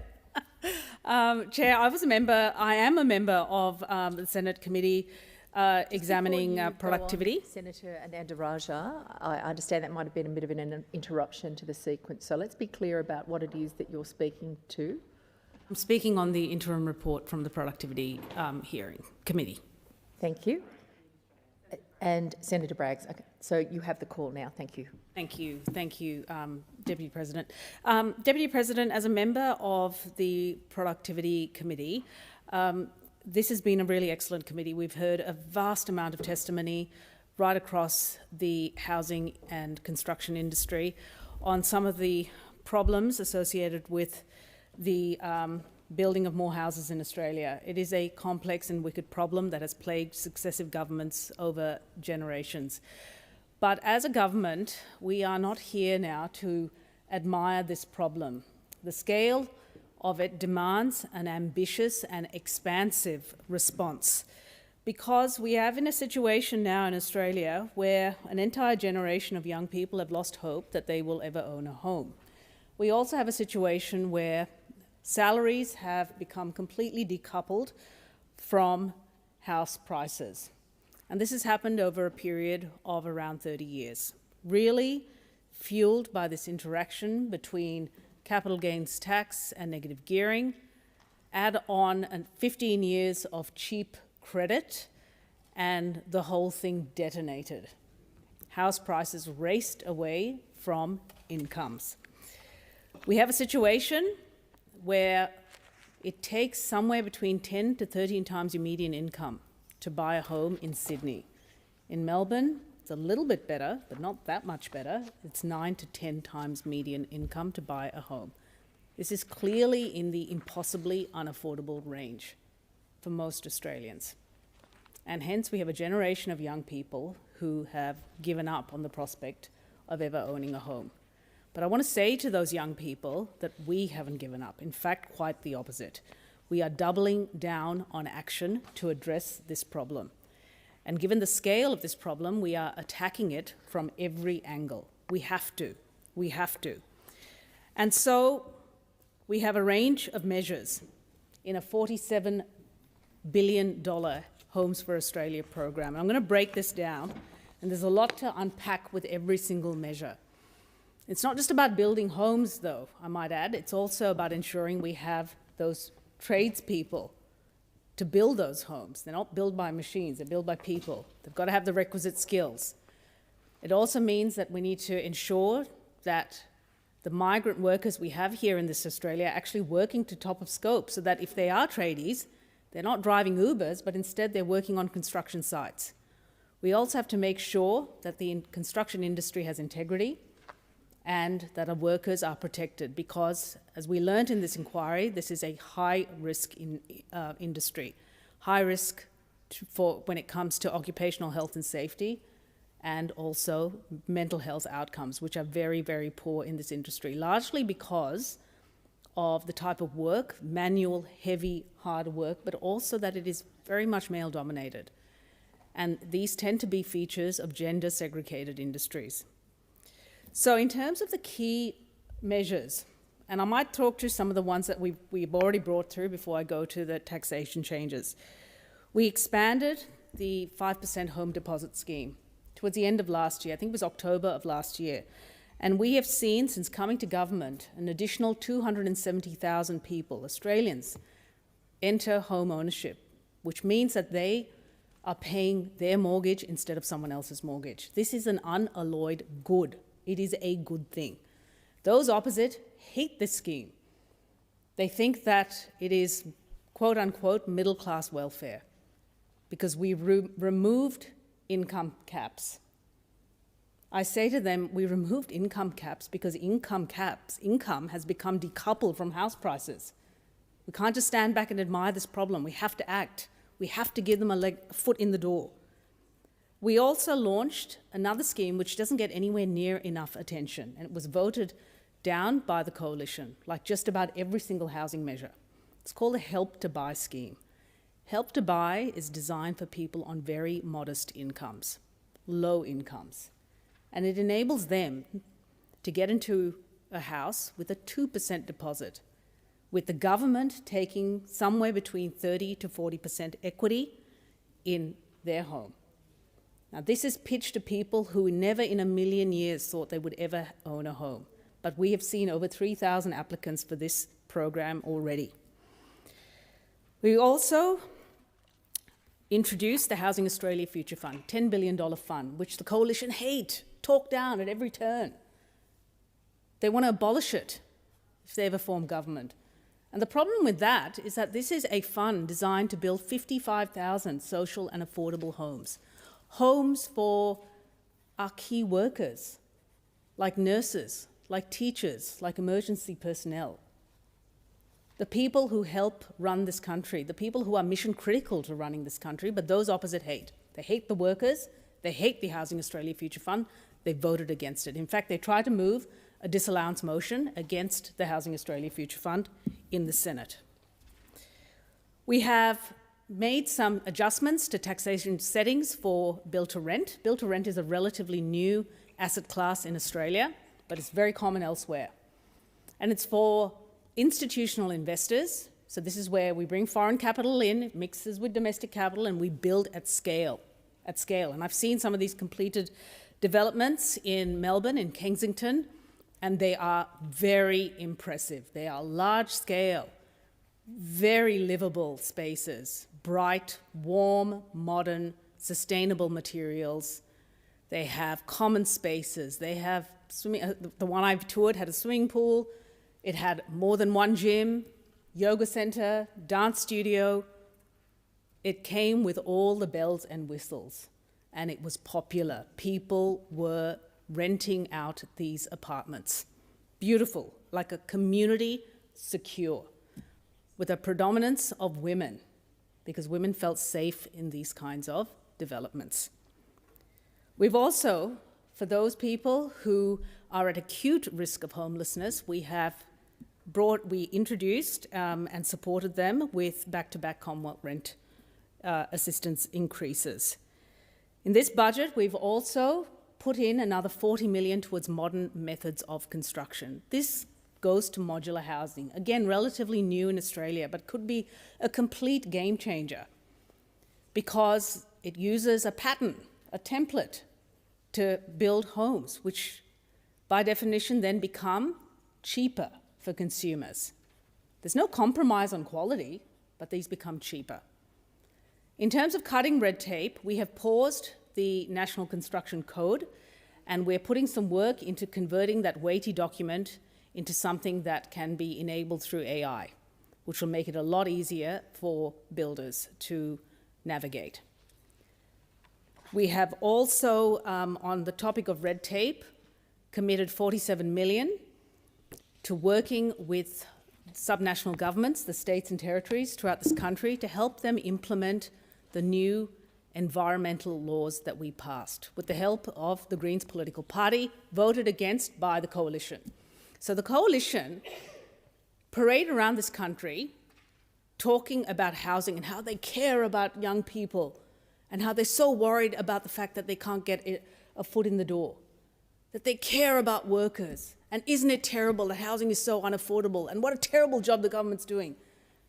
But what they fail to tell Australians is that when they come into the peak decision chamber of this country, this parliament, they vote against every single measure to actually increase housing supply or enable Australians to get into houses with smaller deposits. Utterly disingenuous. And at every step we will call out your fraud. But I did say that houses are not built by machines, they're built by humans. And we have a really ambitious program to train up more Aussies, to encourage them to take up an apprenticeship in housing construction. To that end, we have a $10,000 key apprenticeship program, the Housing Construction Apprenticeship, which opened on the 1st of July last year and has already seen nearly 30,000 apprentices start in this trade. What could be better? These these young people will walk into jobs, and they will be in secure jobs for a very long time, because this government is committed to building. We are going to build our way out of this crisis. And that does mean that we need to also have discussions in our local communities with those people who are resistant to change, the NIMBYs, the not in my backyard crowd. But we need to be honest with each other that if we don't build, if we don't densify our cities in a sustainable, sympathetic way, we will never address this problem of housing affordability, and that is not something this government will tolerate. Thank you, Deputy President. Senator Anandaraja. Now, do you seek leave to continue your remarks, or would you like me to put the question? You're going to make a contribution as well? Okay, I'll give the call to you, Senator Darman. Thank you, Acting Deputy President. It's a pleasure to have recently joined this Select Committee inquiry as Deputy Chair into productivity in Australia, and a pleasure to work with Senator Ananda Raja and also Senator Bragg and Senator McKenzie on the inquiry. And in the packed agenda of 5 days of hearings that I've participated in already, we've examined a lot of serious issues, and this interim report that has been tabled today outlines some of those issues. What I would say in terms of those of us on this side of the chamber and what we say about productivity, but more importantly what this government does in terms of productivity is really what's important to think about. And this government is delivering the broadest productivity agenda that this country has seen since the 1990s. The 15 productivity reforms that have been progressed in this budget alone will help attract and absorb more investment, make it easier and quicker to build and slash compliance costs when it comes to housing and infrastructure in this country. And they will make a meaningful difference, cutting regulatory costs by $10.2 billion every year and boost GDP by $13 billion. By contrast, the Liberals and Nationals want to make people work longer and harder for less.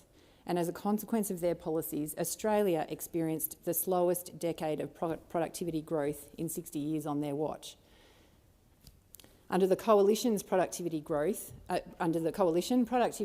fell for 7 consecutive years in the lead up to the pandemic.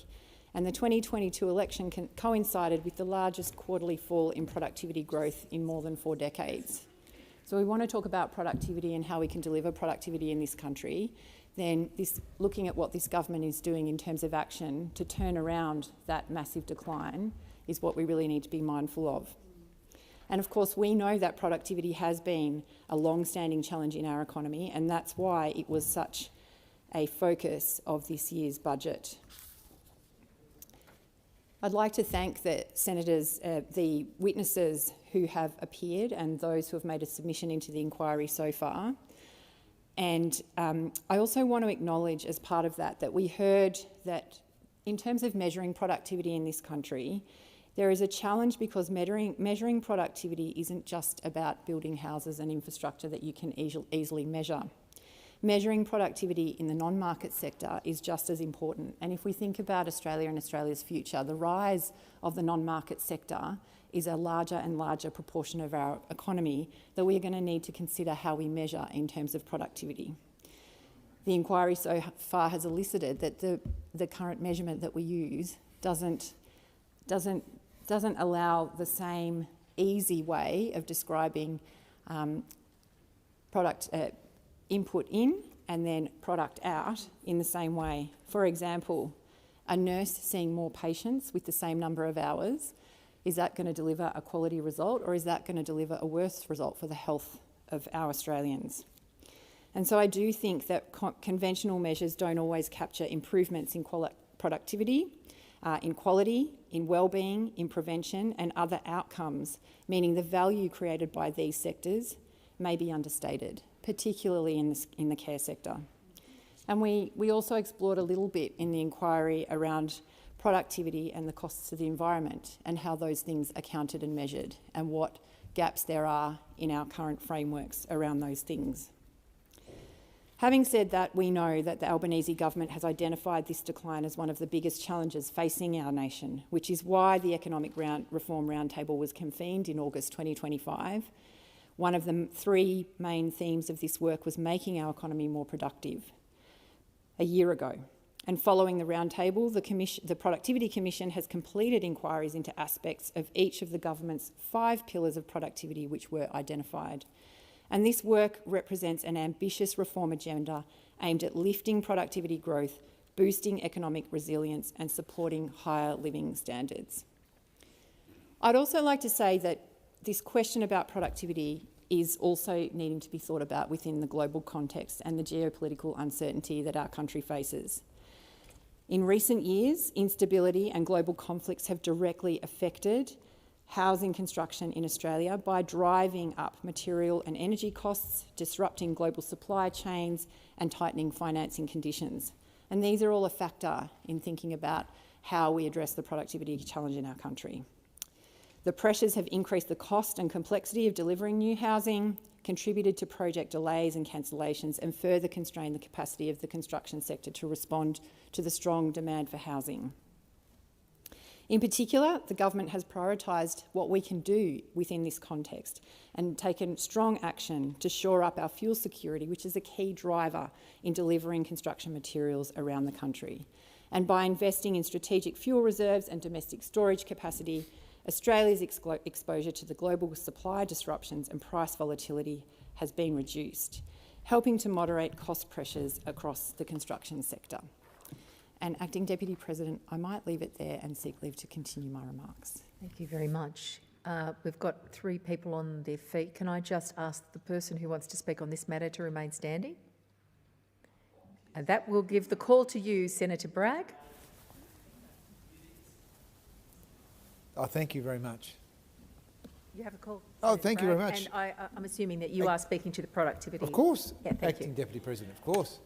Well, can I just start by thanking the colleagues who've already made statements this evening from the government, Senator Ananda Raja and also Senator Darmanin. Really enjoyed working with those senators on this committee, as well as Mackenzie, and it was we had a lot of fun at the public hearings. But onto the serious matter of the productivity challenge the country has, and of course we are living through a great decline in our nation, which is very regrettable, and our productivity trajectory is very poor. And yes, people can use speeches in this place to apportion blame at various people, but I think in the main it has been a bit of a bipartisan job, and I think that in relation to housing productivity in particular, we have had a serious problem where the bureaucrats have been allowed to run on autopilot, and ministers of the day, potentially of both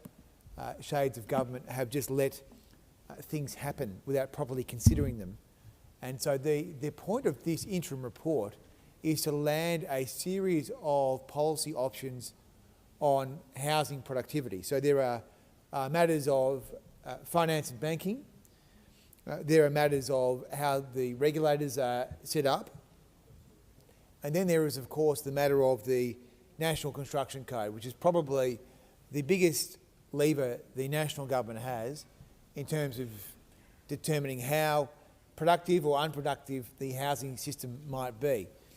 Now, the National Construction Code is one of those things where every bloodsucker, every rent seeker has found a way to get their snout into it. And so what you've got now is a National Construction Code which has ballooned from a couple of hundred pages 30 years ago to 2,000 pages, which is effectively unreadable. And I just take a basic view as a failed accountant and a very poor auditor, perhaps, that if a professional in an industry can't understand their own governing rules or have no chance of ever actually being able to read them, it's not a very good sign. So I take the view that the 2,000 pages, which is now ballooned to, is not a sign of health for the housing sector. And so effectively it is a punitive way to deal with people coming into the housing system by saying you've got to have all this gold plating, right? You've got to have, it's all got to be mandatory, everything. So you must have a house built as if you are disabled or as if you are wanting to have the most super duper energy efficient house known to humanity. And I think that the general view is that the house should be, so I take the interjection because we want to have safe houses. It's very important that the houses are safe. It doesn't mean they need to be gold plated.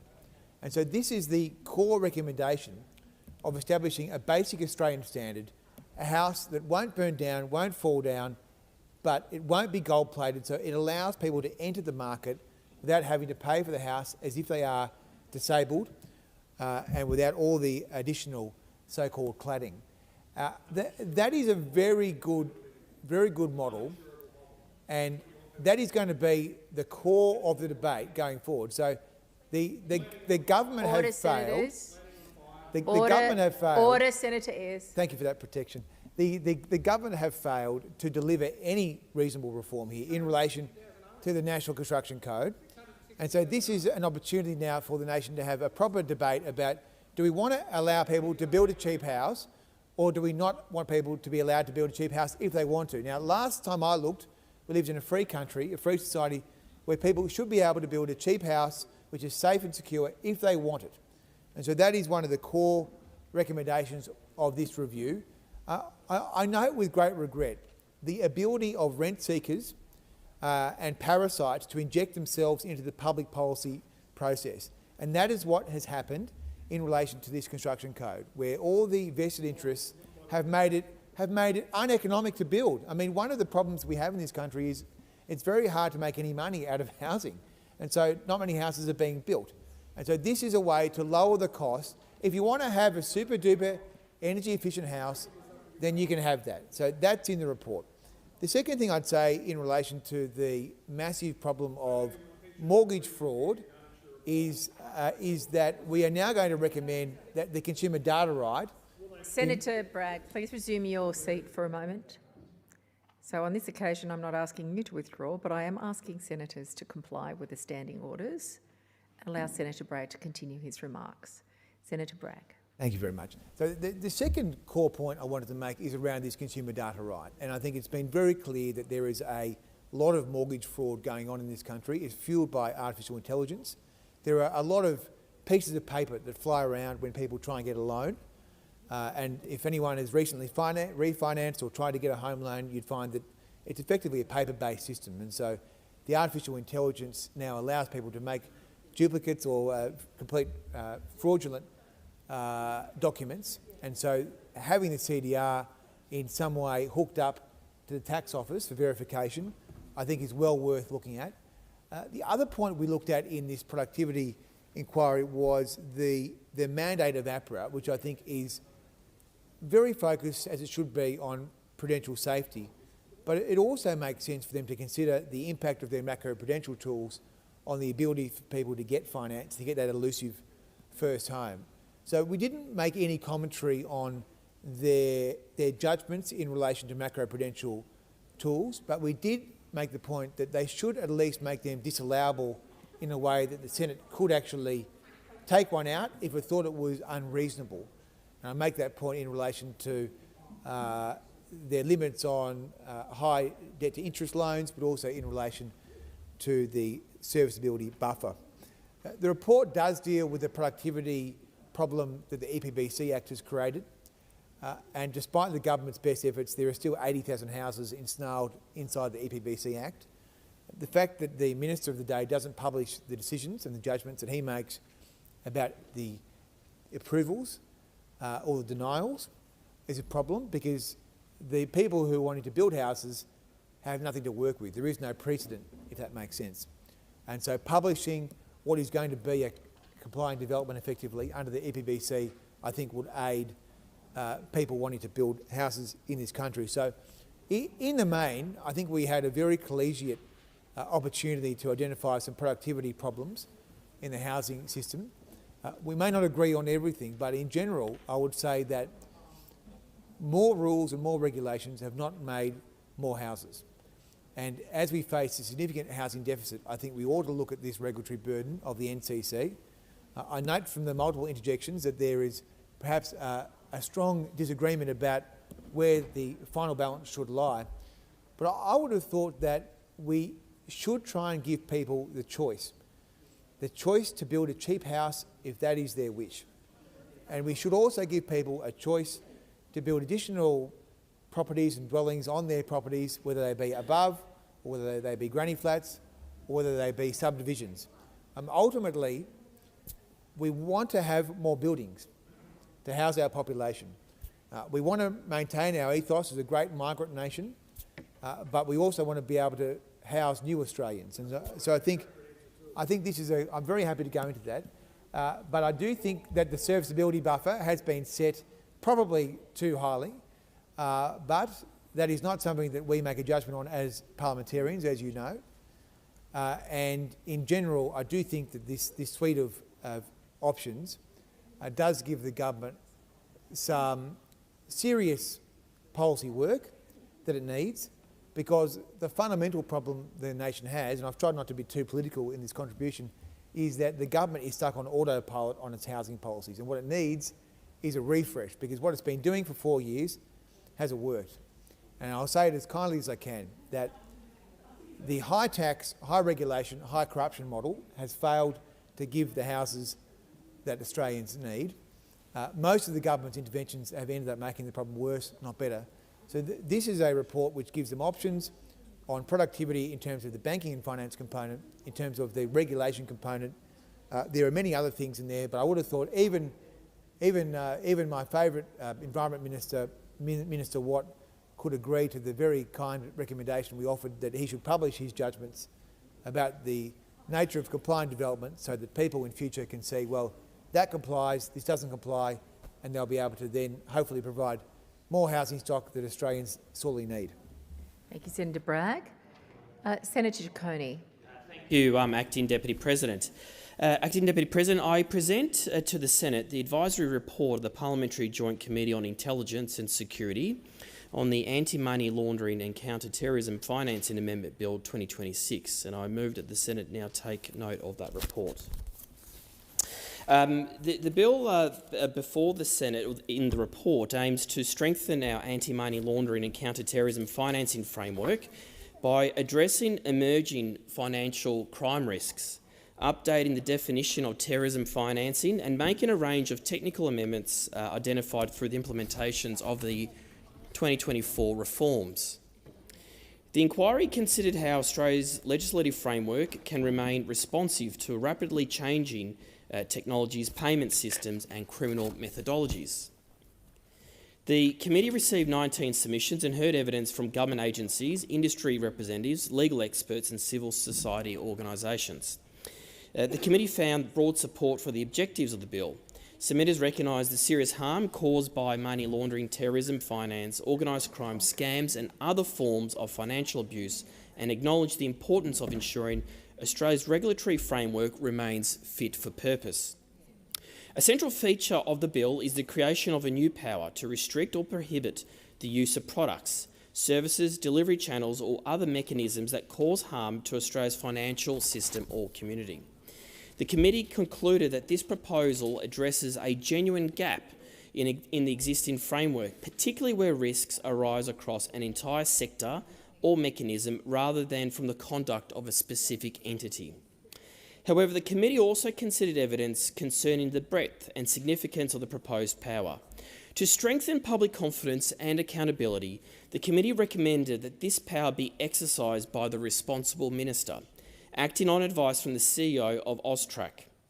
The committee considers this approach appropriately balances responsiveness to emerging threats with the appropriate ministerial oversight of major regulatory interventions. The committee also recommended greater transparency around consultation processes undertaken before any restriction or prohibition is imposed, including the publication of submissions, consultation activities and AUSTRAC's responses to issues raised. The inquiry paid particular attention to evidence concerning crypto ATMs. For instance, the committee heard vulnerable elderly Australians were deliberately targeted and coerced into using crypto ATMs to transfer funds to scammers, resulting in significant financial harm. People aged 60 to 70 are among the biggest users of crypto ATMs in Australia, Acting Deputy President, making up nearly 30% of all transactions by value. This means that older users, like our grandparents, are more likely to be targeted by crypto ATMs, with people over the age of 50 accounting for over 70% of all transactions by value. The committee concluded that crypto ATMs can contribute to significant harm affecting scam victims and can increase the risks of money laundering and terrorism financing. Accordingly, the committee recommended the Minister, in consultation with AUSTRAC, consider as a matter of priority whether restrictions or prohibitions on crypto ATMs are warranted in the public interest. The committee also supports amendments updating the definition of terrorism financing, ensuring greater alignment with Australia's broader counter-terrorism and sanctions framework and reflecting contemporary threat environments. The Australian Criminal Code has also been updated to recognise that state actors like the IRGC can present the same terrorism risk as non-state actors. There is no reason why Australia's counter-terrorism financing regime should not also fully recognise and guard against this threat. Beyond the bill itself, the committee identified broader issues relating to financial system resilience and traceability. In particular, the committee examined evidence concerning the continued operation of the Bulk Electronic Clearing System, or BECS. The committee recommended that AUSTRAC and the Reserve Bank of Australia and industry stakeholders undertake further assessment of the money laundering and terrorism financing risks associated with the legacy payments infrastructure and report back to the committee on its progress. Ultimately, the committee recommended that, subject to the recommendations contained in the report, the bill before the Senate should be passed. And I want to thank the Deputy Chair, Mr Wallace, and committee members and all those who made a contribution to the inquiry through submissions and evidence at the public hearing. And I do commend that report to the Senate.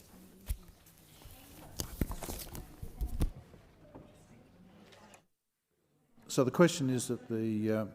Senator Barbara Pocock, do you want to speak to this? Sorry.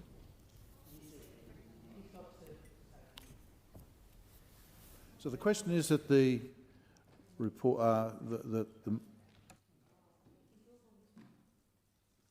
that matter, but it's another government report I seek to. The question first.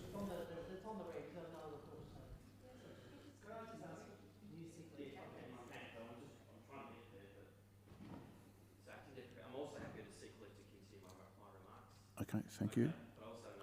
Table. Senator Ciccone. Thank you. Thank you, Acting Deputy President. I present the report of the Parliamentary Joint Committee on Intelligence and Security on the review of the listing of White Australia as a prohibited hate group under the Criminal Code and move that the Senate take note of the report. I present the committee's report into the listing of White Australia as a prohibited hate group. And I want to make it clear to the Senate that the review was conducted under Section 114A9 of the Criminal Code Act of 1995, following the making of the regulations made in May this year, specifying that White Australia as a prohibited hate group. It was the second such use of the framework for prohibited hate groups following the earlier listing of Hizb ut-Tahrir in March of this year. And as senators will recall, this Parliament was recalled back in January to deal with the framework that set up the listing of such hate groups following the anti-Semitic terrorist attack towards the Jewish community in December. Just for a moment, Senator Ciccone. Colleagues, if we could give Senator Ciccone some courtesy so that he can be heard through the chamber. Thank you. Senator Ciccone. Thank you, Acting Deputy President. As I was saying, the committee approached this task with the gravity that it demanded following the recall of the Parliament back in January. We rigorously scrutinised the material before us as a committee, including a very detailed statement of reasons from the government, and heard from a wide range of stakeholders. The committee also convened an in-camera hearing to test the evidence with relevant government bodies to satisfy ourselves that the legislative criteria had been met and that the process was sound. And that was very important because we got to give to the Australian people the confidence that the government of the day has appropriately utilised its listing powers. The conclusion from the committee is absolutely clear.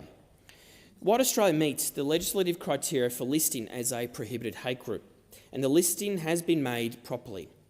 The evidence is very, very clear that the organisation before the committee, as part of its inquiry, has repeatedly promoted racist and hateful propaganda about Jewish people, about Asians, about Muslims, about Indigenous Australians and other migrant ethnicities. Its members have attacked lawful protests and displayed racist banners and the Nazi salute in public forums. And it does so for the purpose of demeaning and inciting hatred against our fellow Australians and against these particular groups that I've just mentioned. And it poses a direct threat to the safety and social cohesion of our multicultural society and our wonderful community. The committee is therefore satisfied that the listing is not only justified, but it is necessary to protect Australians from such harm. The days of organisations like White Australia, or should I call the neo-Nazis, and Hizb ut-Tahrir operate freely in this country are over. We will not allow hate to be dressed up as political debate. Australia draws a very firm line. Groups that incite hatred, that want to radicalise individuals and endanger lives have no place here in our country, Australia. The PJCIS supports wholeheartedly the listing of White Australia as a prohibited hate group under the Criminal Code and finds no reason to disallow this legislative instrument. And on that note, Acting Deputy President, I commend this report to the Senate. And I'll also seek leave to continue my remarks. Thank you, Senator Ciccone. Senator Barbara Pocock. Thank you, Acting Deputy President. So I rise to take note of the government response to report number 35 on page 7 of the Order of Business. Report titled Finance and Public Administration Legislation Committee, Public Governance, Performance and Accountability Amendment, Ban Unethical Contractors Bill 2025. Report, government response dated June 2026. This is a one-page response. It is a pathetic response in view of the current public interest in the Big Four contracting firms, partnerships and the way in which they are riding roughshod over the ethics, the dollars, the tax contributions of the Australian public to services across our nation. Every single day there is more evidence of the rot at the core of the auditing, assurance and consulting sectors.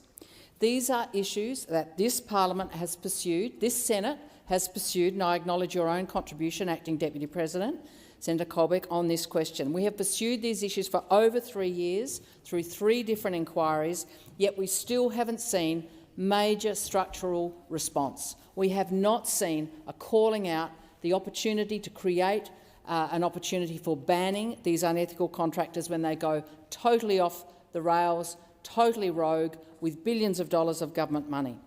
The government must use its purchasing power to ensure ethical procurement. Unfortunately, Labor and Liberals are content with the current status quo for procurement, despite continuing ethics violations from the big consulting firms. So this bill would strengthen our procurement. It'd strengthen it by preventing unethical contractors from winning government contracts. It'd put new requirements on procurement officials to not give contracts to entities or persons who have engaged in unethical conduct. This should be the bare minimum. If there are not penalties like this, we are going to continue to see unethical conduct on a massive scale in our country in government contracting, and we need a national debarment regime. The OECD, the Senate Economics Committee, the Australian Law Reform Commission have all recommended a reform of this nature. Many stakeholders to repetitive inquiries have agreed that such a regime is overdue and is sorely needed, with at least 20 other jurisdictions around the world and in our own country already having this. And they have it without having endured the 2 massive scandals that Australians have watched unfold in astonishment in recent years. The second recommendation of our dissenting report was, should the Senate not pass this bill, the government must bring Australia in line with other countries and develop its own centralised debarment and suspension regime. The government just noted this recommendation and listed their minor tweaks to procurement notes and training, a completely inadequate response to the national scandal we are enduring. It falls so short of community expectations. So this is a bill that I introduced in the wake of the PwC scandal, the first massive scandal that this parliament has seen unfold. PwC are the epitome of an unethical supplier.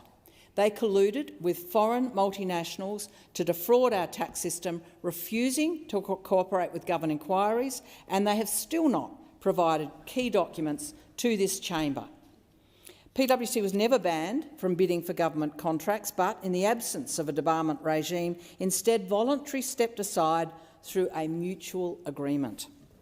The Commonwealth does not currently have a clear power to ban a firm that monetises confidential Treasury information or falls into other forms of unethical practice, the kind that we are now seeing unfold in KPMG. This must change. The need for this bill is overwhelmingly evident as a result of PwC and now KPMG's unethical behaviour. And despite strong opposition from the senators, and I acknowledge you in the chair, Senator Colbeck and Senator O'Neill, who was there before you, a number of senators involved in this matter. Despite all of that work, the Department of Finance has allowed PwC back into the fold of government contracting.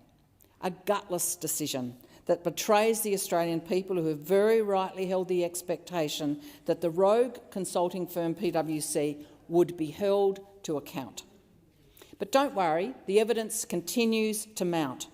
Increasing amounts of evidence showing up as repetitive forms of unethical behaviour are revealed, slowly extracted from the firms themselves, slowly pulled into public view against the resistance of these very large, extremely remunerative, very wealthy big corporations, big partnerships. So this bill is even more important now, given the unfolding, rolling scandal within KPMG, where the sins are multiple. Senior partners have misused confidential client information to win very, very lucrative audit work.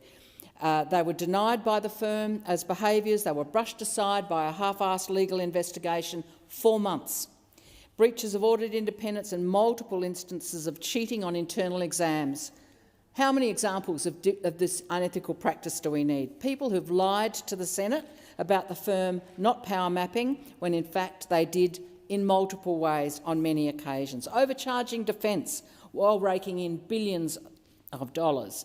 Mistreating and harassing multiple whistleblowers, including Brendan Lyon in the Tahi matter in New South Wales, and the more recent experience of a brave new whistleblower. And who knows how many other whistleblower chapters out there are there in KPMG and in other firms that we are yet to learn about, which we have to extract like pulling teeth through applying the resources of the Senate.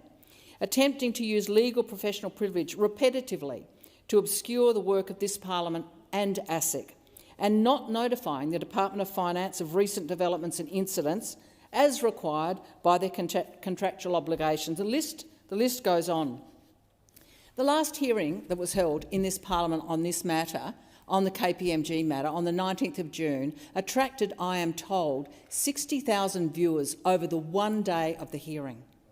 That is a very unusual number of people paying attention across our country to this massive misuse of our resources by these very big firms. People are also watching probably this Friday in similar numbers, on Friday the 14th of August, as we try and learn more about what has gone on through a series of disastrous behaviours by this firm. It's a firm whose Chief Executive Officer, Chief Operating Officer, National Managing Partner of Audit and Assurance, Chair and 3 senior audit partners have all either resigned, been fired or stepped down from their roles because of this scandal in recent days. Just today, their General Counsel and Head of Human Resources, Chief Risk Officer, have finalised arrangements to leave the firm. This is unfolding day by day at massive cost to the Australian public and massive cost to those who are trying to work in the firm and have come there often as young people hoping for a career. Their lives are changed by these events and these betrayals and unethical practices. Federal government's spending on procurement is substantial. In the past financial year alone, the government spent over $117 billion on procurement. KPMG itself made $2.3 billion last year, with a significant portion of that coming directly from government contracts. This government and the Department of Finance must not do the same thing they did with PwC and let them back in the fold before all investigations are finished. The laws are inadequate. They need to change. The government needs to stop with empty platitudes and insisting they've done enough to stop this from happening again.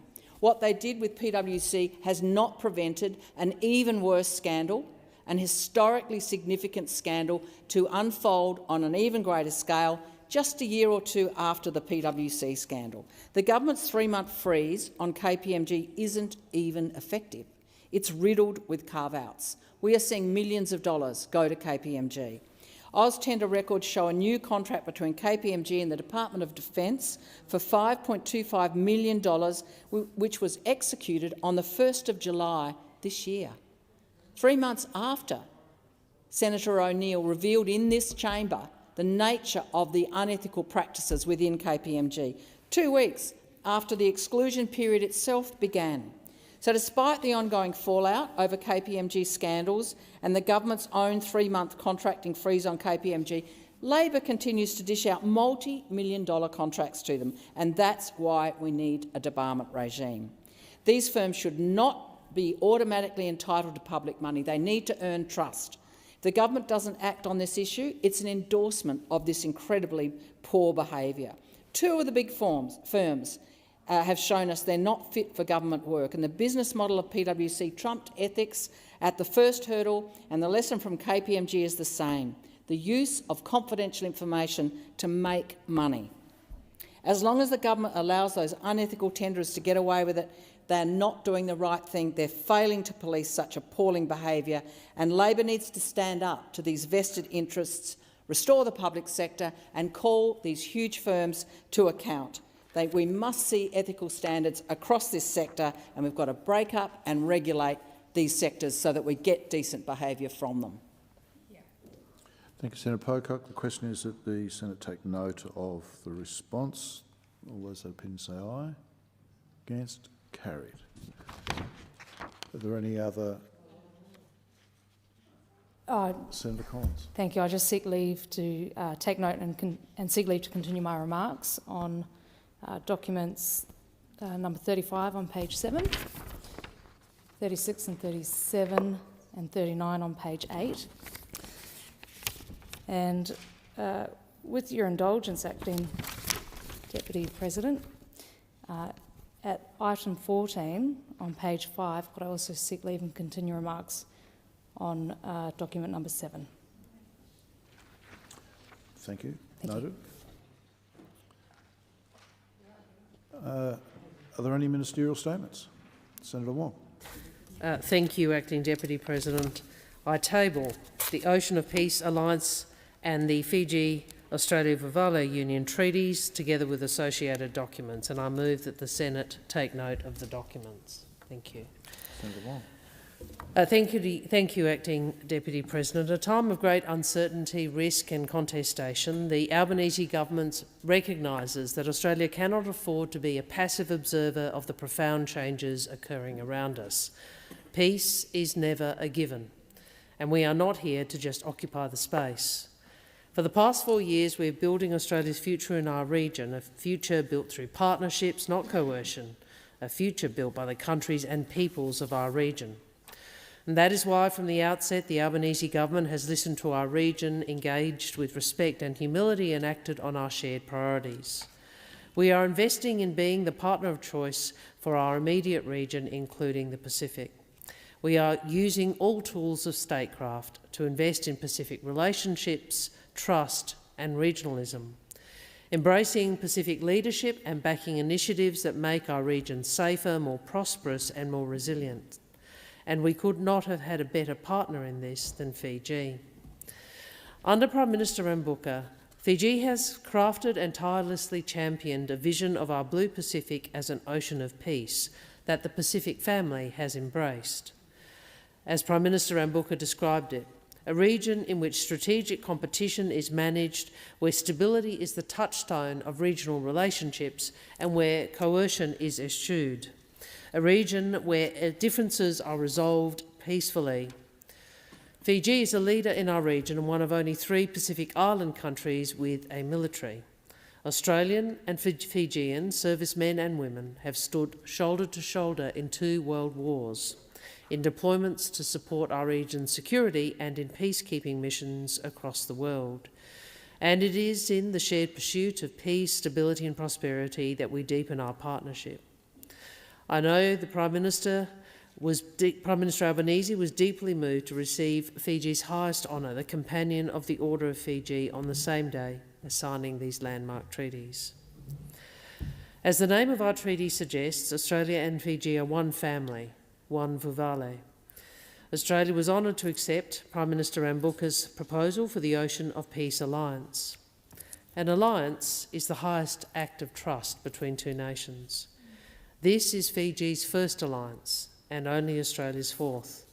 It will build ever deeper levels of interoperability. We will plan, train, exercise and deploy together, strengthening our combined capability to enhance our respective sovereignty and to ensure our nation's and our region's security at a time of fracture and of disruption. The Vivale Union Treaty is equally important.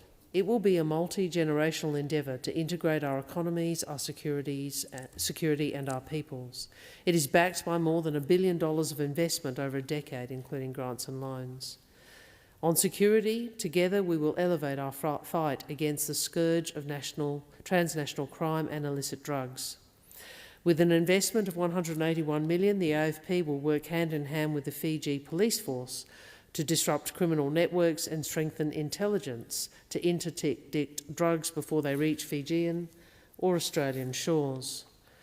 We will support Australian doctors and nurses to enhance specialist training for Fiji's health workers, boosting Fiji's response to the fastest growing HIV outbreak in the world.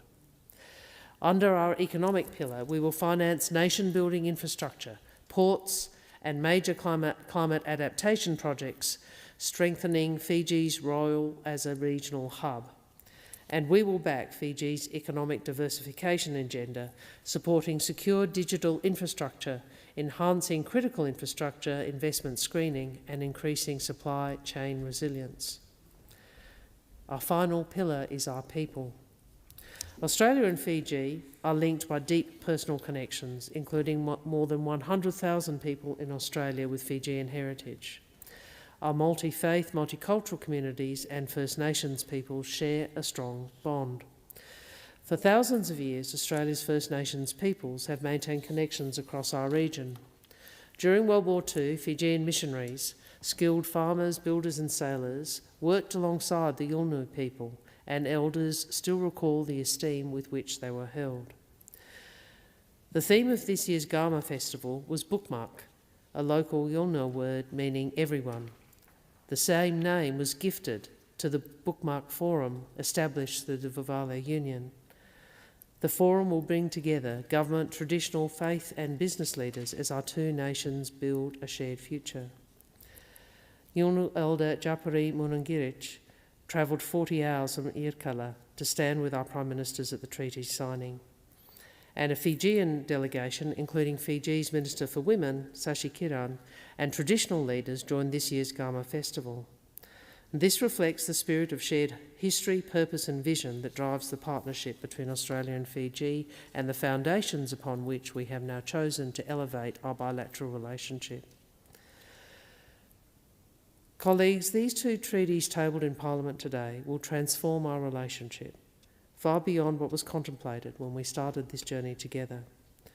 They will form a durable structure for generations of the future. I've just returned from Fiji, where Pacific Islands Forum foreign ministers reaffirmed our leaders' call to give practical effect to the Blue Pacific Ocean of Peace Declaration. And these are the first two treaties to answer that call. As Prime Minister Ambuka has said, these treaties reaffirm Fiji and Australia as trusted partners working together not only to benefit each other, but as contributors to a more stable, peaceful and resilient Blue Pacific continent. We know that in these unprecedented and dangerous times we are stronger together, and everything we do will also be aimed at supporting our Pacific region. Investments in Fiji will flow on to the Pacific family, which relies on Fiji as a regional hub for transports, logistics, education and healthcare. Mr Deputy President, these two treaties send an unequivocal signal of our commitment to each other and to the Pacific family. They will help realise the vision of an ocean of peace to make us all more secure, prosperous and resilient. I commend the Ocean of Peace Alliance and Vivale Union treaties to the Senate for consideration. Senator Collins.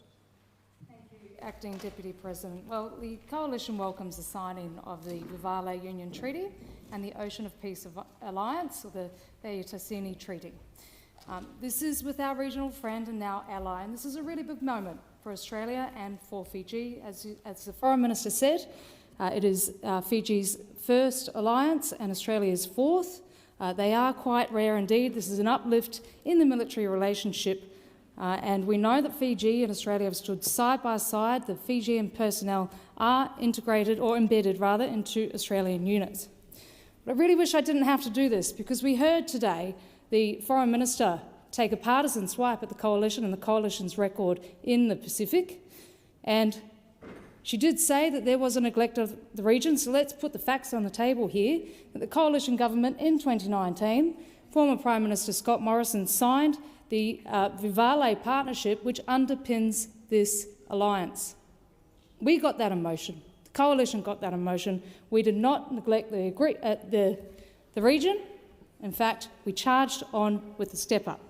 Now, the Coalition has a very proud record of delivery in the Pacific, including major contributions through the Pacific Step Up, the Australian Infrastructure Financing Facility for the Pacific Labour Mobility Scheme, the Coral Sea Cable, and the opening of new diplomatic missions, giving Australia representation in every member of the Pacific Islands Forum. The list goes on, but I will stop here because it's important to talk about the treaty and the alliance, the unions that were signed between Australia and Fiji. And the Coalition supports more engagement. It's a good thing that this has happened, even if done under Labor, because it's good for all of us. It is good for security. It strengthens regional security. And these agreements speak to our partnership with Fiji and the need for closer ties, security ties, people-to-people links. They affirm our shared values and increase cooperation and consultation regarding security-related threats. We welcome that outcome. We do. But again, I make the point that this formed part of the substantial work undertaken in the Pacific by the former Coalition government. And that should again go on the record, given the propensity of those opposite to make spurious claims about our record of delivery. Now, there are some good news in these arrangements. The Vivale Union will strengthen ties, promote security and democracy and stability. But I do have concerns regarding Article 4, Part 4, Section A, where both parties commit to peace and security through the transformation of their economies to net zero emissions. Yes, there we go. And I'll tell you why I have a problem with it. Thank you, the Assistant Minister for the Pacific. I'll tell you why I have a problem with it. Article 4, Part 7, that neither party shall act in a manner that would undermine their ability to meet any of their obligations pursuant to this article. So instead of acknowledging the challenges in the region, you tied it to a specific contested policy, a partisan policy, a policy that is not agreed to on a bipartisan level. Why would you tie your domestic energy and industrial policy to that of another country? Where is the sovereign interest in that? Where is the sovereign independence in that? Order. Where is the sovereign independence in that? Order. It is not bipartisan, this treaty. It is short-sighted and it opens the door to conflict via the treaty. Senator Collins, please resume your seat.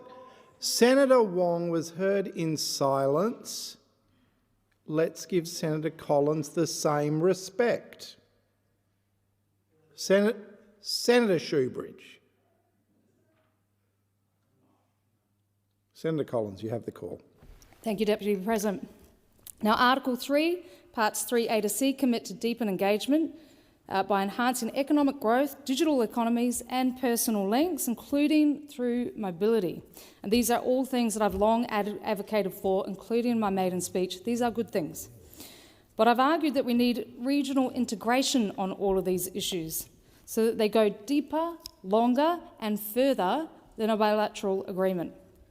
Now, one part of that integration is defence. It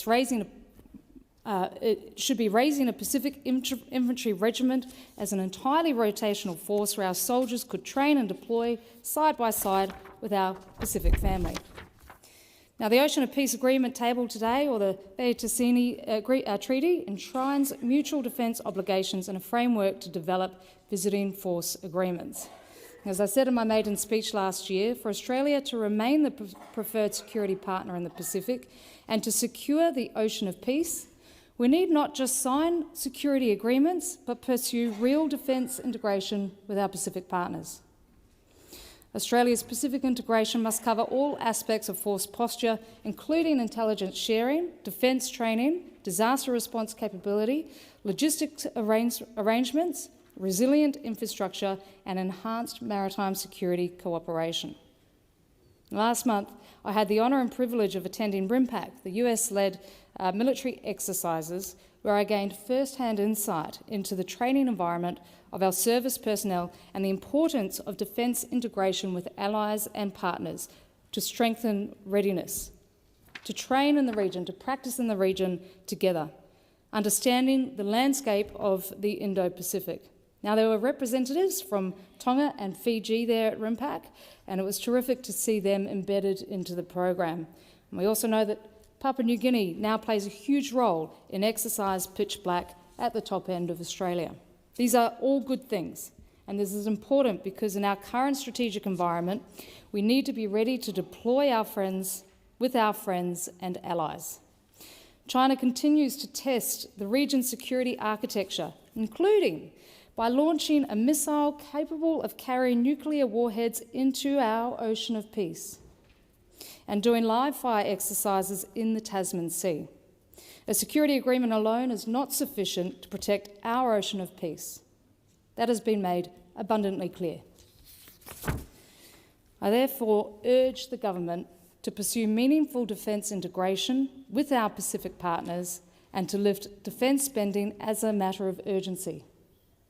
Australia cannot afford to be complacent should the PLA Navy again seek to circumnavigate our coastline, conduct live-fire exercises in the Tasman Sea, or launch ballistic missiles directed towards our Pacific partners.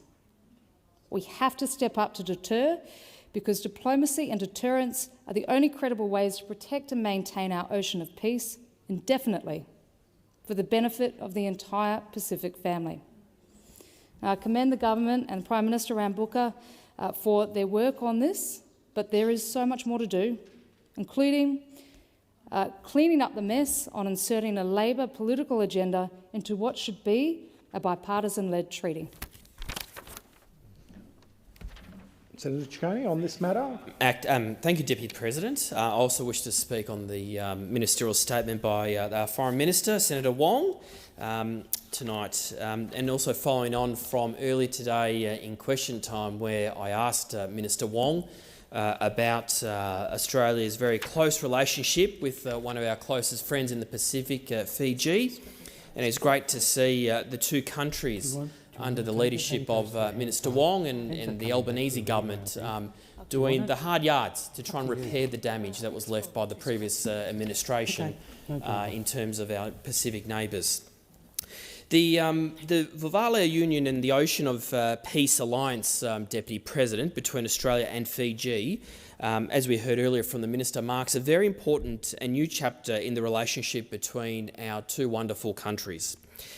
They represent two of the most significant agreements ever made in the Pacific region. They are also a very clear demonstration of the progress that the Albanese Labor government is making in strengthening Australia's place in the Pacific, and something that we are very proud to do so since being elected. For Fiji, this is their first alliance. And just to be clear, this is their first alliance, something that others, previous governments, could have done in their time. So for Australia, it is our fourth, and something that we are very proud about, something that we want to see more of with our closest neighbours, particularly in the Pacific. The Ocean of Peace Alliance reflects Australia's very much deep respect for the sovereignty of our neighbours. Pacific leaders have agreed that Pacific security should be led by the Pacific, and this alliance absolutely reflects that principle. Peace is the greatest priority for our Pacific neighbours. Above all, the region wants to see a future that is free of war. Australia and Fiji have stood together through some of the greatest crises that the Pacific has ever faced. And we just have to remember during the First and Second World Wars, Fiji's contribution to the Allied efforts that far exceeded their size. Fijian troops fought alongside Australian and New Zealand forces in the Second World War, most notably during the Bougainville campaign, and our soldiers happily served together in the fight for a much better and freer future. This treaty is a historic achievement that honours their sacrifice. It signals that neither of our nations will never stop fighting for an ocean of peace. Today, this commitment is more important than ever. Not since the end of the Second World War has the region faced such strategic uncertainty. In an age where great powers are increasingly viewing the Pacific as a stage for geopolitical competition, Australia has never been much prouder to be a partner of choice for the region. We are proud of our efforts to strengthen our relationships with our neighbours. We will always invest in our Vulvale, our Pacific family, because family is so integral to many of our Pacific Island neighbours. We are proudly committed to regional sovereignty, and we are also committed to a crucial role in the Pacific Island Forum. Australia's commitment to supporting regional security and governance architecture is reinforced by these agreements. The Ocean of Peace Alliance, Deputy President, is a framework that could form the foundation of increased cooperation between Australia, Fiji and other like-minded nations in the region. Such cooperation will also help ensure the security of the region in uncertain times. And in response to uncertainty, we must also lean on the dependency and reliability of our friends. And that only happens through consistency, through engagement, and through a demonstration that we actually do genuinely believe in each other's values and friendship. Now, only by standing together can we ensure that the future generations will be able to enjoy the peace that we today seek to protect. The Vulvale Union Treaty will bring Australia and Fiji closer than ever and recognise our special bond. Australia will commit more than $1 billion of investment over a decade to support Fijian healthcare, Fijian infrastructure, Fijian economic diversification, and importantly, Fijian security. And through this treaty, Australia is well placed to help Fiji fight recent HIV outbreaks and to fight the scourge of transnational crime and illicit drugs.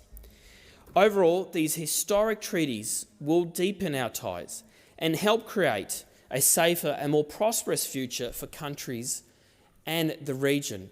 And I want to commend the work by our Foreign Minister, Minister Wong, our Pacific Minister, Pat Conroy in the other place, and our Assistant Minister in this place for the region, Senator Anita Green, who I know holds very dearly to her heart the region and the people of the Pacific, given her role as a senator, not just for the great state of Queensland in far north Queensland, but the proximity that she is to our neighbours in the Pacific.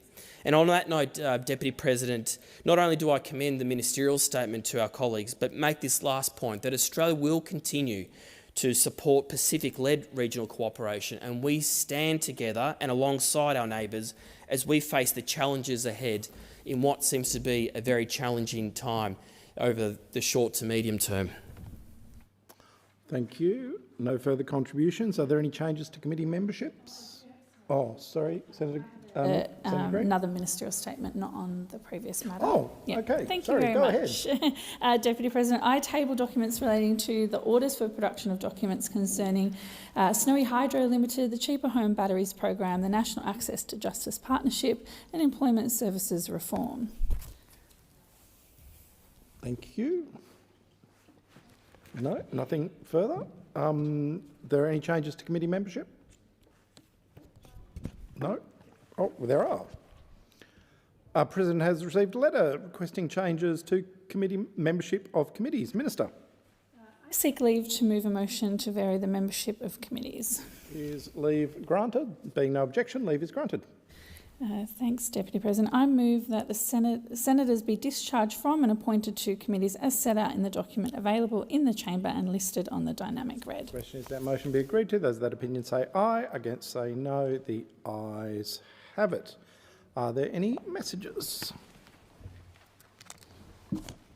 A message has been received from the House of Representatives informing the Senate of a change in the membership of the Joint Standing Committee on Electoral Matters.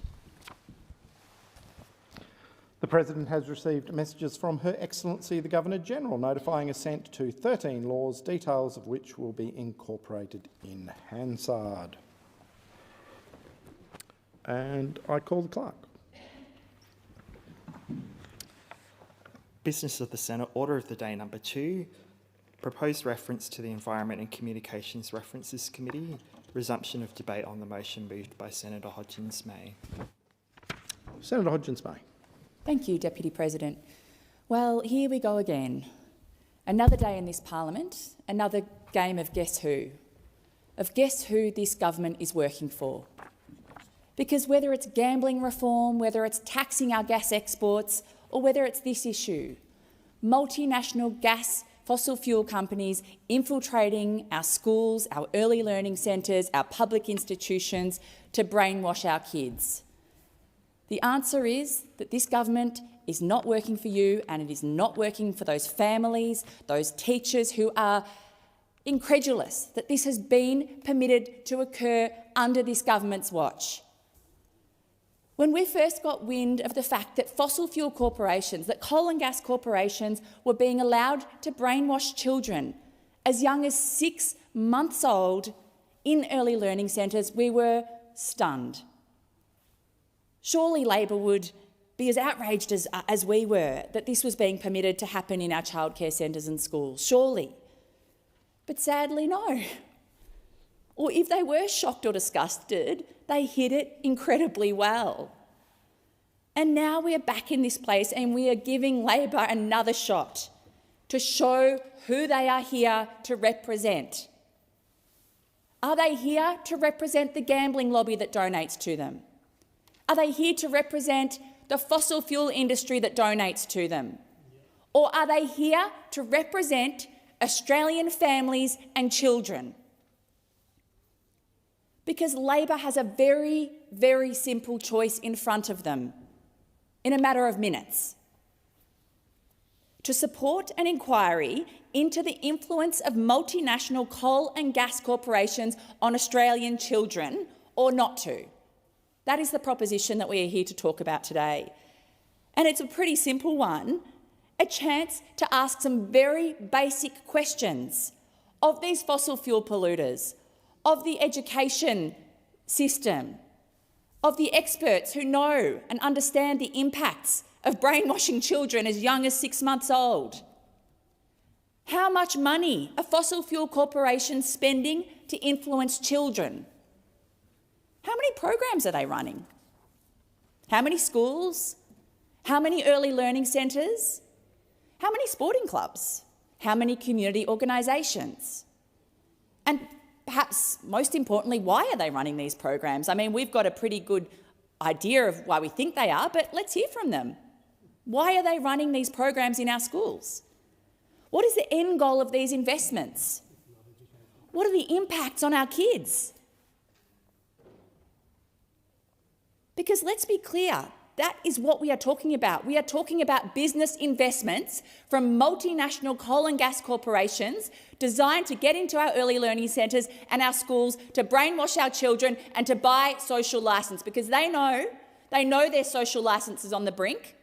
They know Australians have had a gutful of ripping us off in the Great Australian Gas rip-off, and now they're trying to build social licence amongst children as young as 6 months old. I mean, come on. How can anyone hear this and not act? How can anyone hear this and not support an inquiry into this absolute travesty?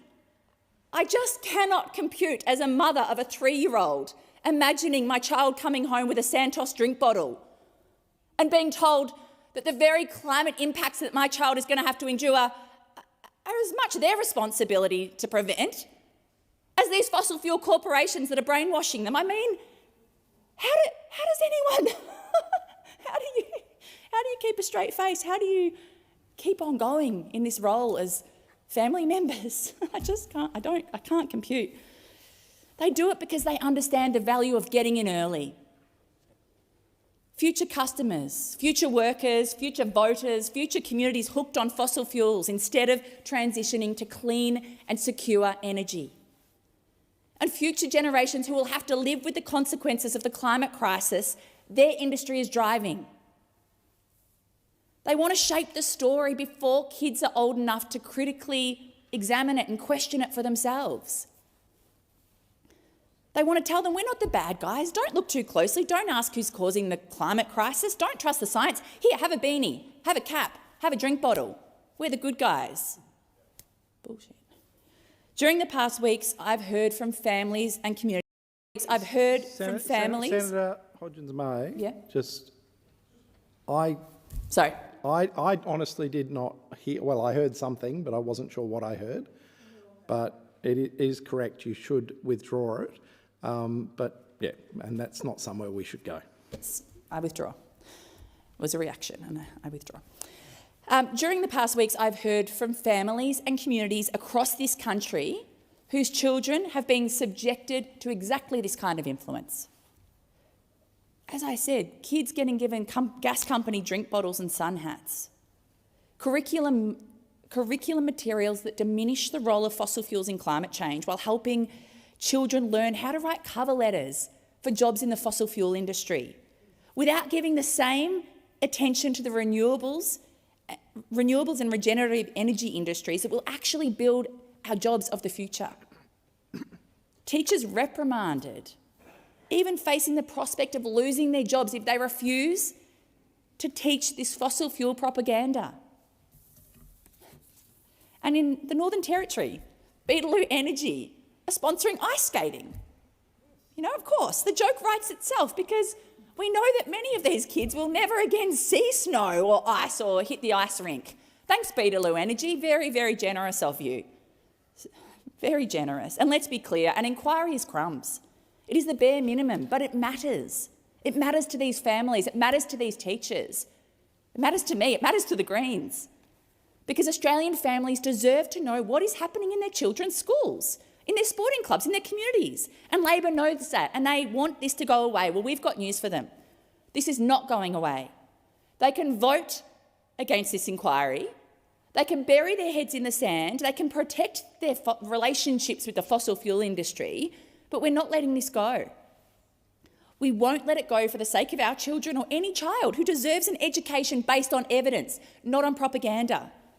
We won't let it go until fossil fuel corporations are out of our schools, are out of our early learning centres, are out of our sporting clubs and are staying the heck away from our children. I really want to say a huge thank you to Comms Declare for their report and for bringing this issue to light and to surfacing it. Thank you. I know you won't let this go, and we're behind you. And I want to thank the Australian Youth Climate Coalition for their work and for representing the generation that is being forced to live through the crisis they did not create. And I want to thank the teachers, the educators, developmental experts, parents and families who have stood up and said, this is not right. So Labor, here's your choice. You can stand with families, you can stand with children, you can stand with the educators and the scientists. Or you can stand with your coal and gas donors again, the lobbyists, the polluters, the climate change deniers. I know which side I'm on. We, the Greens, know which side we're on. And I've seen Labor members squirming in their seats when they hear this stuff. You've got an opportunity to draw a line in the sand. This is about our kids, our children, Australian families. Stand with the families and vote for this inquiry.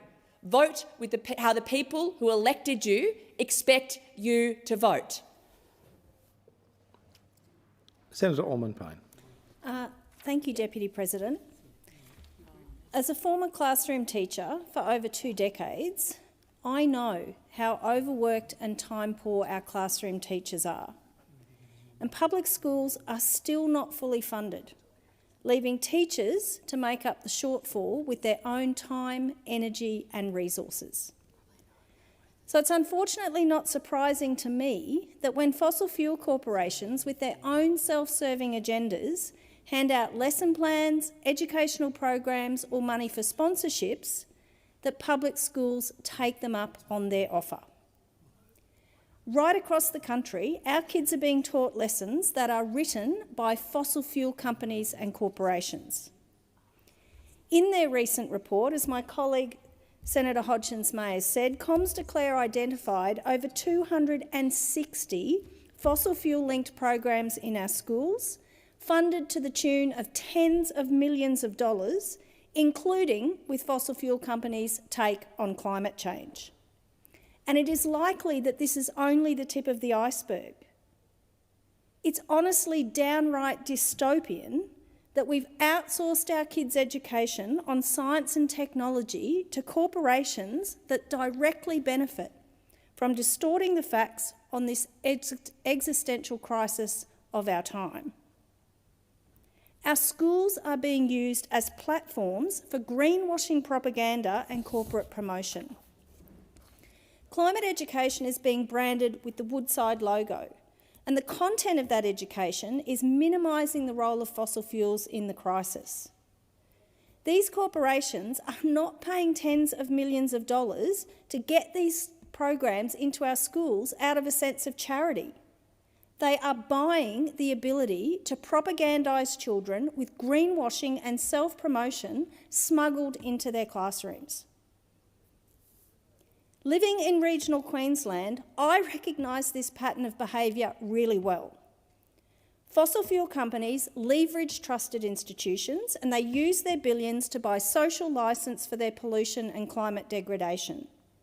They buy sponsorships at sporting clubs, at local schools, and they try to parlay that into the licence to extract our natural resources and to keep the enormous profits for themselves, ruining our planet and our kids' futures in the process.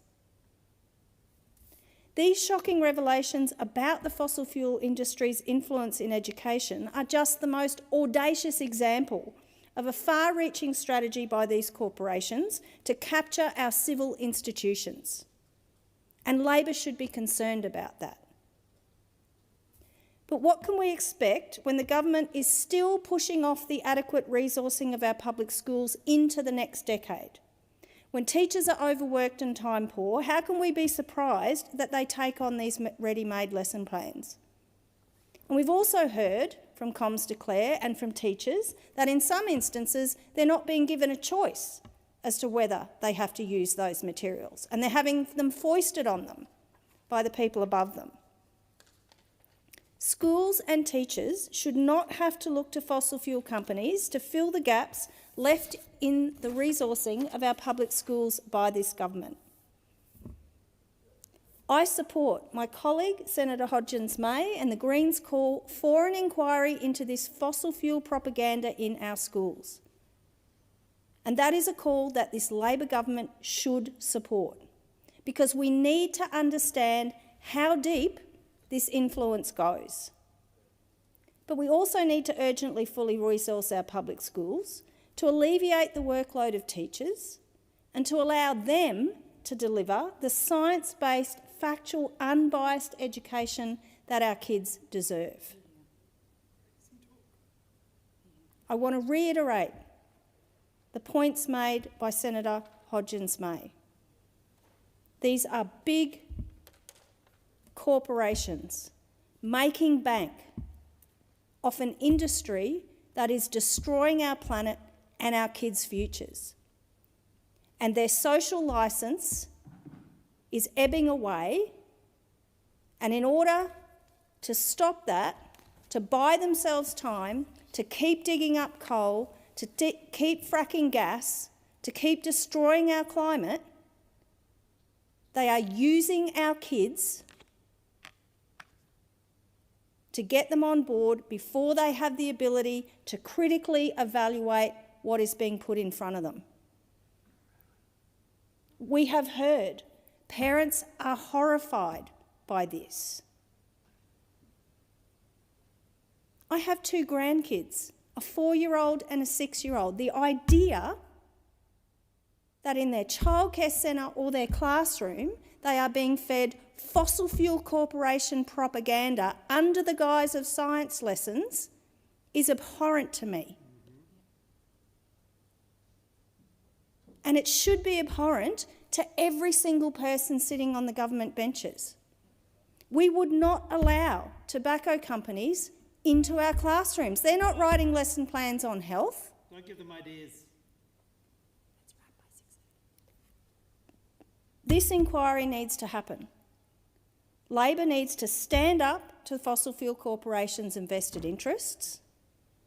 They need to be prepared to let a light shine on what is going on in our childcare centres and our schools, what teachers are being told they have to teach in their classrooms in relation to this stuff, and let the community know and understand what is happening and how far it goes. And for that reason, I reiterate Senator Hodgins-May's call. Labor should support this inquiry. The question is that the motion be agreed to. Those of that opinion say aye. Against say no. The noes have it.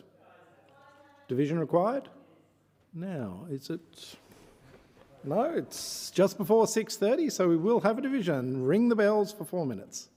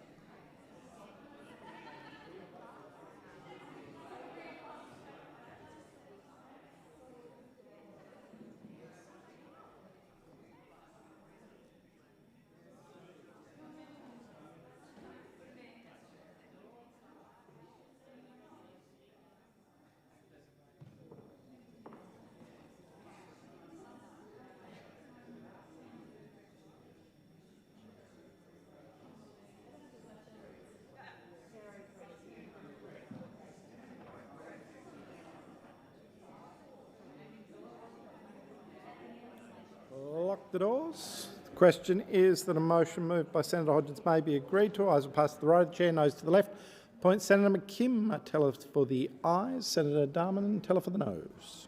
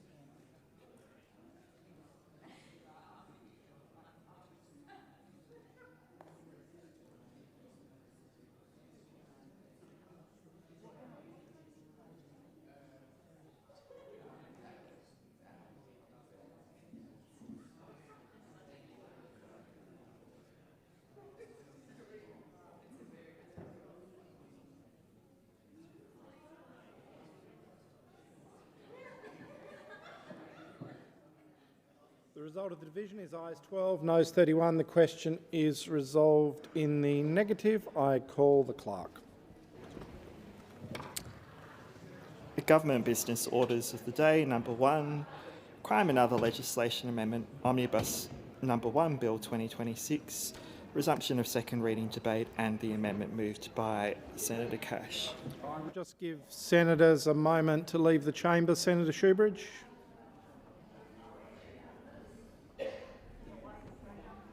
Senator Shoebridge, you have the call. Thanks, Deputy President. Part 3 of Schedule 1 of this bill extends the sunset date for what are called network activity warrants, or data disruption warrants, account takeover warrants, and related authorisations under the Surveillance Devices Act and the Crimes Act, and it proposes to extend them by another 3 years to the 4th of September 2029. The Independent National Security Legislation Monitor, the INSLM, did a review and found that those powers had been rarely used, but they had been used sometimes effectively against some serious cyber-enabled and cyber-dependent crime. Now, that's not in dispute. It's what's in the report. What is in dispute is whether they should be retained for another 3 years without the raft of stronger, essential safeguards that the INSLM said, and has said now years ago, were needed if these powers are to remain on the statute books. It's interesting to note the trigger for comprehensive reform of electronic surveillance goes back to 2019, and that was the Richardson Review of the National Intelligence Community's legal framework. That's 7 years of runway. The runway's been laid out for 7 years for reforms that still haven't taken off. And extending the sunset to late 2029 effectively tells agencies that they can have these powers without safeguards, and the public can be the subject of them without safeguards for years. This is why the Greens are putting an amendment to change that date to the 1st of July 2027. That is more than enough. The Law Council's submission to the inquiry supported this. They made it clear with their recommendation that this is essential in order to give life to recommendations 6, 7 and 8 of the now long-standing INSLM review into these powers. And what the Law Council said is that we need a clear assurance from the government that the safeguards will be put in place this parliamentary term. It has already taken too long for this to happen. Support in principle for modernising law enforcement administration doesn't mean waving through provisions that shift risk onto the people least able to bear it. And it does, whether it's a low-level drug courier facing an inflated gross weight charge with no mistake of fact defence, or the public who's waiting years longer for surveillance safeguards that were promised back in 2019. Senator Blyth. very much, Deputy President. Now, the Coalition will not oppose the Crimes and Other Legislation Amendment Omnibus Bill number 1, 2026. Much of this bill is technical or procedural in nature, where it modernises, clarifies and improves Commonwealth criminal justice, policing and prosecution laws. The Coalition is supportive of those measures. The bill contains practical amendments dealing with AFP powers at Western Sydney International Airport, electronic warrant applications, ACT policing, serious drug offence thresholds and conflicts involving the Commonwealth Director of Public Prosecutions. It also covers extradition arrest powers and telecommunications interception legislation. The opposition is concerned about a number of aspects of this bill and will be moving amendments to ensure significant changes to the operational capabilities of the Australian Criminal Intelligence Commission receive the scrutiny they deserve and expanded extradition arrest powers remain subject to the appropriate parliamentary review. The Coalition will also ask questions in the committee stage about Schedule 3 relating to the changes to the Director of Public Prosecutions Act 1983. This bill exposes the Albanese government's continuing failure to deliver the comprehensive reform of Australia's electronic surveillance framework that it has been promising the Australian people for almost 4 years. Part 3 of Schedule 1 extends account takeover warrants, data disruption warrants, network activity warrants and related emergency authorisations for a further 3 years until the 4th of September 2029. The Coalition supports the continuation of these important cyber disruption powers. The former Coalition government introduced these powers back in 2021 because serious organised crime, child exploitation networks, drug trafficking syndicates and other criminal enterprises were increasingly operating online and exploiting encrypted platforms and sophisticated digital technologies. Now, the Coalition saw the importance of increasing measures around these particular areas. These powers allow agencies to not simply observe serious criminal activity, but to intervene directly, identify offenders operating anonymously and disrupt criminal networks and prevent further offending. The Independent National Security Legislation Monitor found the identity and disrupt powers provide effective operational capabilities in circumstances where other powers would have been ineffective and recommend that they should not be allowed to sunset. The threats these powers address have not disappeared. And some would say that the online environment has become even more devious. Serious organised crime continues to adapt and new technologies are continually exploited as they operate across jurisdictions, not just here in Australia, but globally. The need for the extension is a direct consequence of the government's failure to complete a comprehensive electronic surveillance reform. That same reform that they have been promising to deliver for the last 4 years. Now, the government accepted the need for a modern, coherent electronic surveillance framework. Yet, here we are, almost 4 years later, after them taking office, and there is still no comprehensive legislative package for this. No modern Electronic Surveillance Act and no clear timetable for its reform.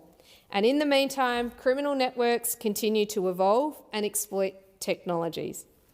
Extending the sunset clause keeps necessary powers alive, but it is not a substitute for the comprehensive reform that is genuinely needed in this space and that this Labor government promised to deliver.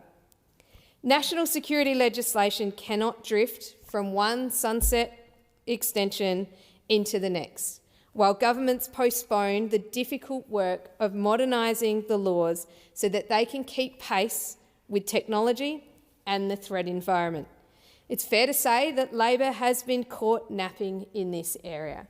Labor haven't done anything to make sure that they are keeping pace with the technology that criminal networks and exploitation networks are using, and they haven't kept pace with the threat environment. The opposition will move a second reading amendment concerning the removal of the ACIC's ability to apply for data disruption warrants.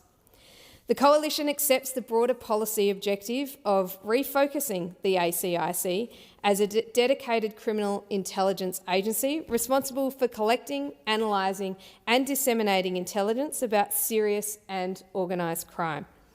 The concern is not simply about policy direction. It is the legislative vehicle chosen by the government and the level of scrutiny this significant change will receive. Removing the ACIC's data disruption warrant power is not a minor or incidental amendment. It changes the powers, the functions and the operational capabilities of one of Australia's principal criminal intelligence agencies. Data disruption warrants can interfere directly with data used by serious and organised criminals, disrupt criminal communications, degrade criminal platforms and undermine the ability of criminal networks to operate effectively here in Australia. The Australian Criminal Intelligence Commission Bill 2026 is already before the Parliament and is intended to establish a modern legislative framework for the ACIC and its proposed intelligence-focused role. That bill has been referred to the Parliamentary Joint Committee on Intelligence and Security, Parliament's specialist committee for scrutinising intelligence and national security legislation. The PJCIS is the appropriate forum to examine the future powers, functions and safeguards, as well as accountability arrangements that apply to the ACIC. The Coalition's second reading amendment will call on the government to incorporate Part 3 of Schedule 1 into the Australian Criminal Intelligence Commission Bill 2026. This is not about opposing the continuation of cyber disruption powers or preventing the reform of the ACIC. It is about ensuring that significant national security reform is considered through the appropriate legislative vehicle and receives specialist parliamentary scrutiny, which is something I think the people of Australia expect to happen with legislation that comes through this place. It is something that the Australian people expect to see: proper debate, proper scrutiny, when it has been this government's habit to constantly guillotine bills as they come through this place so that they are devoid of any kind of scrutiny. And what we end up with are bills that are a mess and create all sorts of unintended and at times intended consequences. Changes of this significance should not be bundled into an omnibus bill containing largely technical and procedural amendments. But that is something that we have seen from this Labor government, where they take a whole lot of normal, routine updates to bills and bulk them all together and then put quite extraordinary things in with them.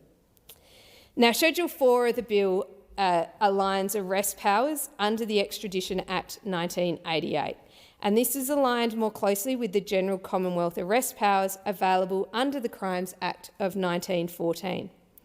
The Australian Federal Police advised the Senate inquiry that the amendments address genuine operational difficulties that they encounter, including limits on entry to premises and the use of reasonable force when executing an extradition arrest warrant. It is undesirable for police to face avoidable operational barriers when a person sought for extradition is inside a private premises and a lawful arrest warrant is in force. The Coalition supports giving police officers the practical powers they require to execute lawful extradition warrants safely and effectively. However, these remain significant coercive powers involving entry to a premises, the use of reasonable force and the deprivation of liberty. Whenever Parliament expands coercive powers exercised by the state, it has a responsibility to ensure that those powers operate as they are intended.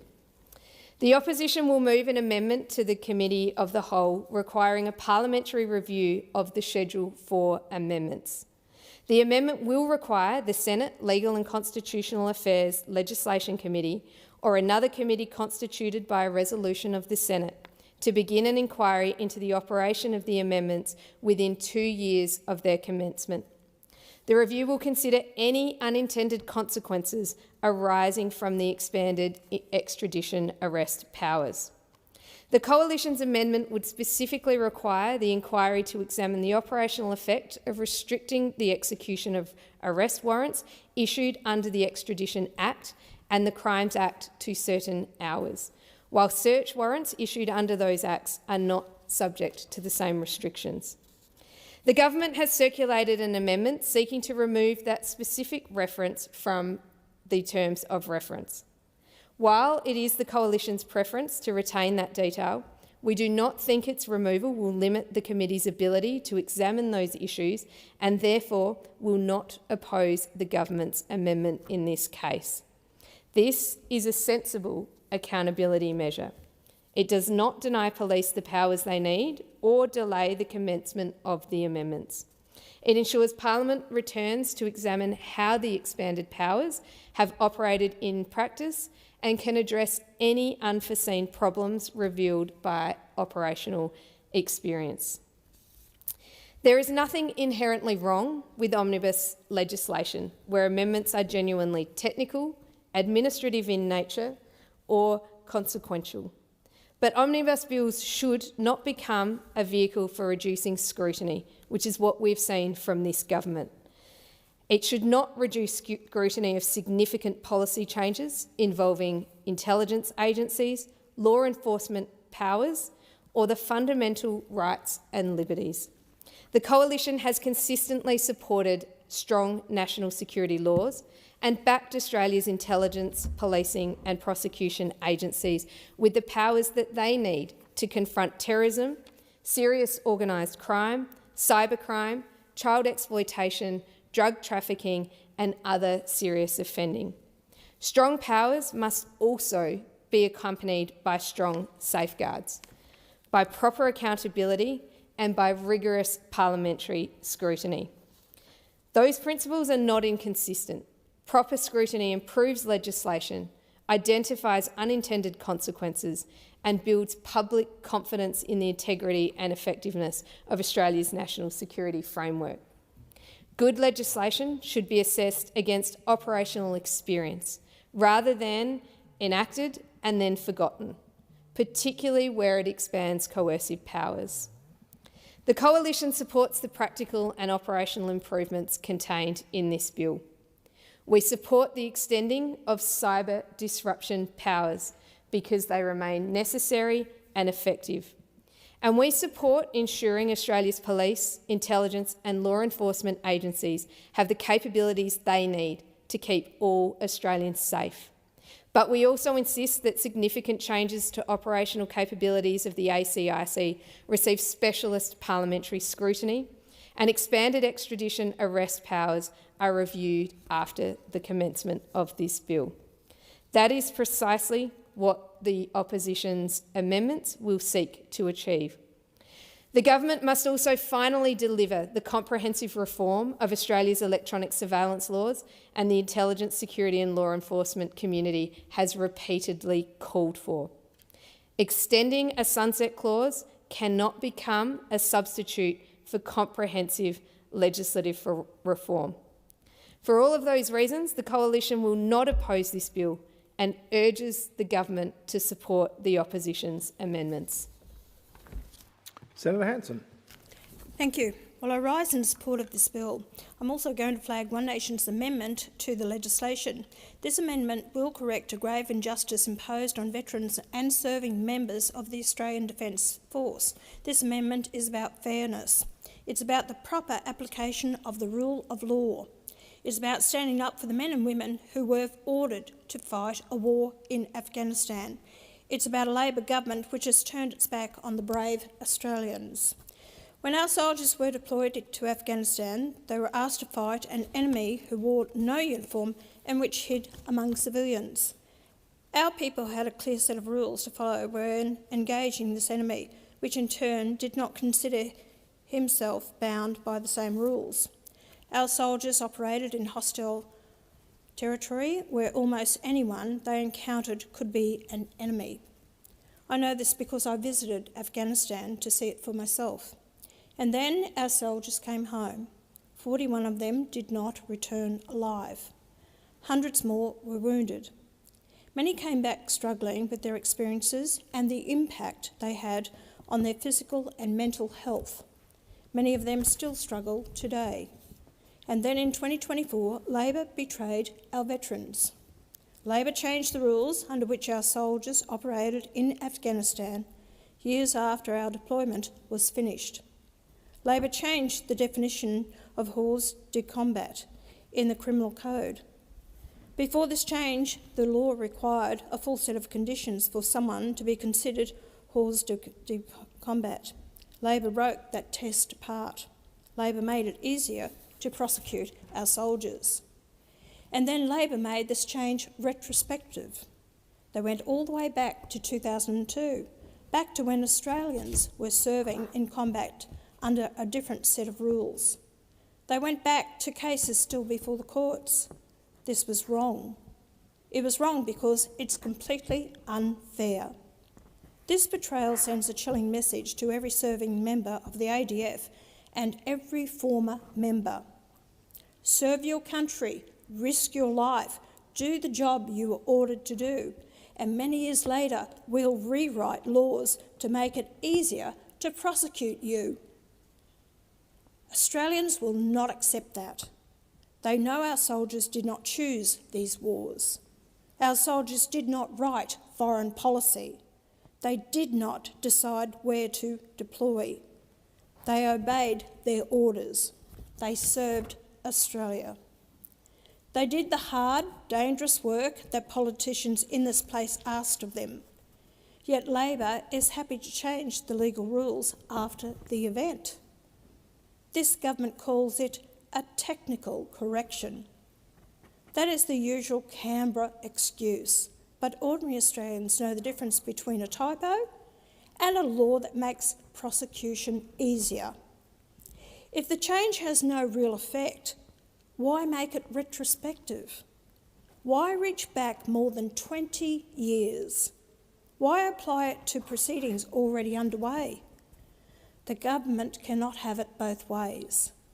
Labor cannot say the change is meaningless while insisting it must apply to past conduct and current cases. This amendment restores the definition that existed before Labor changed it. It restores the legal framework which applied when Australian personnel served. It restores the basic principle of justice. You do not change the rules after the game has been played. No one is above the law. No one is asking for immunity. Where there is credible evidence of wrongdoing, it should be tested properly. But the law must be fair. The process must be fair. The government must not tilt the scales against Australians who served in uniform after the fact. This is where Labor has failed. This government is quick to talk about supporting veterans. It is quick to stand at memorials. It is quick to speak about service and sacrifice on Anzac Day. But words are cheap. Real support means standing by the people you sent into harm's way. Real support means ensuring they are judged under the law that existed at the time. Real support means refusing to turn veterans into political targets. Instead, Labor has chosen to make prosecution easier.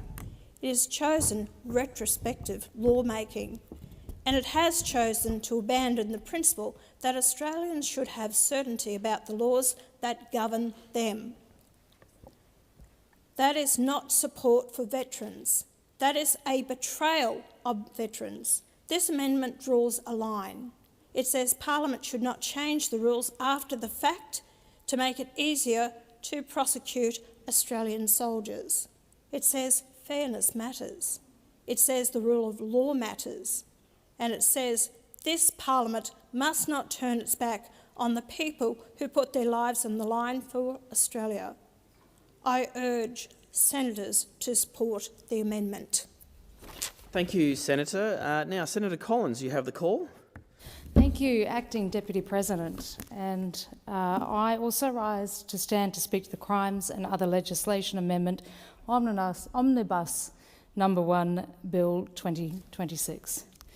Now, we heard from my colleague, Senator Blythe, before that, yes, much of this bill is technical or procedural. And we do support, the Coalition does support, the modernisation and the clarification and the improvement of the Commonwealth criminal justice system, policing and prosecution laws. Now, this bill does have some practical amendments dealing with AFP powers at the Western Sydney Airport, ACT policing and drug offence thresholds, arrest powers and other legislation. Now, Coalition's position is always that we want to keep Australians safer.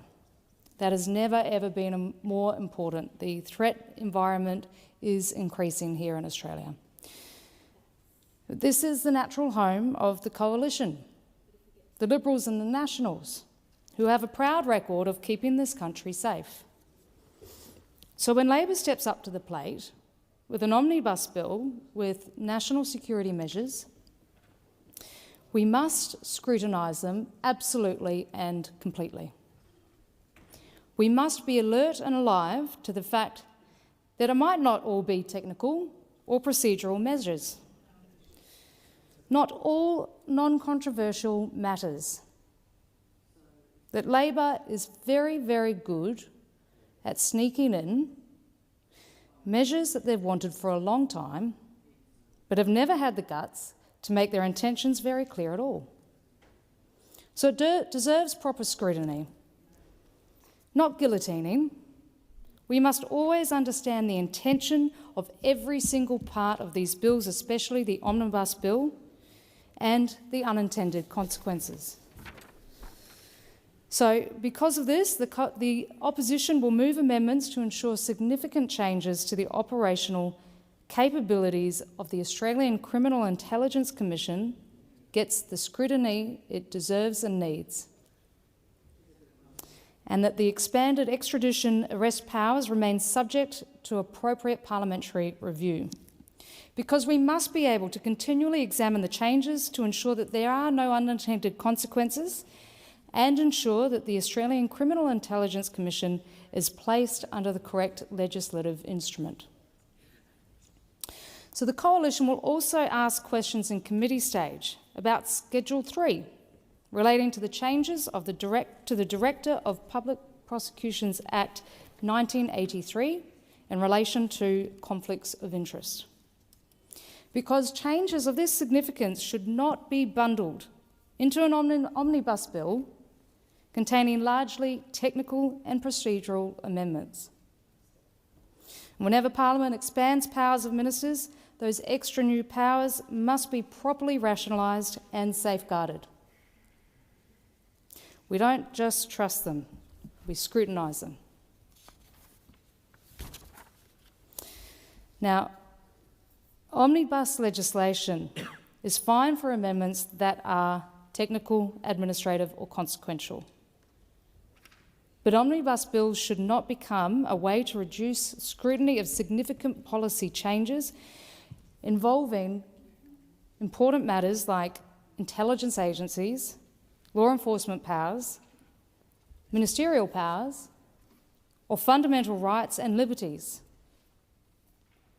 And they shouldn't make significant changes like these go unnoticed.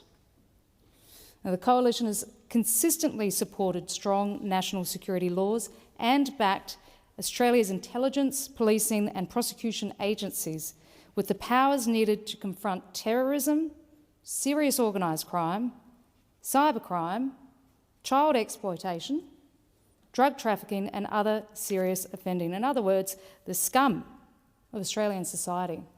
And we will never apologise for that. Stronger powers to keep Australians safe. But stronger powers needs strong safeguards, proper accountability and rigorous parliamentary scrutiny. And they must work together. They can consistently work together. Proper scrutiny is good, it makes for better legislation, and we can identify the unintended consequences, and we can build public confidence in the integrity and effectiveness of Australia's national security framework. A good legislation should be assessed against operational experience rather than enacted and forgotten, particularly where it expands coercive powers. Now, let's not remember that this government had over 4 years to do this. It failed to deliver on reform that it promised years ago, and here we are at the 11th hour again, rushing a massive bill through that hasn't had the proper scrutiny that it deserves. The threat environment has changed, rapidly changed, and serious and organised crime continues to evolve. Terrorism continues to evolve, child exploitation, the list goes on. And so our government should be keeping pace, well before the deadlines arise. But here we are, again, the coalition cleaning up their mess, having to tell them how to get their national security legislation right. Now, the government has said that there is a need for a modern, coherent electronic surveillance framework. Yet almost 4 years later, after taking office, there is still no comprehensive legislation package and no clear timetable for reform. Now, the extension of the sunset clause keeps the powers alive, but it does not substitute for comprehensive reform. And we can't just sit here with the national security legislation going from sunset clause to sunset clause while the government postpones the hard work, the hard decisions of keeping laws modern and responsive to the threats, ahead of the threats that we are facing. So the opposition will move an amendment in the Committee of the Whole requiring a parliamentary review of Schedule 4 amendments. Now, this is the scrutiny that it needs. And it means that the Senate Legal and Constitutional Affairs Legislation Committee or another committee appointed by resolution of the Senate will begin an inquiry into the operation of the amendments within 2 years of their commencement. And we need to understand if there are any unintended consequences of the legislation that this government is putting through, particularly in relation to the expanded extradition arrest powers. And the Coalition's amendment would require the inquiry to examine the operational effect of this particular schedule. Now, this is an important and sensible accountability measure. And going through the inquiry doesn't delay the opportunity for the police and agencies to do the work, but it just makes sure that the Parliament can examine the bill and how it's operating in practice. Now, the Coalition supports extending the cyber disruption powers because they are needed and they are effective. We support Australia's police, intelligence and law enforcement agencies to have the capabilities that they need to keep Australians safe and protected from the scum that I referred to before. But we also require significant changes to the operational capabilities of the ASIC to receive special scrutiny on the arrest powers that have been identified in this bill. Now, the government has to deliver on the comprehensive reform of Australia's national security legislation environment. Extending sunset clauses is not real reform. And as Australia's national security challenges continue to evolve, our laws must evolve with them, but also be ahead of the game.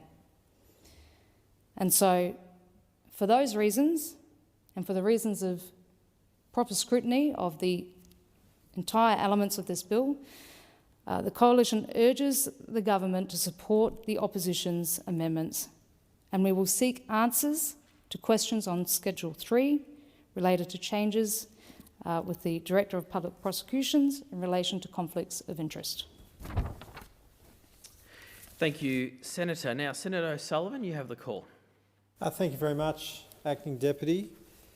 I rise to speak on the Crimes and Other Legislation Amendments Omnibus No. 1 Bill 2026. As my colleagues have indicated in their contributions, the Coalition will not oppose the bulk of this bill, while it mostly contains technical or procedural amendments to various legislation. The changes to the operational capabilities of the Australian Criminal Intelligence Commission, ACIC, warrant further scrutiny. The ACIC's current ability to apply for data disruption warrants enables it to interfere directly with data used by serious and organised criminals and disrupt criminal communications, degrade criminal platforms and undermine the ability of criminal networks to operate effectively. The removal of ACIC's ability to obtain these warrants is not a minor change that should not just be bundled into an omnibus bill, however. That is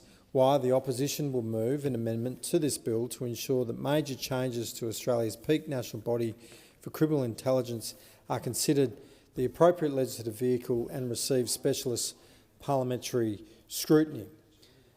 That's why we'll seek for an amendment. The amendment will call on the government to incorporate Part 3 of Schedule 1 into the targeted Australian Criminal Intelligence Commission Bill 2026, which is currently before the Parliament. We will move amendments so that expanded extradition arrest powers for the police remain subject to appropriate parliamentary review. Now, let's be clear, this bill further exposes the Albanese government's under-delivery of long-promised reform to Australia's electronic surveillance framework. Yet again, Australians have been left unnecessarily vulnerable because of a government that will only act in reaction, not in anticipation.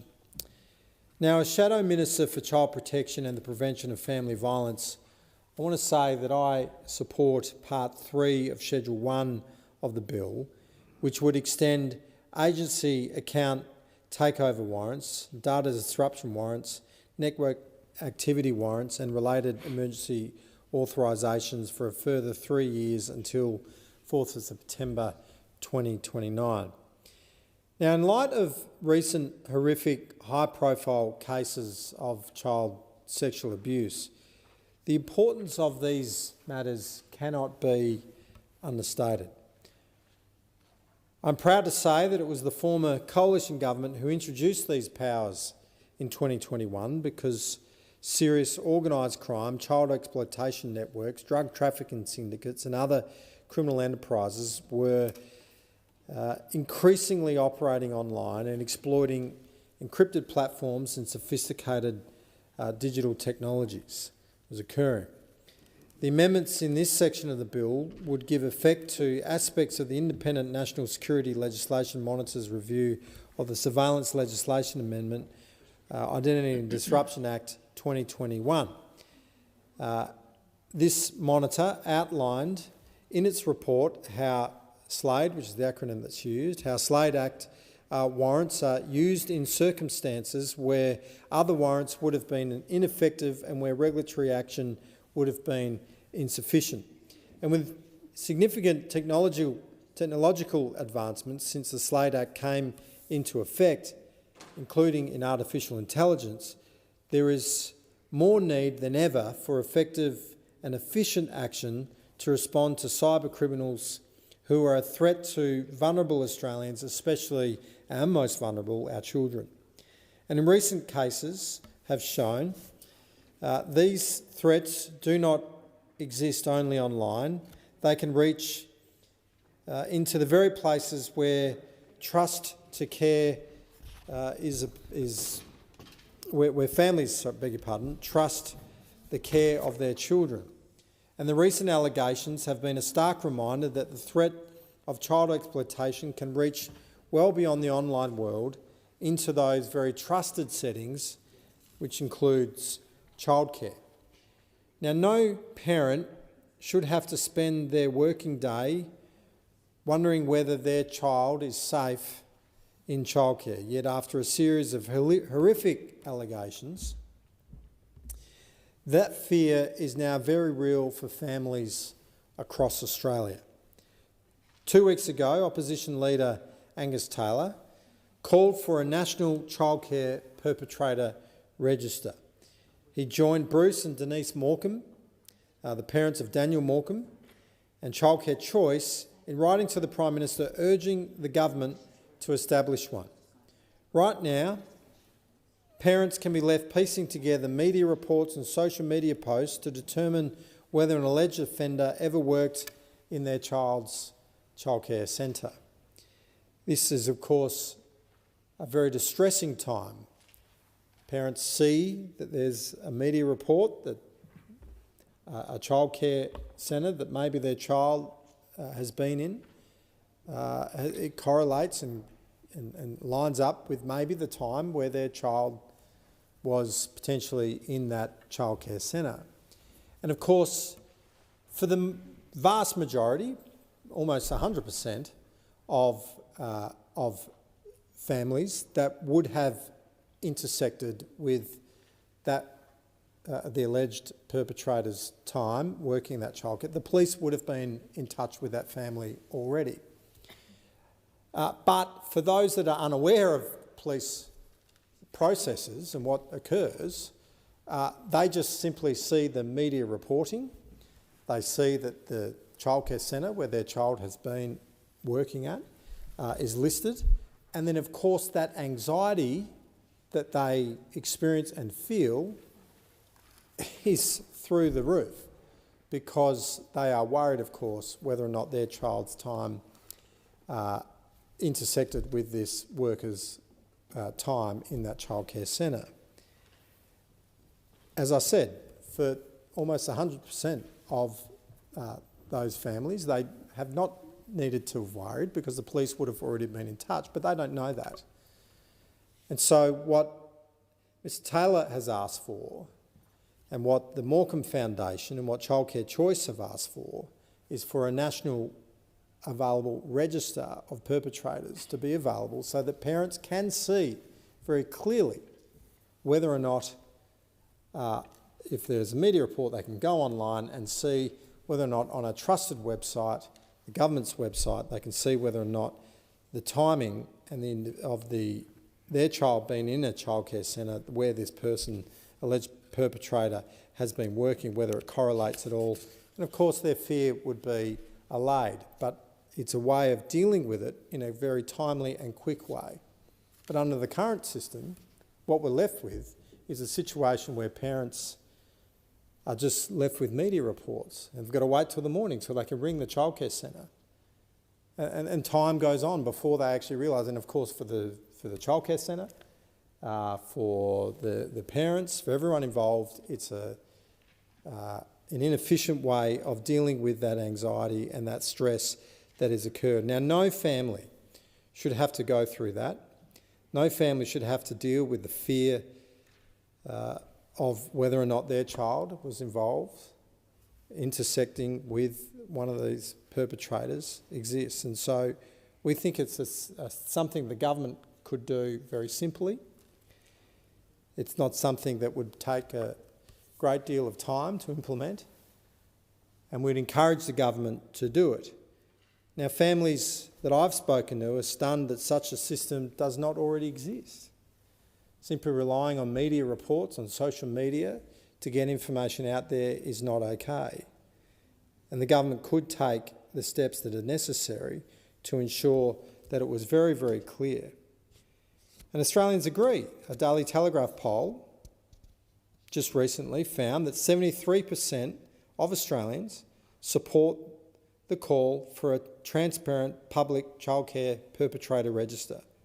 Parents deserve this transparency about who has been entrusted with the care of their children Now, the Coalition stands ready to work with the government. We understand that it would need to be designed in a way that was ensuring the presumption of innocence, to ensure that there was, it was clear that it didn't in any way impede the law enforcement's ability to prosecute and go through with what they need to do through the courts. But we think that should an individual with a serious charge of a child exploitation crime, that their name be listed on a website so that parents can have that understanding of exactly where they have worked. So this is something that we encourage the government to consider, something the Coalition stands ready to work with the government on. Now, back to this legislation. Extending these powers for another 3 years is necessary, but a sunset extension is not a substitute for comprehensive reform. Some of the recent cases of abuse occurred while these warrant powers were in effect. It's clear that a holistic approach is required. We must ensure that childcare workers receive proper training and fair compensation. Screening must be thorough to identify and prevent anyone with a relevant history or who may pose a risk to children's safety is occurring. There must continue to be swift intervention and strong justice responses for offenders, and there must be robust reporting to allow childcare providers and parents to make informed decisions about childcare safety. Extending the cyber warrant powers in Schedule 1, Part 3 of the Omnibus Bill is an important step to ensuring that criminals operating online understand they cannot exploit Australians without facing the full extent and full force of the law. So the Coalition supports the practical and operational improvements contained in this bill. We support extending the cyber disruption powers because they remain necessary and effective, and we support ensuring Australia's police, intelligence and law enforcement agencies have the capabilities that they need to keep Australians safe. But we also insist that significant changes to the operational capabilities of ACIC receive specialist parliamentary scrutiny, and expanded extradition arrest powers are reviewed after commencement. This is precisely what the opposition amendments seek to achieve. And we hope that the government will support these amendments, because the Coalition will not oppose the bill but urges that the government support these very practical amendments to ensure the long-term sustainability and truth of this bill. Thank you. Thank you, Senator. Senator Polley? Speak in support of the Crimes and Other Legislation Amendment Omnibus Number 1 Bill 2026, and I do that because this is really important legislation. It's a practical bill that is actually going to reinforce the responsibilities of law enforcement in this country.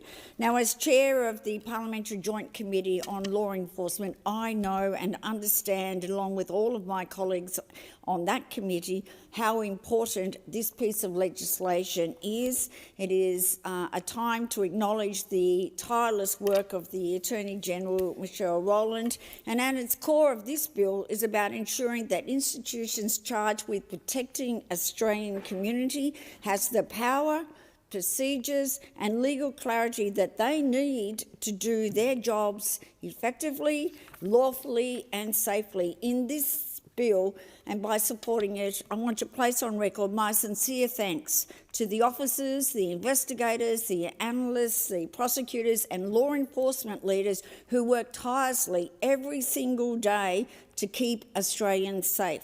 We ask a great deal of them.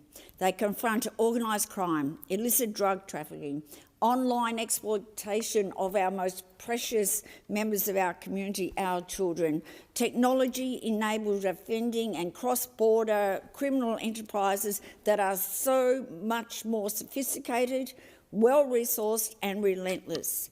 Yet today, after day, often without recognition, they continue to work with professionalism, courage and determination. They deserve not only our gratitude but also a legislative framework that supports them to do this very important work. This is especially true of the work undertaken to seize illicit drugs and keep drugs off our streets and out of the hands of criminal gangs. Every major drug seizure matters. Every shipment that is intercepted at the borders, every distribution network disrupted, every criminal syndicate dismantled means less harm in our suburbs, less violence in our communities, and fewer families living with the devastating consequences of addiction and organised crime. And organised crime affects too many people in our communities. I'm proud to be part of a government that has worked to bring about this bill, to bring out about the changes that are needed so that our law enforcement can actually do their job to keep Australians safe. There is no more important time than right now to support this bill. And I'm proud, as I said, to be part of a government that is leading the charge on this. There's so much more I could talk about, but it is important that we proceed to the next level of the debate around this bill, and I commend the bill to those opposite, because we on this side are actually a government that delivers real change for Australians. Okay, now thank you very much, Senator Polly. Now, Minister, hello. Thanks very much, Acting Deputy President. As my fellow colleagues in the government have said, this piece of legislation is critical to supporting law enforcement related agencies to keep the community safe.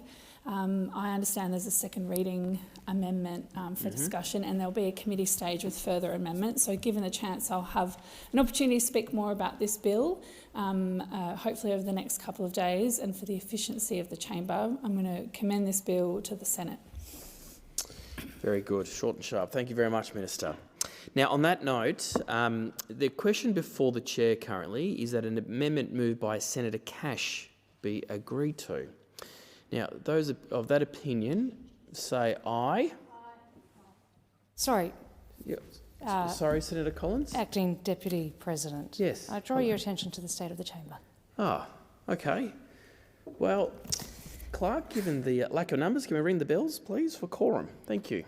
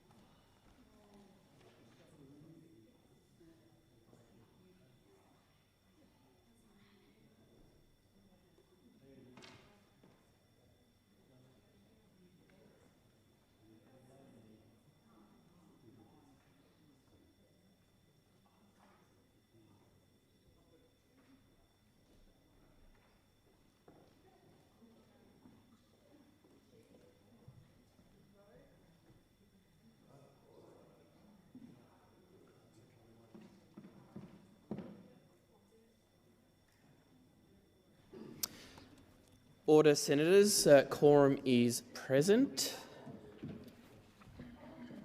Okay, now.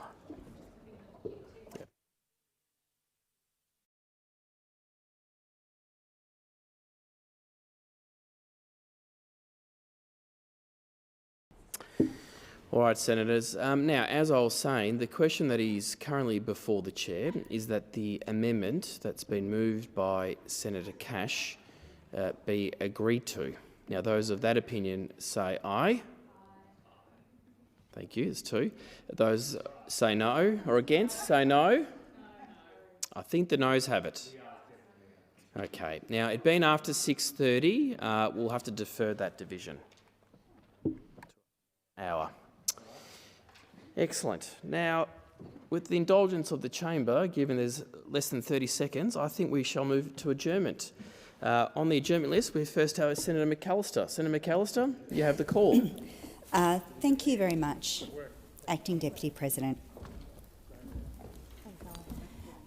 I rise this evening to acknowledge the passing of Chris Raper, a lion of the Labor movement, deeply respected in our organisation. Chris was a peacemaker at a time when so many were warriors. His involvement in the Labor movement and the Labor Party was never about advancing his own political career or as a stepping stone into an elected role. It was always about advancing the interests of union members, the contract cleaners, the home care workers, the security guards, the childcare workers that he represented. And he used every opportunity in his role within the Labor movement and the Labor Party to advance the interests of those people. Many people speak of his tenacious advocacy in every forum to meet with MPs and to seek commitments, sometimes very specific commitments, on the part of his members. He always worked every opportunity, selflessly and modestly, behind the scenes for the members that he represented. And that meant, of course, that he was widely respected across the Labor Party. In every contest that he ever participated in, he frequently overperformed against expectations, drawing votes from parts of the Labor Party where Chris might ordinarily, or another candidate might not ordinarily have expected to receive support. As a union secretary, some of the young people who worked with him speak about the tight ship that he ran. Everyone expected to be at their desks by 8:15 in the morning. Chris at his desk much earlier.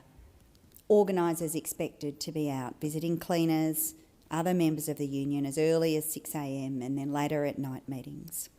Later on in his career, he would evolve into a highly respected senior public servant, a central figure in the government's liaison with the entire Labor movement, working in the interests of the people of New South Wales, always in the interests of the working people of New South Wales. There are many in the Labor movement who deeply mourn Chris's passing, but none more so than his wife Jenny and their children, David, Gavin and Cameron. Vale Chris Raper. Senator Dean Smith. Tonight I rise to speak about the growing financial pressure facing Australian families and the thousands of young Western Australians the Albanese government encouraged to take on unprecedented levels of debt through its expanded 5% home deposit scheme. The cost of living crisis is not just about higher grocery bills, rising electricity prices or soaring insurance premiums. It is also about financial security, whether families can withstand the next economic shock. Unfortunately, Labor has left many Australians dangerously exposed. For generations, home ownership has represented security, stability and the chance to build wealth. Under this government, though, it is increasingly becoming a financial gamble. Labor's expanded First Home Guarantee Scheme allows eligible buyers to purchase a home with as little as 5% deposit or 2% for eligible single parents without paying lenders' mortgage insurance. It sounds very appealing. But what Labor does not talk about is the risk. With virtually no equity, even a modest fall in house prices can wipe out a family's savings and leave them owing more than their home is worth. That is called negative equity. New Housing Australia data reveals where those risks are concentrated. In Western Australia alone, more than 3,000 first home buyers accessed the scheme across Greater Perth during 2024-2025, with another 161 buyers in regional Western Australia. The highest concentration was in Perth's rapidly growing outer suburbs, including Armidale, Baldivis, Ellenbrook, Kwinana, Gosnells and Success, where many young families bought after one of the strongest housing booms in Western Australia's history. The median purchase price under the scheme in Perth was $551,000, with a medium deposit of just $30,000. At the same time, the average owner-occupier mortgage in Western Australia has climbed to over $700,000 for the first time, increasing from around $457,000 just 4 years ago. These families are carrying record levels of debt with almost no financial buffer. Now the market is cooling.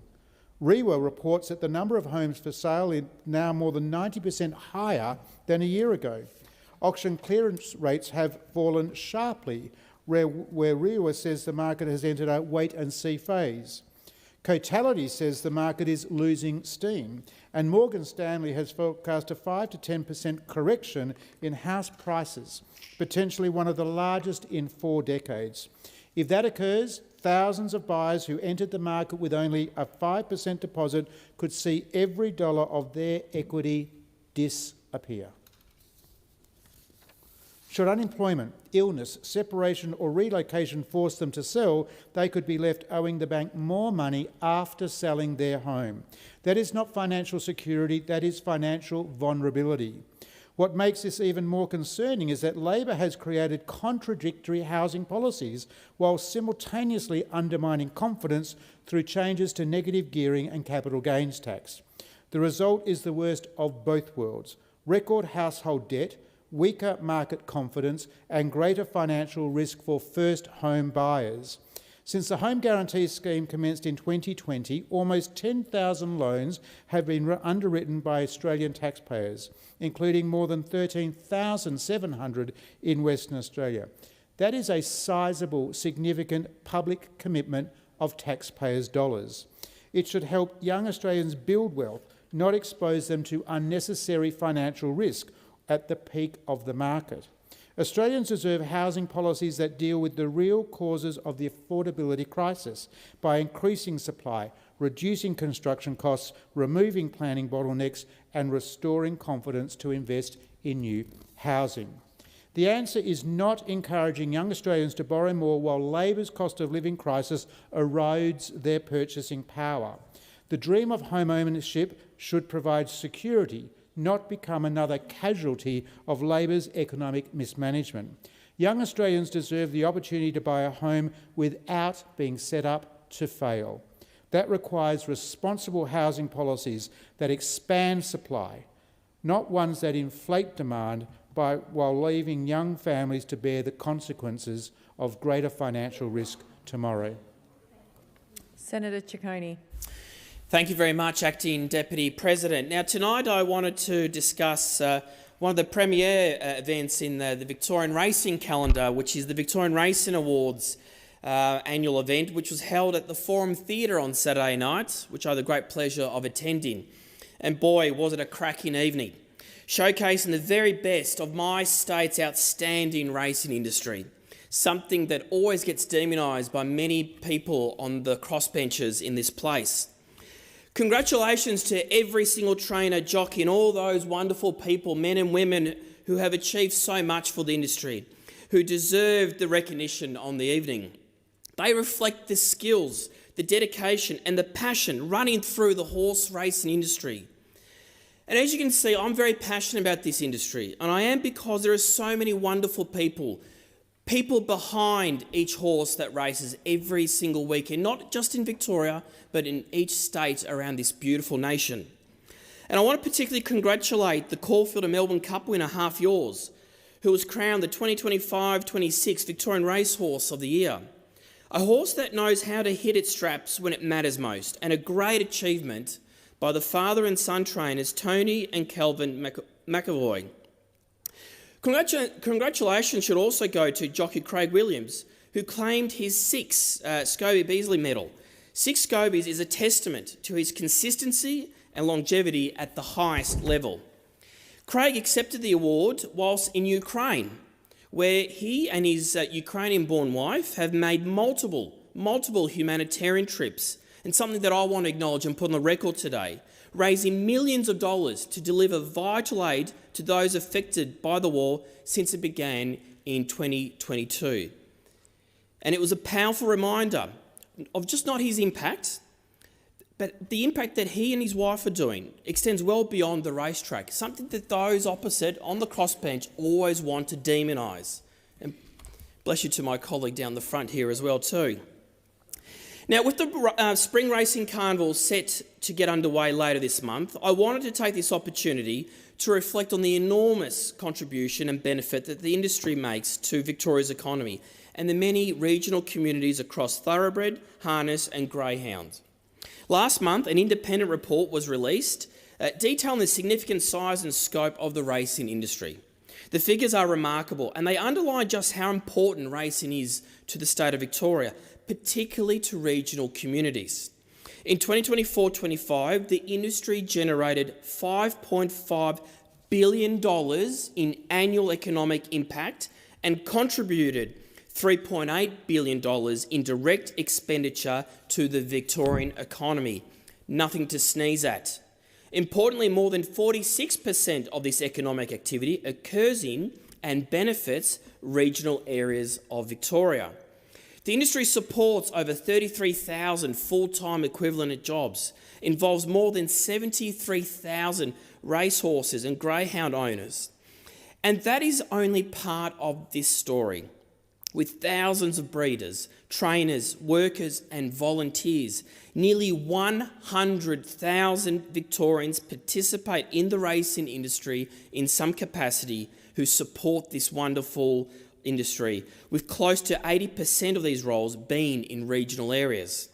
This is a huge footprint that stretches well beyond the racecourse. More than 78,000 racing club members belong to one of the 109 clubs across Victoria.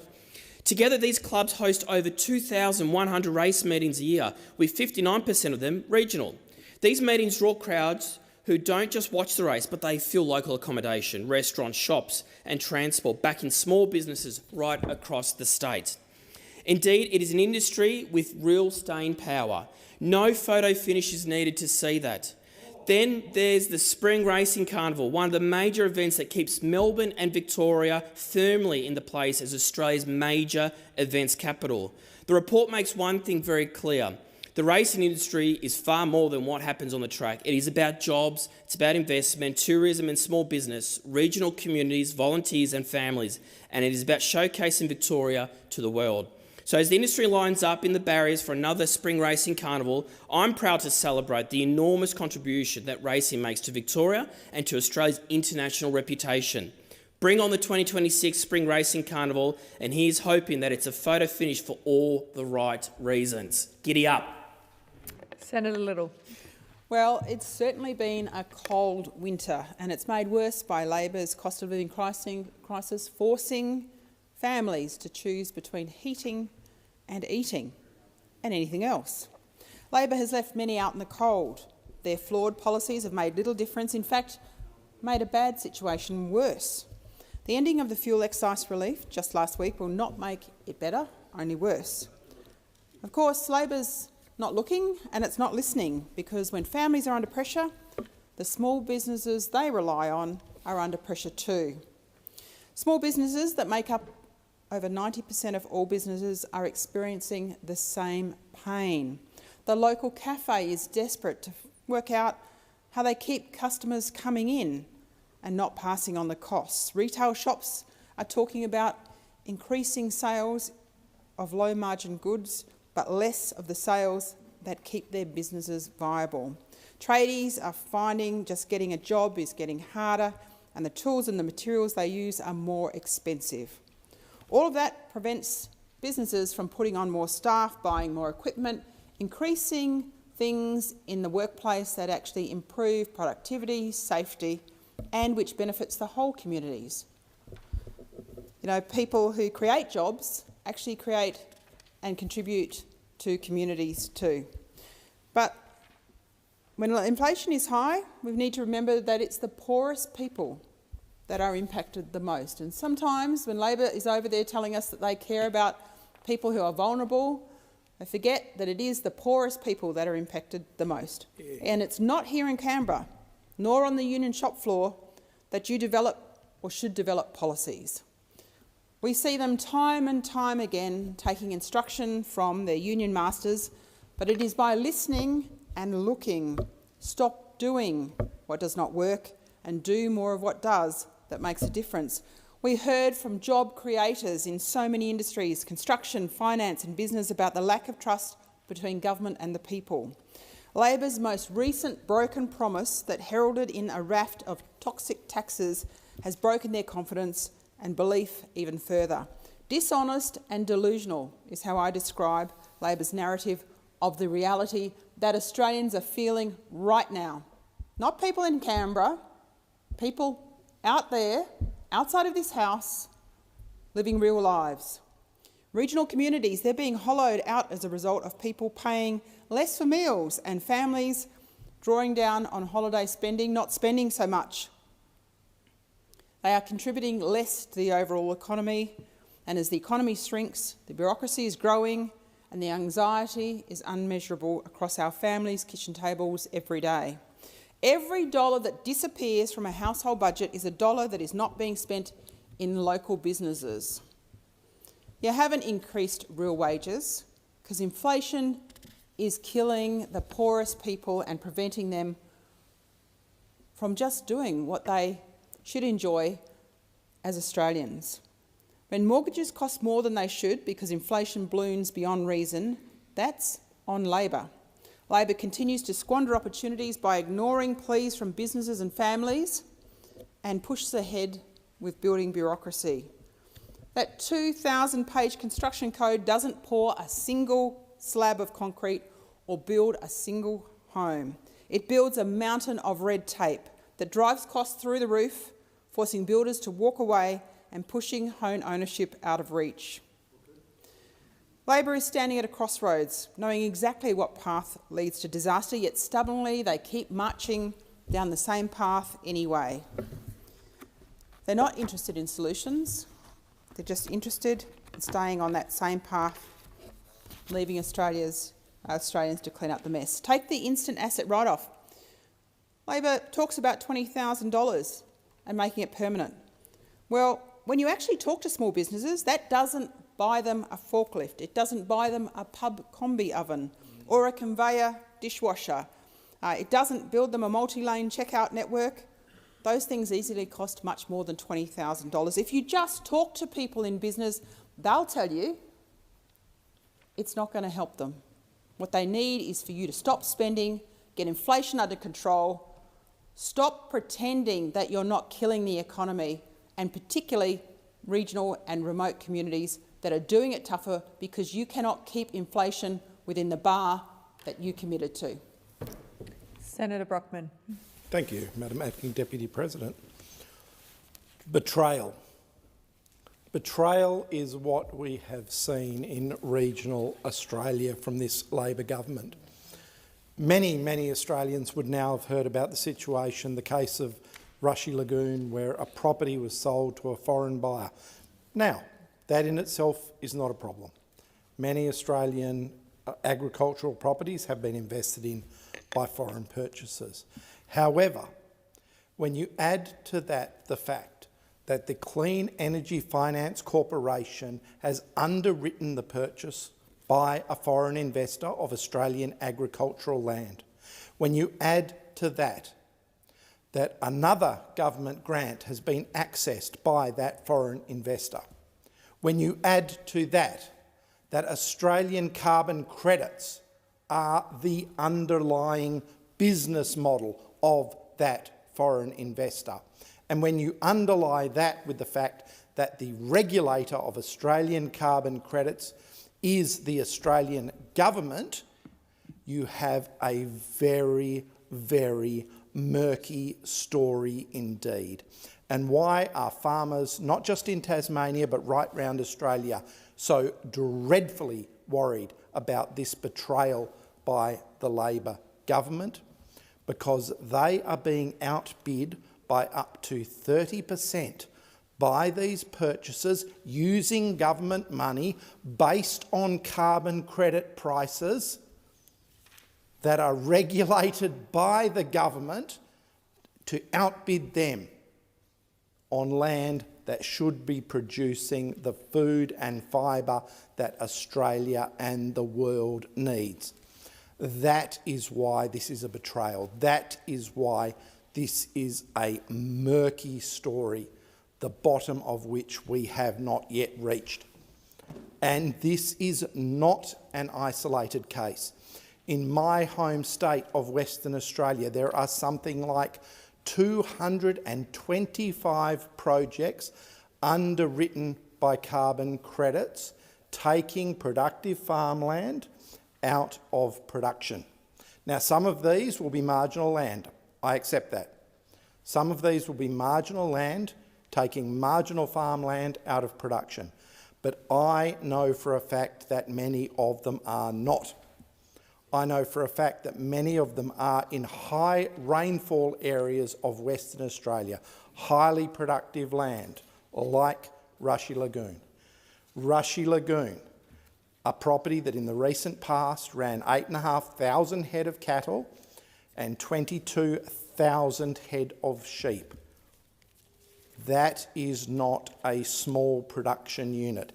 That is a significant agricultural producer, a significant producer of red meat and fibre, not just for Australia, but for the world. I ask you now, can anyone eat a carbon credit? Can anyone dress themselves in a carbon credit? I think we all know the answer to that. And that is why this very, very murky, this very, very negative arrangement where you have a foreign company using Australian government money with a business model based on carbon credits is outbidding Australian farmers by 30% for Australian land. It is a disgrace. It is a betrayal of the Australian farming industry, and it should not be allowed to stand. Senator Antic. Thank you. We're living through a quiet but profound shift in the relationship between the individual and the government in this country. Piece by piece, law by law, system by system, this country is constructing the architecture of a surveillance state. It arrives with soft language, safety, convenience, protecting the children, national security, modernisation, and because the language is so soft, too many of us, particularly in this building, have been asleep at the wheel. So let's be clear what's underway.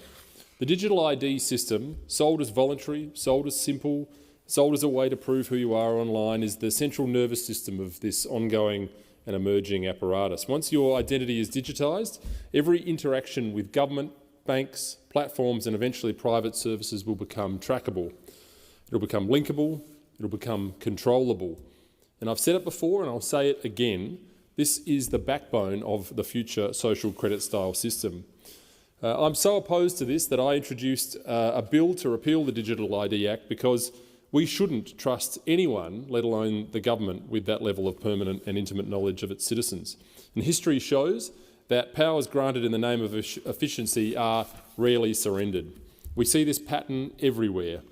Age verification mandates that force ordinary Australians to hand over digital ID documents or biometric data will be used every day for online services. And alongside these developments, we're witnessing a growing private sector interest in facial recognition technology.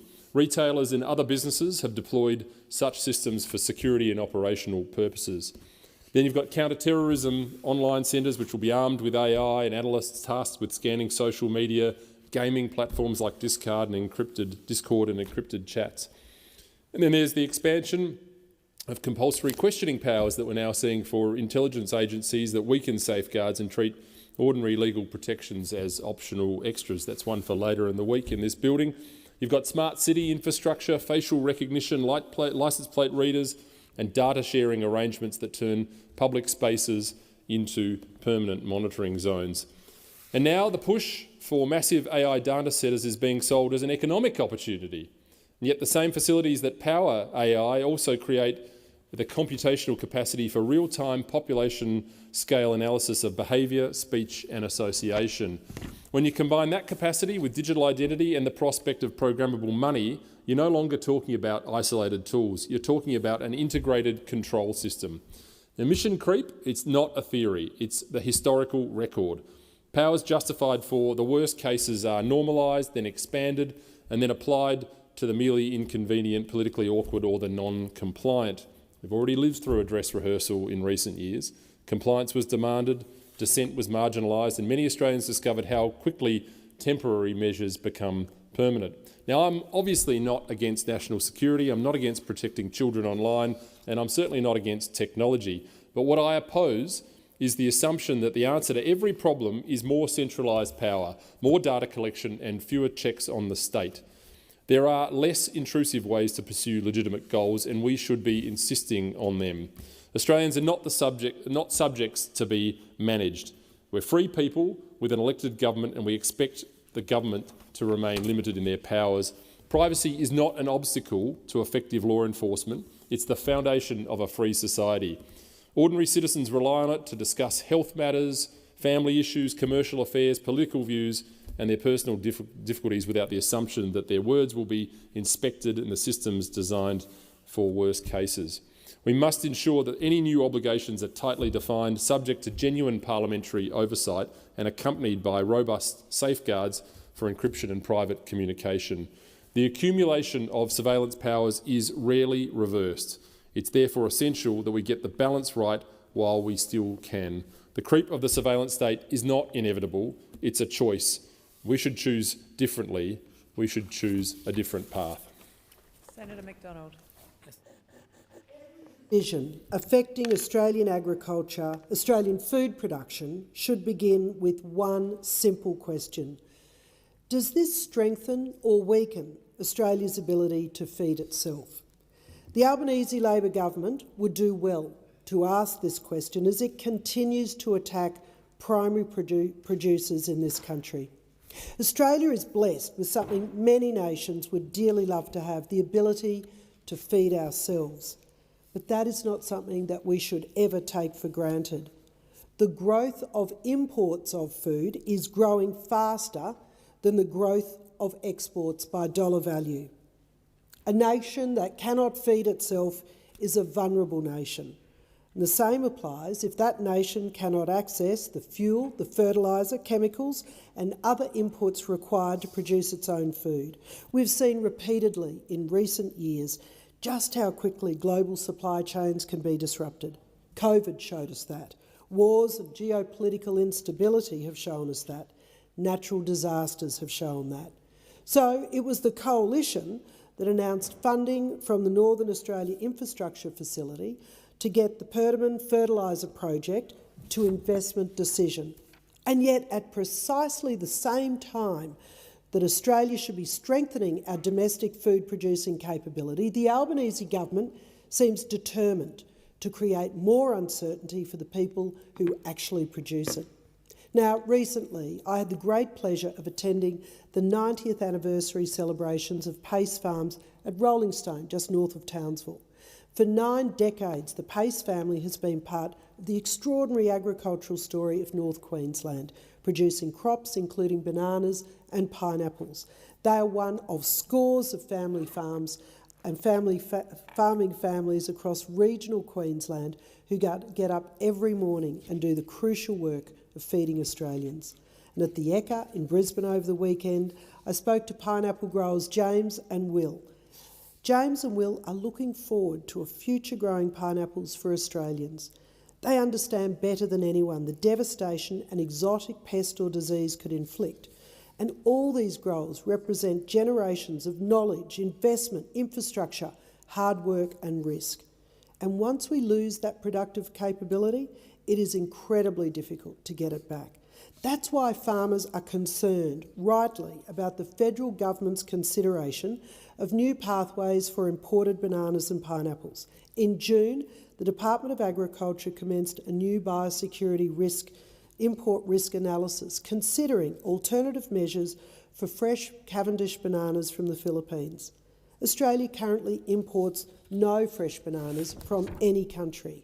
Our domestic banana industry produced almost 369 tonnes in 24-25 and more than $700 million. And 94% of those bananas were grown in far north Queensland.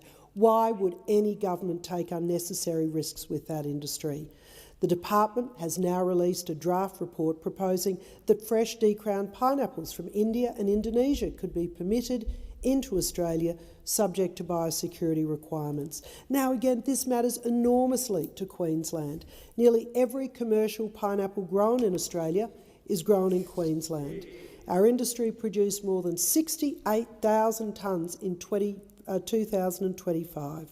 The department's own assessment has identified 8 pests associated with fresh pineapples from India and Indonesia that require risk management measures. Growers are understandably asking what benefit to Australia justifies taking additional biosecurity risks with the successful domestic industry. Biosecurity is one of Australia's greatest competitive advantages, but once a pest or a disease arrives here, it is very hard to eradicate. Whether I'm in cane paddocks, on cattle stations, talking with commercial fishers or sitting around a table with fruit and veggie growers, the message is consistent.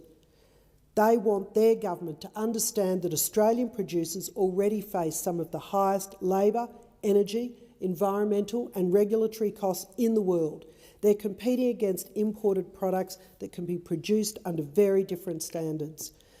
Trade does not mean abandoning common sense. Our priority is that every Australian should be able to eat Australian, and farmers should be able to grow food, catch fish, raise livestock and manufacture the imports that our farmers need. We should be protecting our Australian farmers, and the Coalition will always put Australians first. Thank you, Senator McDonald. Senator Polley. Acting Deputy President, I love my country, but I love my state, my home state of Tasmania, even more. That's why I am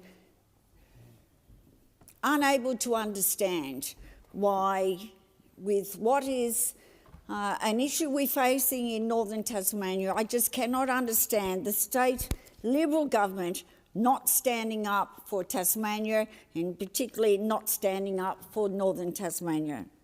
Northern Tasmania needs investment, confidence and jobs. It needs a government and every level, whether it's your local government, your state government and our national government, to be actually making sure there is a level playing field, that new opportunities are not talked down. That's why the Rushy Lagoon project matters. At a time when our region has been hit by the loss of more than 200 plus jobs at Liberty Bell Bay and 42 jobs from Bogue's Brewery in Launceston, and when we are then with an investment of $140 million into northern Tasmania, I just don't understand why that's not welcomed by the state government. I don't understand why it's not supported, and I don't understand why it's not being treated seriously. This project is to create more than 190 jobs over the life of this investment. That's with their present plans. But I know with conversations with that investment that there is potentially a lot more jobs different jobs, but more jobs that will come to fruition. These are real jobs in regional communities, jobs for contractors, planting crews, field surveyors, transport operators, sawmill workers and local businesses that service the forestry sector. It will bring capital into the northeast, support local supply chains and strengthen Tasmania's role in sustainable timber production. At a time when families in Georgetown, Launceston and across the north of the state are feeling the pressure by losing these jobs and the economic uncertainty. That is exactly the kind of investment that we should be encouraging. Not only at Bell Bay have we got Liberty Bell Bay leaving, but we've got Rio Tinto Comalco trying to negotiate with Hydro Tasmania and the state government to retain their presence in northern Tasmania. Now, to people who live in New South Wales, Victoria and Queensland, 200 plus maybe 240 jobs and another 42 jobs may not mean very much. But to northern Tasmanians and to Tasmanians, that means a hell of a lot to us. Boag's Brewery are leaving on the 4th of November, an icon for northern Tasmania. They may say that they are going to take the name and they're going to continue brewing. But I'm not a beer drinker, frankly, let's be honest. But the reality is that will not taste the same when it's not brewed in Tasmania with our pristine water. What I can't understand is why when we have a project like Rushy Lagoon, it's not just a land transaction. And the cries that foreign ownership, and I understand those opposite are concerned about one nation, and this cry about foreign investment, that property has been held in foreign ownership since 1997. It is not prime real estate, which is the classification under the control of the state government. And over the last decade, it's been on the market a number of times. No reclassification of that land has ever been undertaken. Yet, when we have this investment that, yes, is going to put some of that land, about 50% of it, maybe a little bit more, into plantation, which is an investment in renewable energy. It's about renewing the interest in timber, which really, quite frankly, since the Howard government, the timber industry in Tasmania has been attacked from every single side, that this is actually an investment in those workers, sawmillers, and is actually going to deliver for northern Tasmania. But when people talk about the northeastern farming, I actually come from a family who were farmers in that very area. And to hear the claims that the schools are going to close, sale yards are going to close, well, the reality is there's already negotiations going on to lease the land that has currently been used for grazing and for raising cattle. There's already negotiations to purchase the cattle that are currently on that property, which, as I understand, are all going very well. But this investment is also going to be into revegetation of that land and improving that land. There's also quite a deal of houses and infrastructure that is just not being cared for. But what we see from the state Liberals and the federal senator, who actually was awake, which was a good thing to hear, that he was awake and took an interest in this, is that they don't believe that this land is of prime produce and should be protected. But they also have not come clean as to who the investor was that they believe that have been outbid on this property, nor have they come clean on how much the Tasmanian investor was prepared to pay for that property. Now, I stood very happily outside a construction of new homes using Tasmanian timber. 3 weeks ago, with Danny Murphy from the Furnishing and Textile Union, the TFTU, and leader of the CFMEU Manufacturing Division in Tasmania. And his message was very clear, and that was resource security is job security. And this is a project that we should see from the state government and anyone else has been critical as a win-win for northern Tasmania. And that is why the commentary from the Tasmanian Liberal government and also Senator Colbeck and others, that they should actually be supporting this project. It is good for the northeast, it's good for primary industry. No sale yards are going to close, no schools are going to close. $140 million investment should be welcomed and it should be supported. Creating jobs, growing businesses and attracting new investment is what we do and what we should be supporting every single day. Do your due diligence. But you should not be actually taking your political stance because you're trying to protect someone who they won't come clean with. We don't know, but I suspect the attachment to the Liberal Party in Tasmania.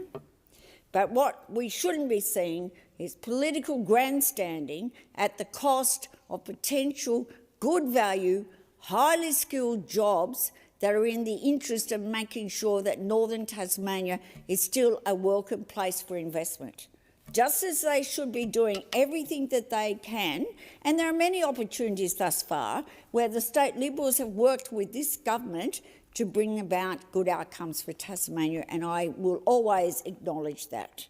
But when they're playing political, party political games, and I understand they must be scared of one nation and what that may do potentially with their capacity to win any House of Reps seats or to hold the Senate seats that they have. Our responsibility as elected members, whether we're in this chamber in the Australian Senate or in the federal parliament or in our state parliament, is to do what is in the best interest of Tasmanians. That's what disappoints me. It disappoints me that they're not prepared to put aside their personal connections to whoever this mystery buyer might have been, to see that that investment is going to change that property for the better. For the better. There is no one in this place knows the northeast of Tasmania better than I do and my family connections to that area. And I am disappointed, and I'm calling on the government senators in this place from Tasmania who are not supporting this project and talking down Tasmania. Expired, and I will now call Senator McLaughlin. Thank you, Acting Deputy President. There is a horizon most Australians will never see, yet one that belongs to every Australian, the Great Australian Bight. The landfall is one of the longest uninterrupted line of cliffs on the earth, and a nursery for the southern right whale, a cathedral of cold water upwellings and ancient reefs. Senators will know that I've opposed drilling in the Great Australian Bight, and I'm an advocate for its World Heritage listing.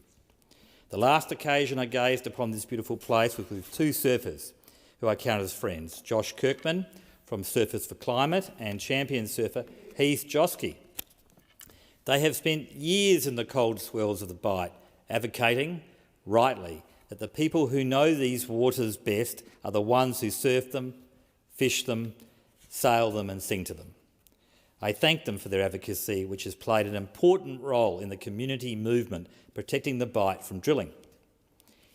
In 1988, the then Senator and Environment Minister, Robert Hill, declared what was then the second largest marine park on the planet across these waters. It was an incredible act of conservation for its time. We now have an opportunity to build upon the great work of Robert Hill, an opportunity to demonstrate to the world that we in Australia are intent on being good stewards of our land and seas rather than exploiting nature for profit alone. Further, the communities on the coastline that thrive sustainably off the bounty of the seas still live under the shadow of new attempts to drill in their pristine seas. Importantly, a once-in-a-decade review of our marine parks is now underway, including the Southwest Network, within which the Great Australian Bight Marine Park sits. This review, open for public consultation until the end of September, is tasked with assisting with the delivery of our nation's commitment to protect 30% of our oceans by 2030. By the government's own reckoning, that means identifying more than 500,000 additional square kilometres of protected water. I say let's expand the current Great Australian Bight Marine Park to cover the entire basin, some 800,000 square kilometres. With one bold expansion, the 30 by 2030 goal can not only be met, but exceeded by some 300,000 square kilometres. I assure senators that my support for World Heritage listing of the Bight and the Nullarbor has not wavered by 1 degree of latitude. That listing remains a prize worth fighting for.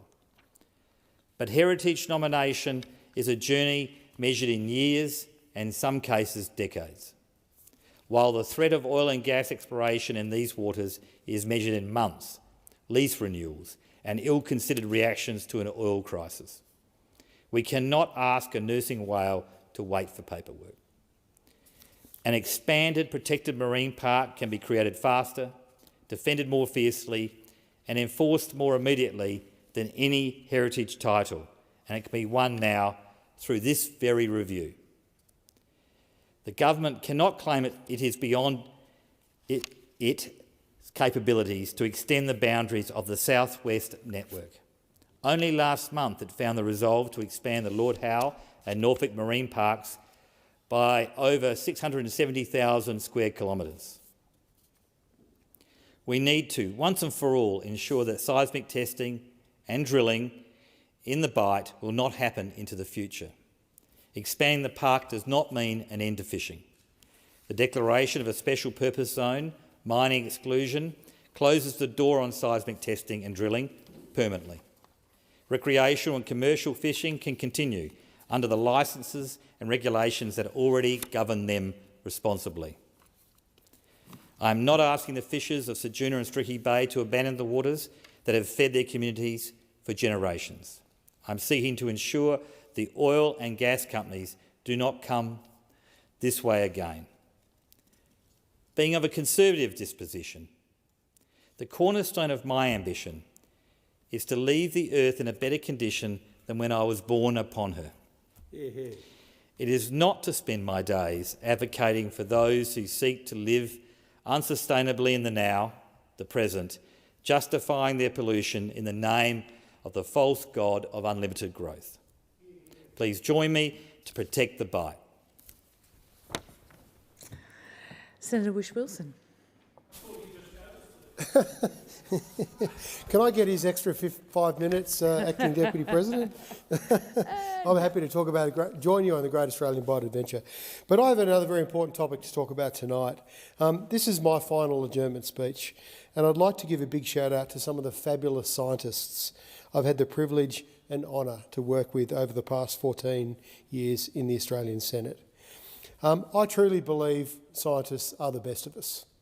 And whilst the scientific method is not perfect, it is the best process we have to establish the truth and facts in this crazy world we live in today. It allows, indeed promotes, critical thinking and peer review within a structure, a process that doesn't always descend into personal attacks and division. Now, I know many scientists are doing it tough right now on a personal level.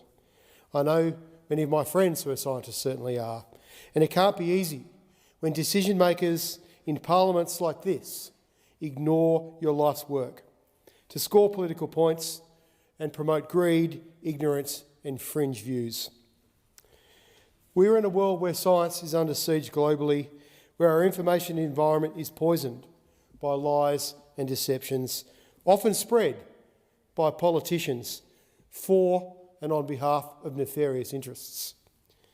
Good policy and legislation require the best possible information, and the challenges we all face today are so serious.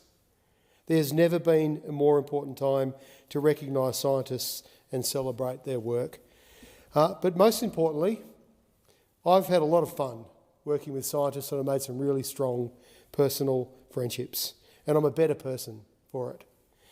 And my interactions with them has given me the hope, I'd like to think the moderation and the confidence to prosecute debate and policy outcomes here in the Australian Senate.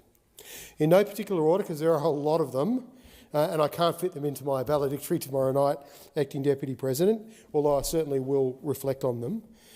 In no particular order, I'd like to thank and acknowledge Dr Eric Waller, OAM, for all his patience and support in helping me and others protect Tasmania's shore and seabirds and little penguins.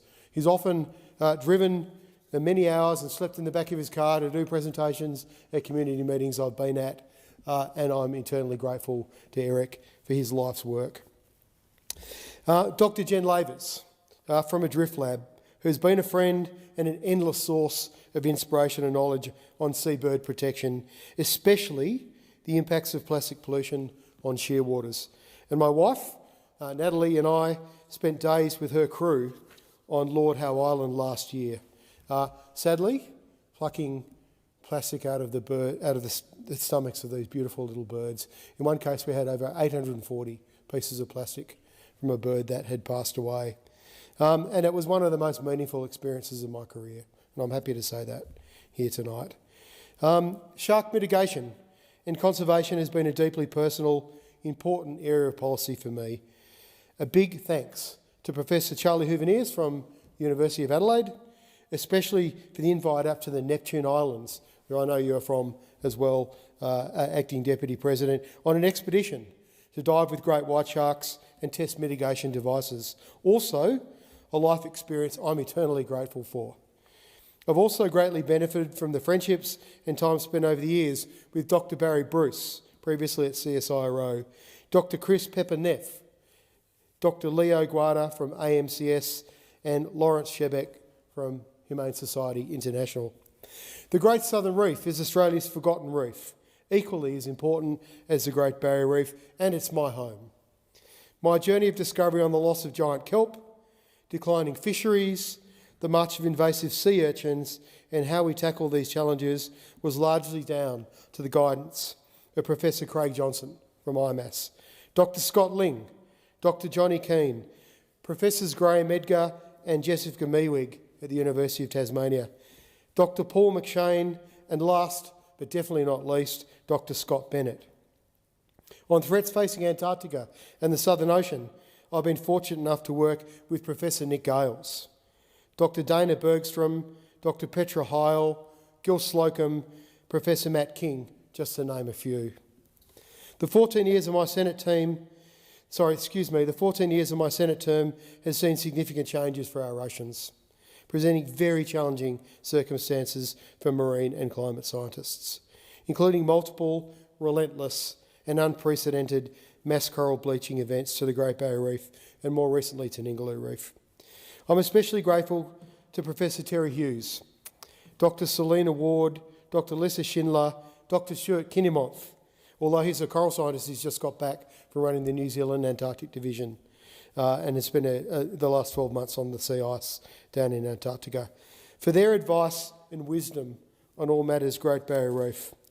And Tom Troll and Christina Collihor for their friendship and guidance on oceans and Tasmania's coastlines.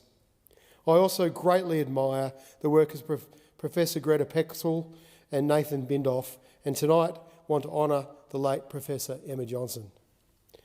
On Tasmania's forests and wild places, I'm grateful to Dr Jen Sanger and Iona Fleck, and honour also the late Professor Jamie Kirkpatrick, who Senator McKim and I laid our last calendar for Greens members in Tasmania in his honour.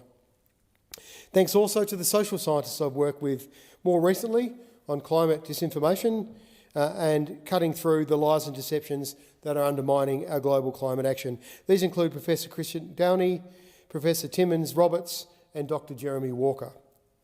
One area of policy I've worked on for years was looking at the impact of seismic testing on fisheries and marine life. And a big shout out tonight to Professor Jason Semmens and Ryan Day from the Institute of Marine and Antarctic Study for their groundbreaking work.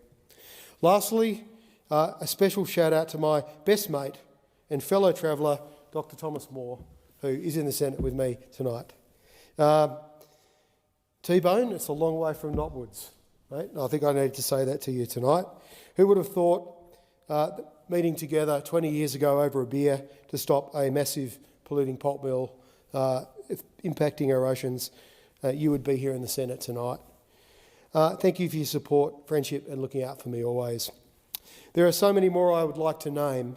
I'm eternally grateful for the opportunity to work with all these wonderful humans, and I wish them all the best in navigating this upside-down, topsy-turvy world we live in today. And Acting Deputy President, just in my last few minutes, I also wanted to say, I haven't prepared this, but I wanted to say it because I didn't think I'd get 2 minutes, but I'm a bit ahead of my time. But I wanted to say that in 2019, so 7 years ago, I nearly quit this job. I had had a dose of shingles, a really bad dose of shingles. I had this awful disease, like many Australians get, but unfortunately I got a dose of it inside my left eardrum, and it really knocked me around. I got long COVID as well, which was a breeze compared to this. And I had neuralgia and all sorts of nervous system issues. And the only reason I was able to continue in this job, which as we all know can be very stressful, it's a 24-hour-a-day job, was because I had an open-minded doctor who put me onto medicinal cannabis. Now, this is all on public record, so I'm not saying anything that's new tonight. But I did want to say, more than 1 million Australians now are accessing medicinal cannabis. And a shout out to previous Health Minister Greg Hunt, who made this happen back in the day. Now, I just wanted to say tonight, it's worked really well for me. I know these things are different for different people, but it has made a huge difference to my life. I've been able to be highly functioning, I hope, highly functioning and do my job in the last 7 years because of this drug. It's allowed me to manage my nervous system, manage my sleep, and has made a massive difference to my health and well-being. Now, I have worked with doctors and professionals, and that's why this has happened. And this scheme is so important, and it's only early days, and I urge the government to resist the temptation when vested interests are lobbying to change this scheme. Yes, it's not perfect, and it can definitely be improved, and the industry themselves acknowledge that. But please don't take away this treatment that's helped so many Australians have a better quality of life. I'm a living testimony to that. And there's so much more we can do with this drug. It can be literally life-saving for so many people. It can be so much more affordable, so much more accessible, and I'd urge the government to keep the scheme in place, improve it and build on it. Thank you. Thank you, Senator Whish-Wilson, and we'll all look forward to your valedictory speech tomorrow afternoon. We'll go to Senator Scarr. Thank you, and it is an honour to follow Senator Whish-Wilson's last adjournment speech. I'd like to applaud him on his advocacy, passionate advocacy, especially in relation to Australia's beautiful oceans, which I've witnessed over 7 years I've been a senator. Senator Whish-Wilson is someone who I always carefully listen to and whose views I deeply respect. And I'm sure that the scientists who you referred to would want to thank you for your advocacy, for your connection with them and translating their work into effective advocacy in this place. I should also say in relation to your comments in relation to your personal circumstances, I can remember when I learned that you'd suffered that debilitating illness, shingles, and I've had some people very close to me suffer it,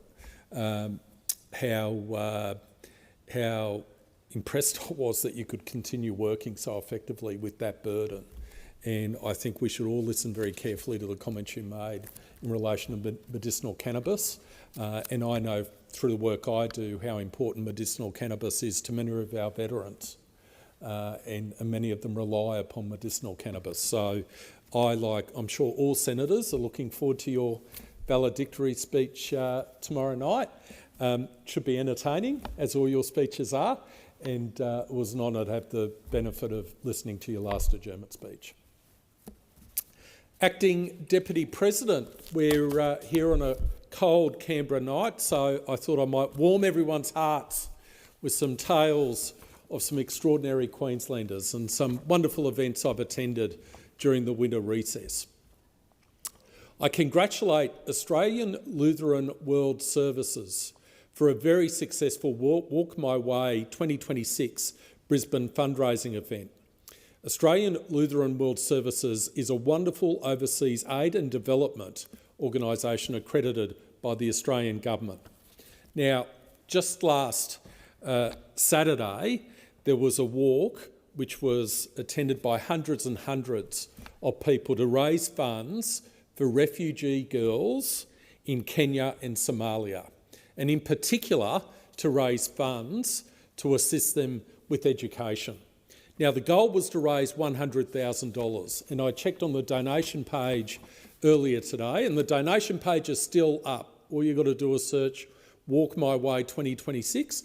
I checked the donation page today, and we have in fact raised $101,842, which will in fact help 1,018 girls in Kenya and Somalia.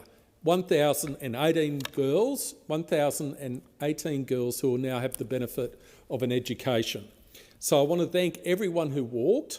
I also want to emphasise how important this event was to our wonderful African Queensland community, and there were leaders from that community at that walk, and for them to witness this generosity of spirit from their fellow Australians to help African girls in need in Somalia and Kenya was deeply moving. I'd like to thank the Chair, Morgan Brooks, the Executive Officer, Michael Stoltz, Community Action Manager, Mr Jonathan Krause, and the whole team. And thank you all for demonstrating what good can be achieved when we walk together. Acting Deputy President, I would like to thank Bhartiya Samaj for holding a wonderful multicultural event on Sunday 2 August 2026 at Brisbane City Hall and King George Square. And the event was entitled Empowering People, Strengthening Queensland 2026. And I want to quote from a speech given by the President, Mr Abhishek Sharma, on the day, and it was a wonderful, wonderful speech, and Abhishek is a great Australian. And this is what he said. When we first imagined this event, we didn't want to create just another multicultural festival. Queensland already has many wonderful festivals. We wanted to create something different, a place where people don't just celebrate their own culture, they discover someone else's. A place where government meets community, where businesses connect with charities, where students meet mentors, where newcomers find trusted information, and where complete strangers leave as friends. Because communities are not built by buildings, communities are built by people connecting with people. End quote. Wonderful speech from the President, Abhishek. And I want to congratulate all the winners of multicultural awards at the event. The Disability Advocacy Award winner, a dear, dear friend of mine, Saeed Mohammed Zaidi. And Saeed, congratulations. I could see how much the award meant to you and to your beautiful family, and it was an honour to be there when you received the award. The Youth Leadership Award winner, Panuta Agarwal. The Community Leadership Award winner, Peter Bonjorny, who's from our Ukrainian community and has provided outstanding leadership for that community in Queensland.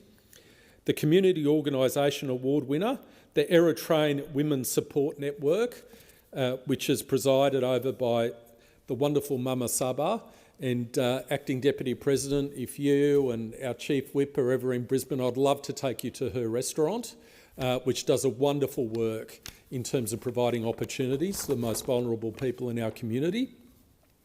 The Multicultural Community Champion Award winner, Shweta Goyal. Excellence in Sports winner, Mahi Mehta, and I had the delight of meeting Mahi's parents as well. They should be very, very proud. And of course, the Lifetime Service Award winner, none other than my wonderful, wonderful friend, Janeth Dean OAM, who has just done so much work in the Queensland community, bringing people together. Janeth is just a wonderful, wonderful Australian, and she epitomises the festival that was held, the event that was held, all about empowering people and empowering Queenslanders. Acting Deputy President, it is now a totemic event on Queensland's calendar, the Luminous Lantern Parade, which is held on the Friday night at the commencement of Multicultural Affairs Month in Queensland. And I want to congratulate the wonderful team at Multicultural Australia for their work in bringing the parade together. There were 2,000 participants from 80 different communities participating in the parade at South Bank. There were thousands of people lining the route of the parade. They were 5, 6 people deep in places, all in wonderfully good spirits, watching the parade, watching the wonderful lanterns, watching the cultural expression that was taking place, all coming together as Queenslanders to celebrate multiculturalism in my beautiful state. And I'd like to thank everyone who participated. I'd like to thank Mr. Rabbi Alam of the Rohingya community in Queensland, who gave a beautiful speech during the formal proceedings. I'd also like to thank Melissa Nadu, the Chair of the Board of Multicultural Australia, Joe Nelson, the Acting CEO, the Peruvian ambassador who attended.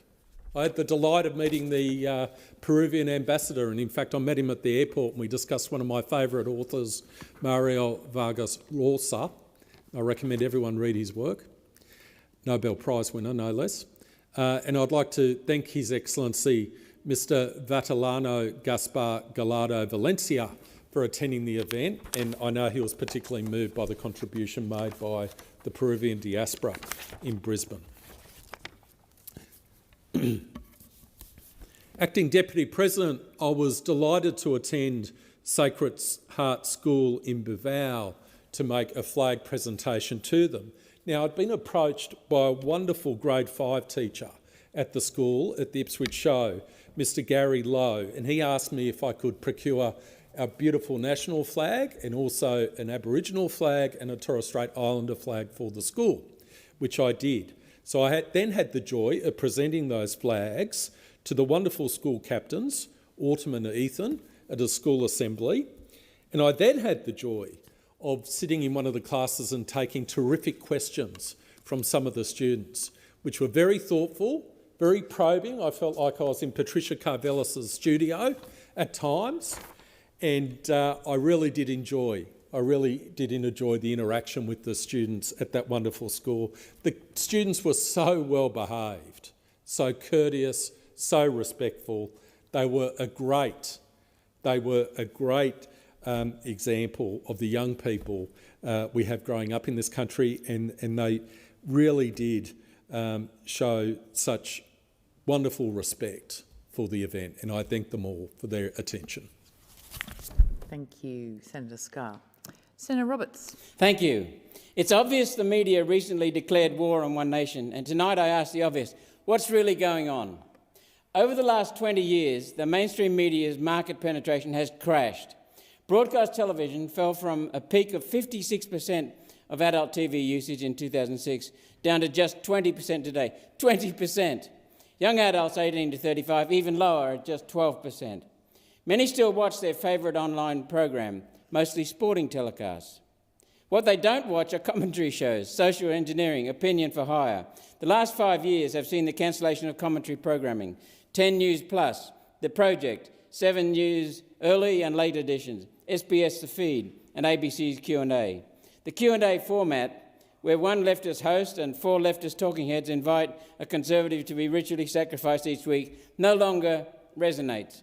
This is why the media's woke agenda has now been injected into sport, usually through welcoming the audience to their own country, men and women's sports, and woke commentary talking points.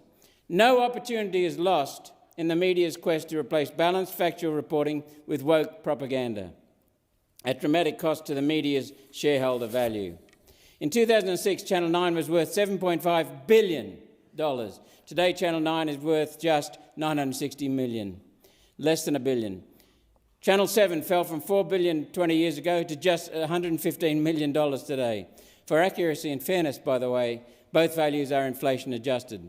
Channel 10 was worth $1.5 billion 20 years ago, and today is on the books of owner Paramount at just $20 million. Movies suffered with theatre attendance over the last 20 years falling 50%. An inevitable outcome of gender and race swapping of lead roles, the compulsory inclusion of a gay storyline and a transgender character, the endless negative portrayal of men, the refusal to show a happy, loving nuclear family, and generally propagandising the woke agenda, while pretending it's entertainment. Let's move on to newspapers. News Corp was valued 20 years ago at $85 billion worldwide. Today it's worth just $14 billion, including REA Group and Dow Jones. Fairfax Media was valued at $9 billion in 2006. 20 years later, it was forced to sell to Channel 9, whose value of $960 million today includes Channel 9, Fairfax Media, Stan and Domain Real Estate. Again, I'm using inflation-adjusted figures to compare 2006 with 2026 for fairness and accuracy. Things Fairfax does not extend to us in One Nation. Last week saw what is a low point for Australian journalism.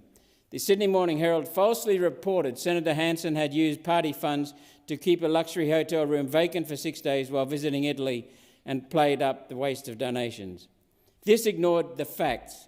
Firstly, the $5 million donated in the Fire the Liar campaign has gone into a term deposit gathering interest until it's needed for the next federal election.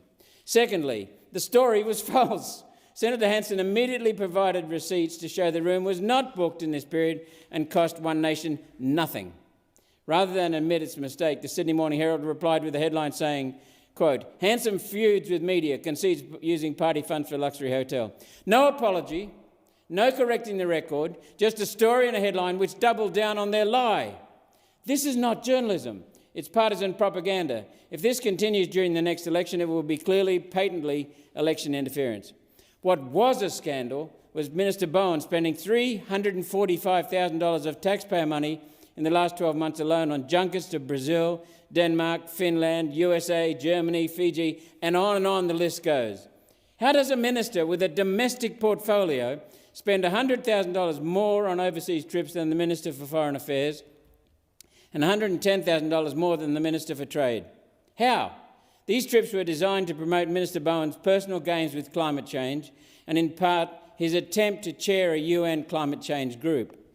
Instead of questioning this expense in the middle of a cost of living crisis and a budget deficit, the Sydney Morning Herald ran a story portraying Minister Bowen positively for not claiming any family travel as part of these junkets. Fairfax Media has lost 90% of its market value and still can't help itself. A company that was properly run would not be allowing injection of journalists' personal political vendettas into a supposed news story. It would have presented the facts without partisan attacks and left the public to make up their own minds. Our media have skipped the whole balanced and impartial part and gone straight to telling you who to vote for. Conservatives make up 50% of their potential audience. One Nation alone is 30%.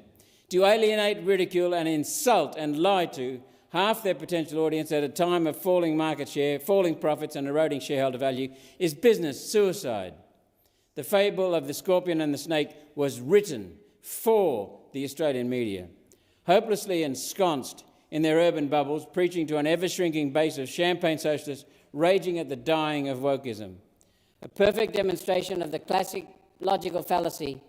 They do not see the world as it is, they see the world as they are. Conservatives can turn, by the way, to The Spectator and the Epoch Times for accurate news and current affairs. If you haven't discovered these publications, have a look.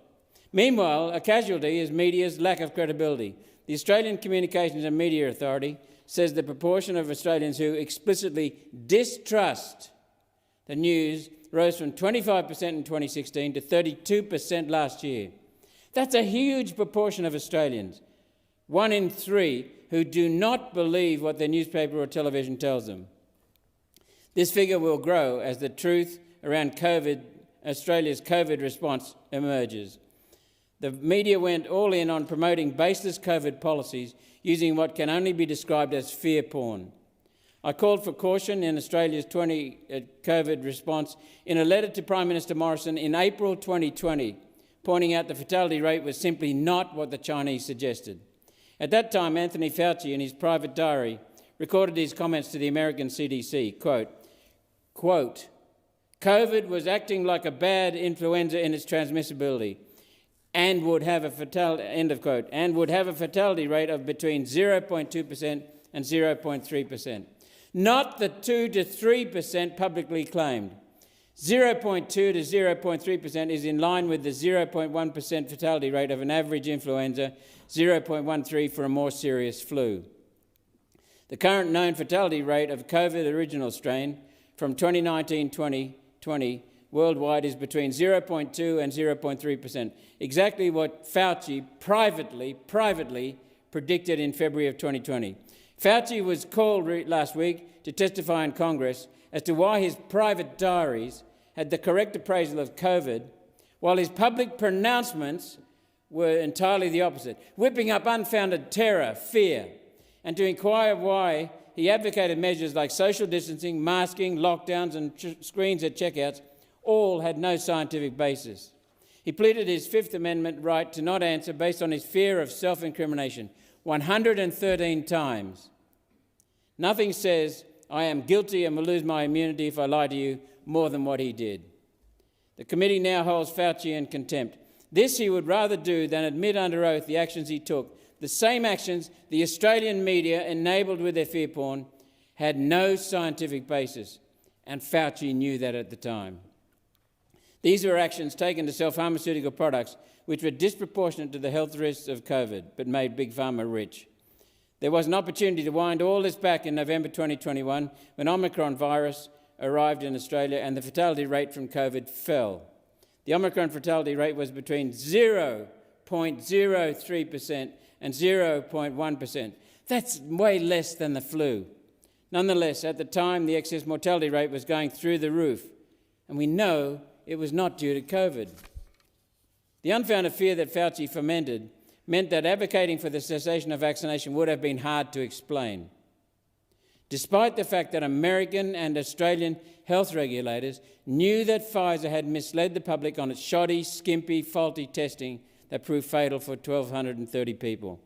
Only a Royal Commission can deal with the critical point here. If the Omicron fatality rate was as low as 0.03% of infected persons, and most people had been infected and at the time had natural immunity anyway, why was excess mortality running at a staggering 13%? 13%. It's impossible for that mortality rate to have come from the COVID virus. What could it have been? Only one thing, it seems: COVID injections. Even now, 5 years later, Australia's excess mortality rate is running at 5%. This represents 10,000 additional people dying each year with no explanation. I asked about this in Senate estimates and was told it was the lockdowns delaying medical treatment. It was psychological trauma, despair, loneliness. It'll pass. It has not passed.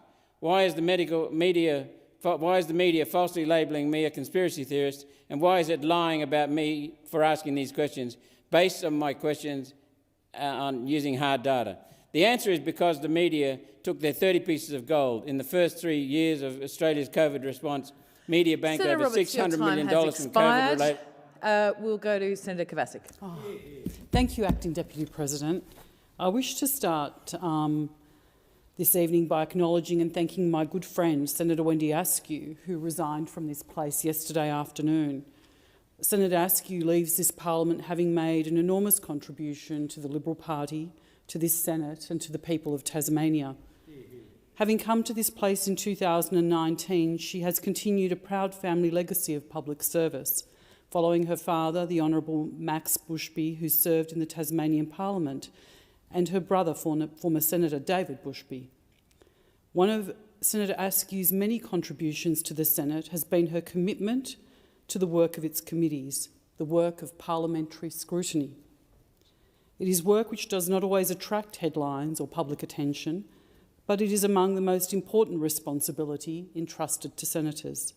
It is through the committee process that this Parliament can examine issues in depth and hear directly from Australians to help drive the serious and lasting policy changes that our country needs. In particular, Senator Askew is someone that hasn't tried to draw attention to herself, but has instead done the work of the Senate.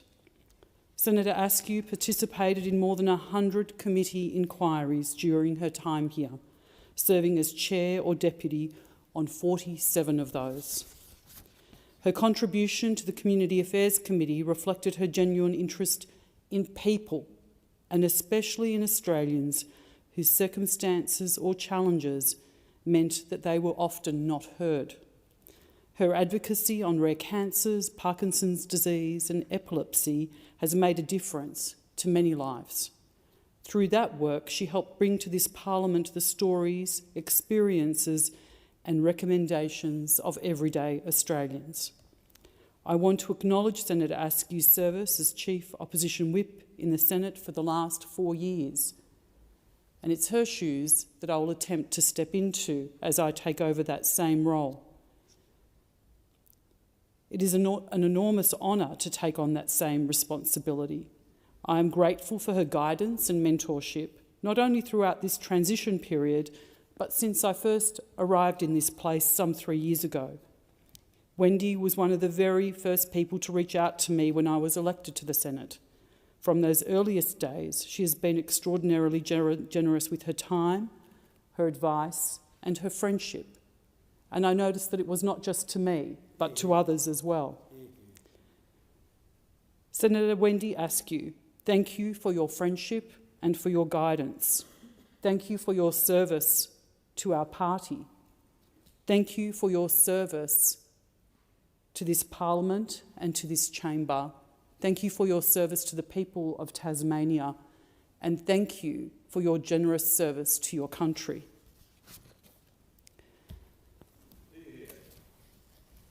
My mind's now going to turn to the economic circumstances in our country at this time, and I want to reflect on the conversations that we had in this chamber today around the widow's tax and the most recent tax changes in the budget. And it makes me think of a statement, one rule for me and another rule for thee. That's become perhaps a creed of this government, sadly. This is a government content to tax a widow grieving the loss of her partner, while its own members are able to keep the negatively geared properties they were able to buy before the rules changed for everyone else. My biggest concern is that those opposite knew that this would have an impact. It was brought to their attention before the legislation was passed, yet they chose to proceed with it regardless. That's something that we need to reflect on as a problem when we are actually passing legislation in this place for a political agenda, for a media outcome, rather than for outcomes for the actual people that we're meant to be in here representing. We need to have a think about that. This has impacted many people, these tax changes. Australians hoping to build a nest egg are told that ambition is no longer for people like them, while institutional investors are seemingly the only landlords that this government is now prepared to tolerate. And in fact, they have the red carpet rolled out to them to buy up housing on concessional terms. Beneath this hypocrisy sits something much more troubling, because this government doesn't understand what makes a country prosperous. Prosperity rests on confidence. People in Australia no longer have confidence. People start businesses, take on debt, back an idea, and drive productivity when they can trust their government and that the rules they start under are the rules under which they can finish. A government that moves the goalposts to suit their politics of the day makes risk fundamentally unsafe and makes people afraid to invest. A person who cannot plan is a person who will not build. That is not the bedrock of a modern liberal economy. It is the reflex of a Soviet-style one. Confidence is not born of control. Just look at our housing situation. A private housing market exists because the government concedes it can build all the homes Australians need. But if you rely on private investment, you need to give it a reason to turn up. Labor has removed the incentives to invest in housing, and what are the results? Record high rents in every capital city and auction prices tanking.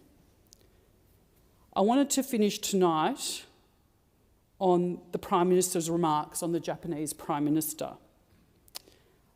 We've all heard a lot about it today, but I can't understand how the Prime Minister can defend the distasteful and deeply offensive joke at the expense of Japan's Prime Minister Sanae Takaichi. It is to that display that I want to make some comments. So much has already been said, but I need to make some facts very plainly stated. On a podcast invited to reminisce about Pamela Anderson, the Prime Minister of Australia chose to describe a carefully chosen gift of 2 prized crown melons from Japan's first female Prime Minister with hand gestures that left nobody in any doubt about the offensive joke he was making. And his office now insists that everyone who watched it simply misunderstood. It was a gesture beneath the office of the Prime Minister. We didn't misunderstand. We all know exactly what it meant. To the Minister for Women who sits in this chamber and to the Minister for Social Services, it is not right that you have had to defend this. We all know that if those words had come from anybody else in this chamber or in the other place, they would not have been accepted as for a moment, and nor should they have been accepted. Instead of finding the courage to stand up for a woman subjected to blatant sexism, they have spent this week explaining it away, that we have all gotten it wrong. Respect for women is worth very little as a principle if it evaporates the moment the offender is a powerful man who leads your own party. And when a former Japanese ambassador to Australia writes that the joke was insulting and beneath this nation, it is quite something for Australian ministers to respond by telling Japan what it is and is not entitled to find offensive.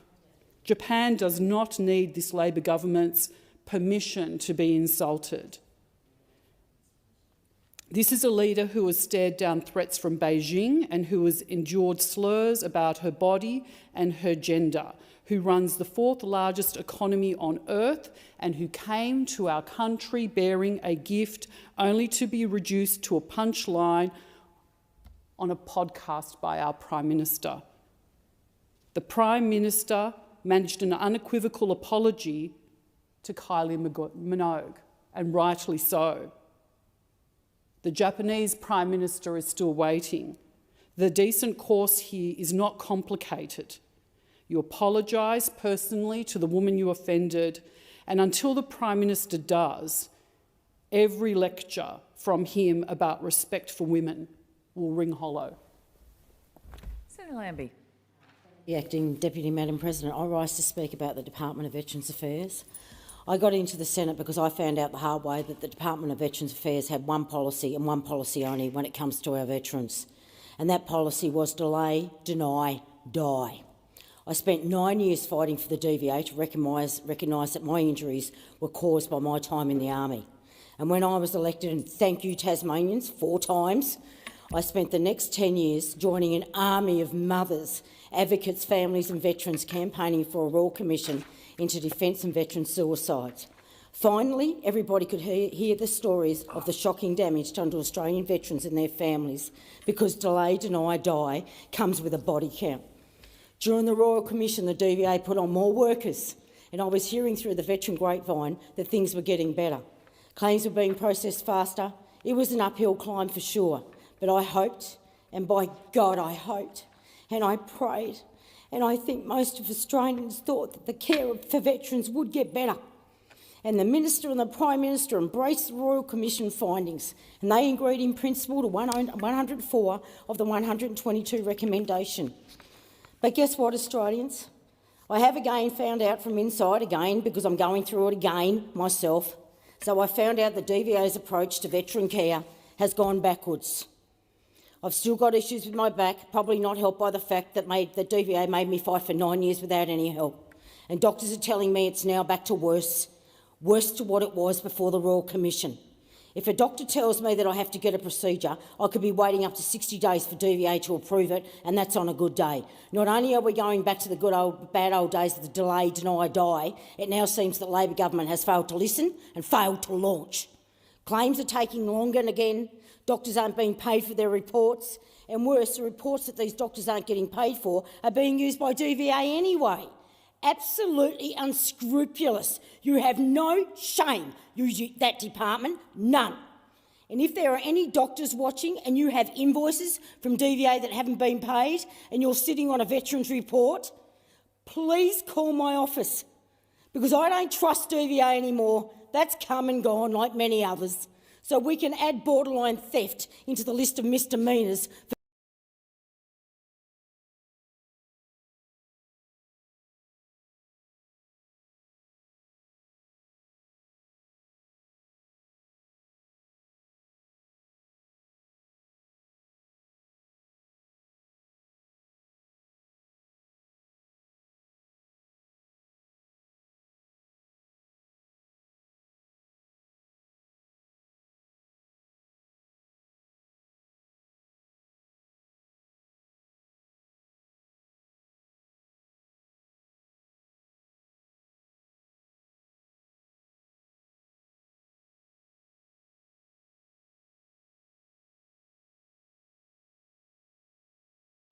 No consulting, no nothing, just cap it off. The Minister defended this new hit on veterans by pointing to an increase in fees to service providers.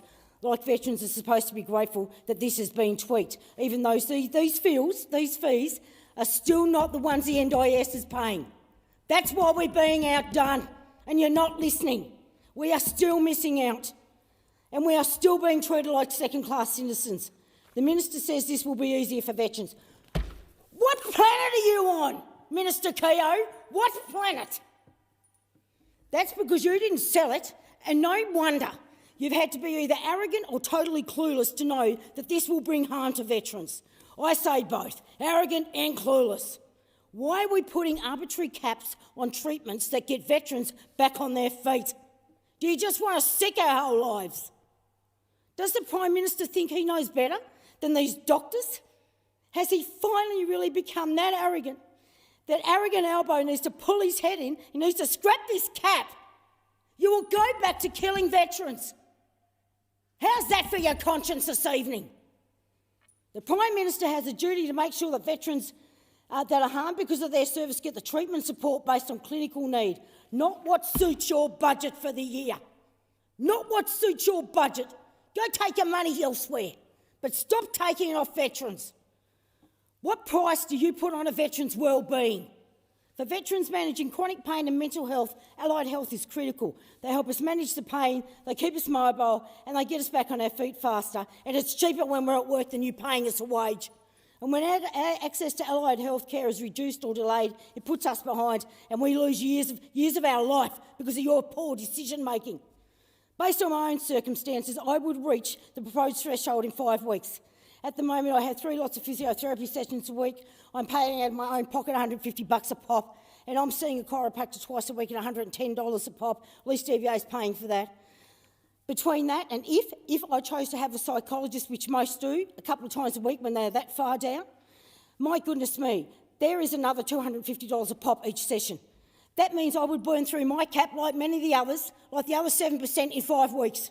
I'm lucky. I own most of my house and I have a good job. I don't have to wait 60 or 90 days or 120 days for DVA to approve my medical procedure or therapy. If I have to, I can pay it up front, and I'll argue with DVA and see him in the court shortly. But there aren't many veterans like me, and here's a perfect example. I put in a claim 3 weeks of claim. The claim's still sitting there. I'm having emergency surgery tomorrow because I'm not waiting for you to put me out any longer. I'll pay my $6,000 in the morning and I'll have it done. I'll have it done. I waited on you for 9 years and that ended up with me walking in front of a car. I ain't waiting on you again. I'm not waiting on you again. Given the history of DVA's shocking mishandling of claims in the past, and knowing very well that this contributed to veteran suicides, so I have to ask, why are we going back over old ground? This new idea to cap their allied health services is already causing harm, and the DVA says that traditional treatment may, goodness me, that's put me in panic, be approved, where there is demonstrated clinical need. That's if you can get that done within a few days. Good luck to you. Beyond the cap. But that means we have another layer of bureaucracy in the system, just what we don't need, which becomes another trigger for the most vulnerable veterans out there. You're not listening. Veterans who have sacrificed their health in service to this country should never have to face a situation where access to clinically necessary treatment is limited by an arbitrary annual spending limit. That is the lowest of any government. And I'm glad the government's fixed allied health self-providers' fees, but the cap has made it worse. Why did you even bother? What were you thinking?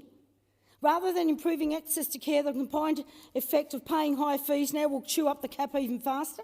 But you didn't take that into account either.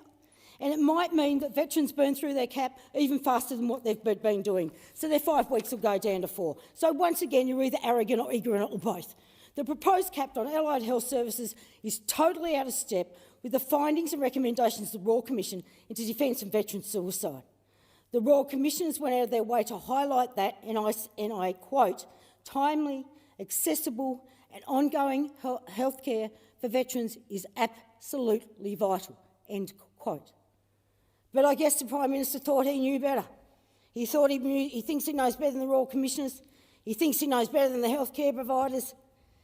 He thinks he knows better than veterans who've had to relive their stories again and again. And obviously he thinks he knows better than me. Do you? Yeah, right. Yeah, I don't think so. How can the PM claim to honour the Royal Commission and introduce a policy that puts financial limits on the care of our most vulnerable veterans? Who does that? Who does that? No consulting, no nothing. Where did you pull that from? You cannot be serious. I'm getting a petition going, Australians, and I know that you've supported us veterans in the past, and I'm asking you to stand up again and stand beside us. And I'm asking you to go to my website. I'm asking you to go to arrogantelbow.com.au and sign the petition to scrap the bloody cap before it kills more veterans. Thank you, Senator Lambie. The Senate stands adjourned and we'll meet again tomorrow at 10 a.m.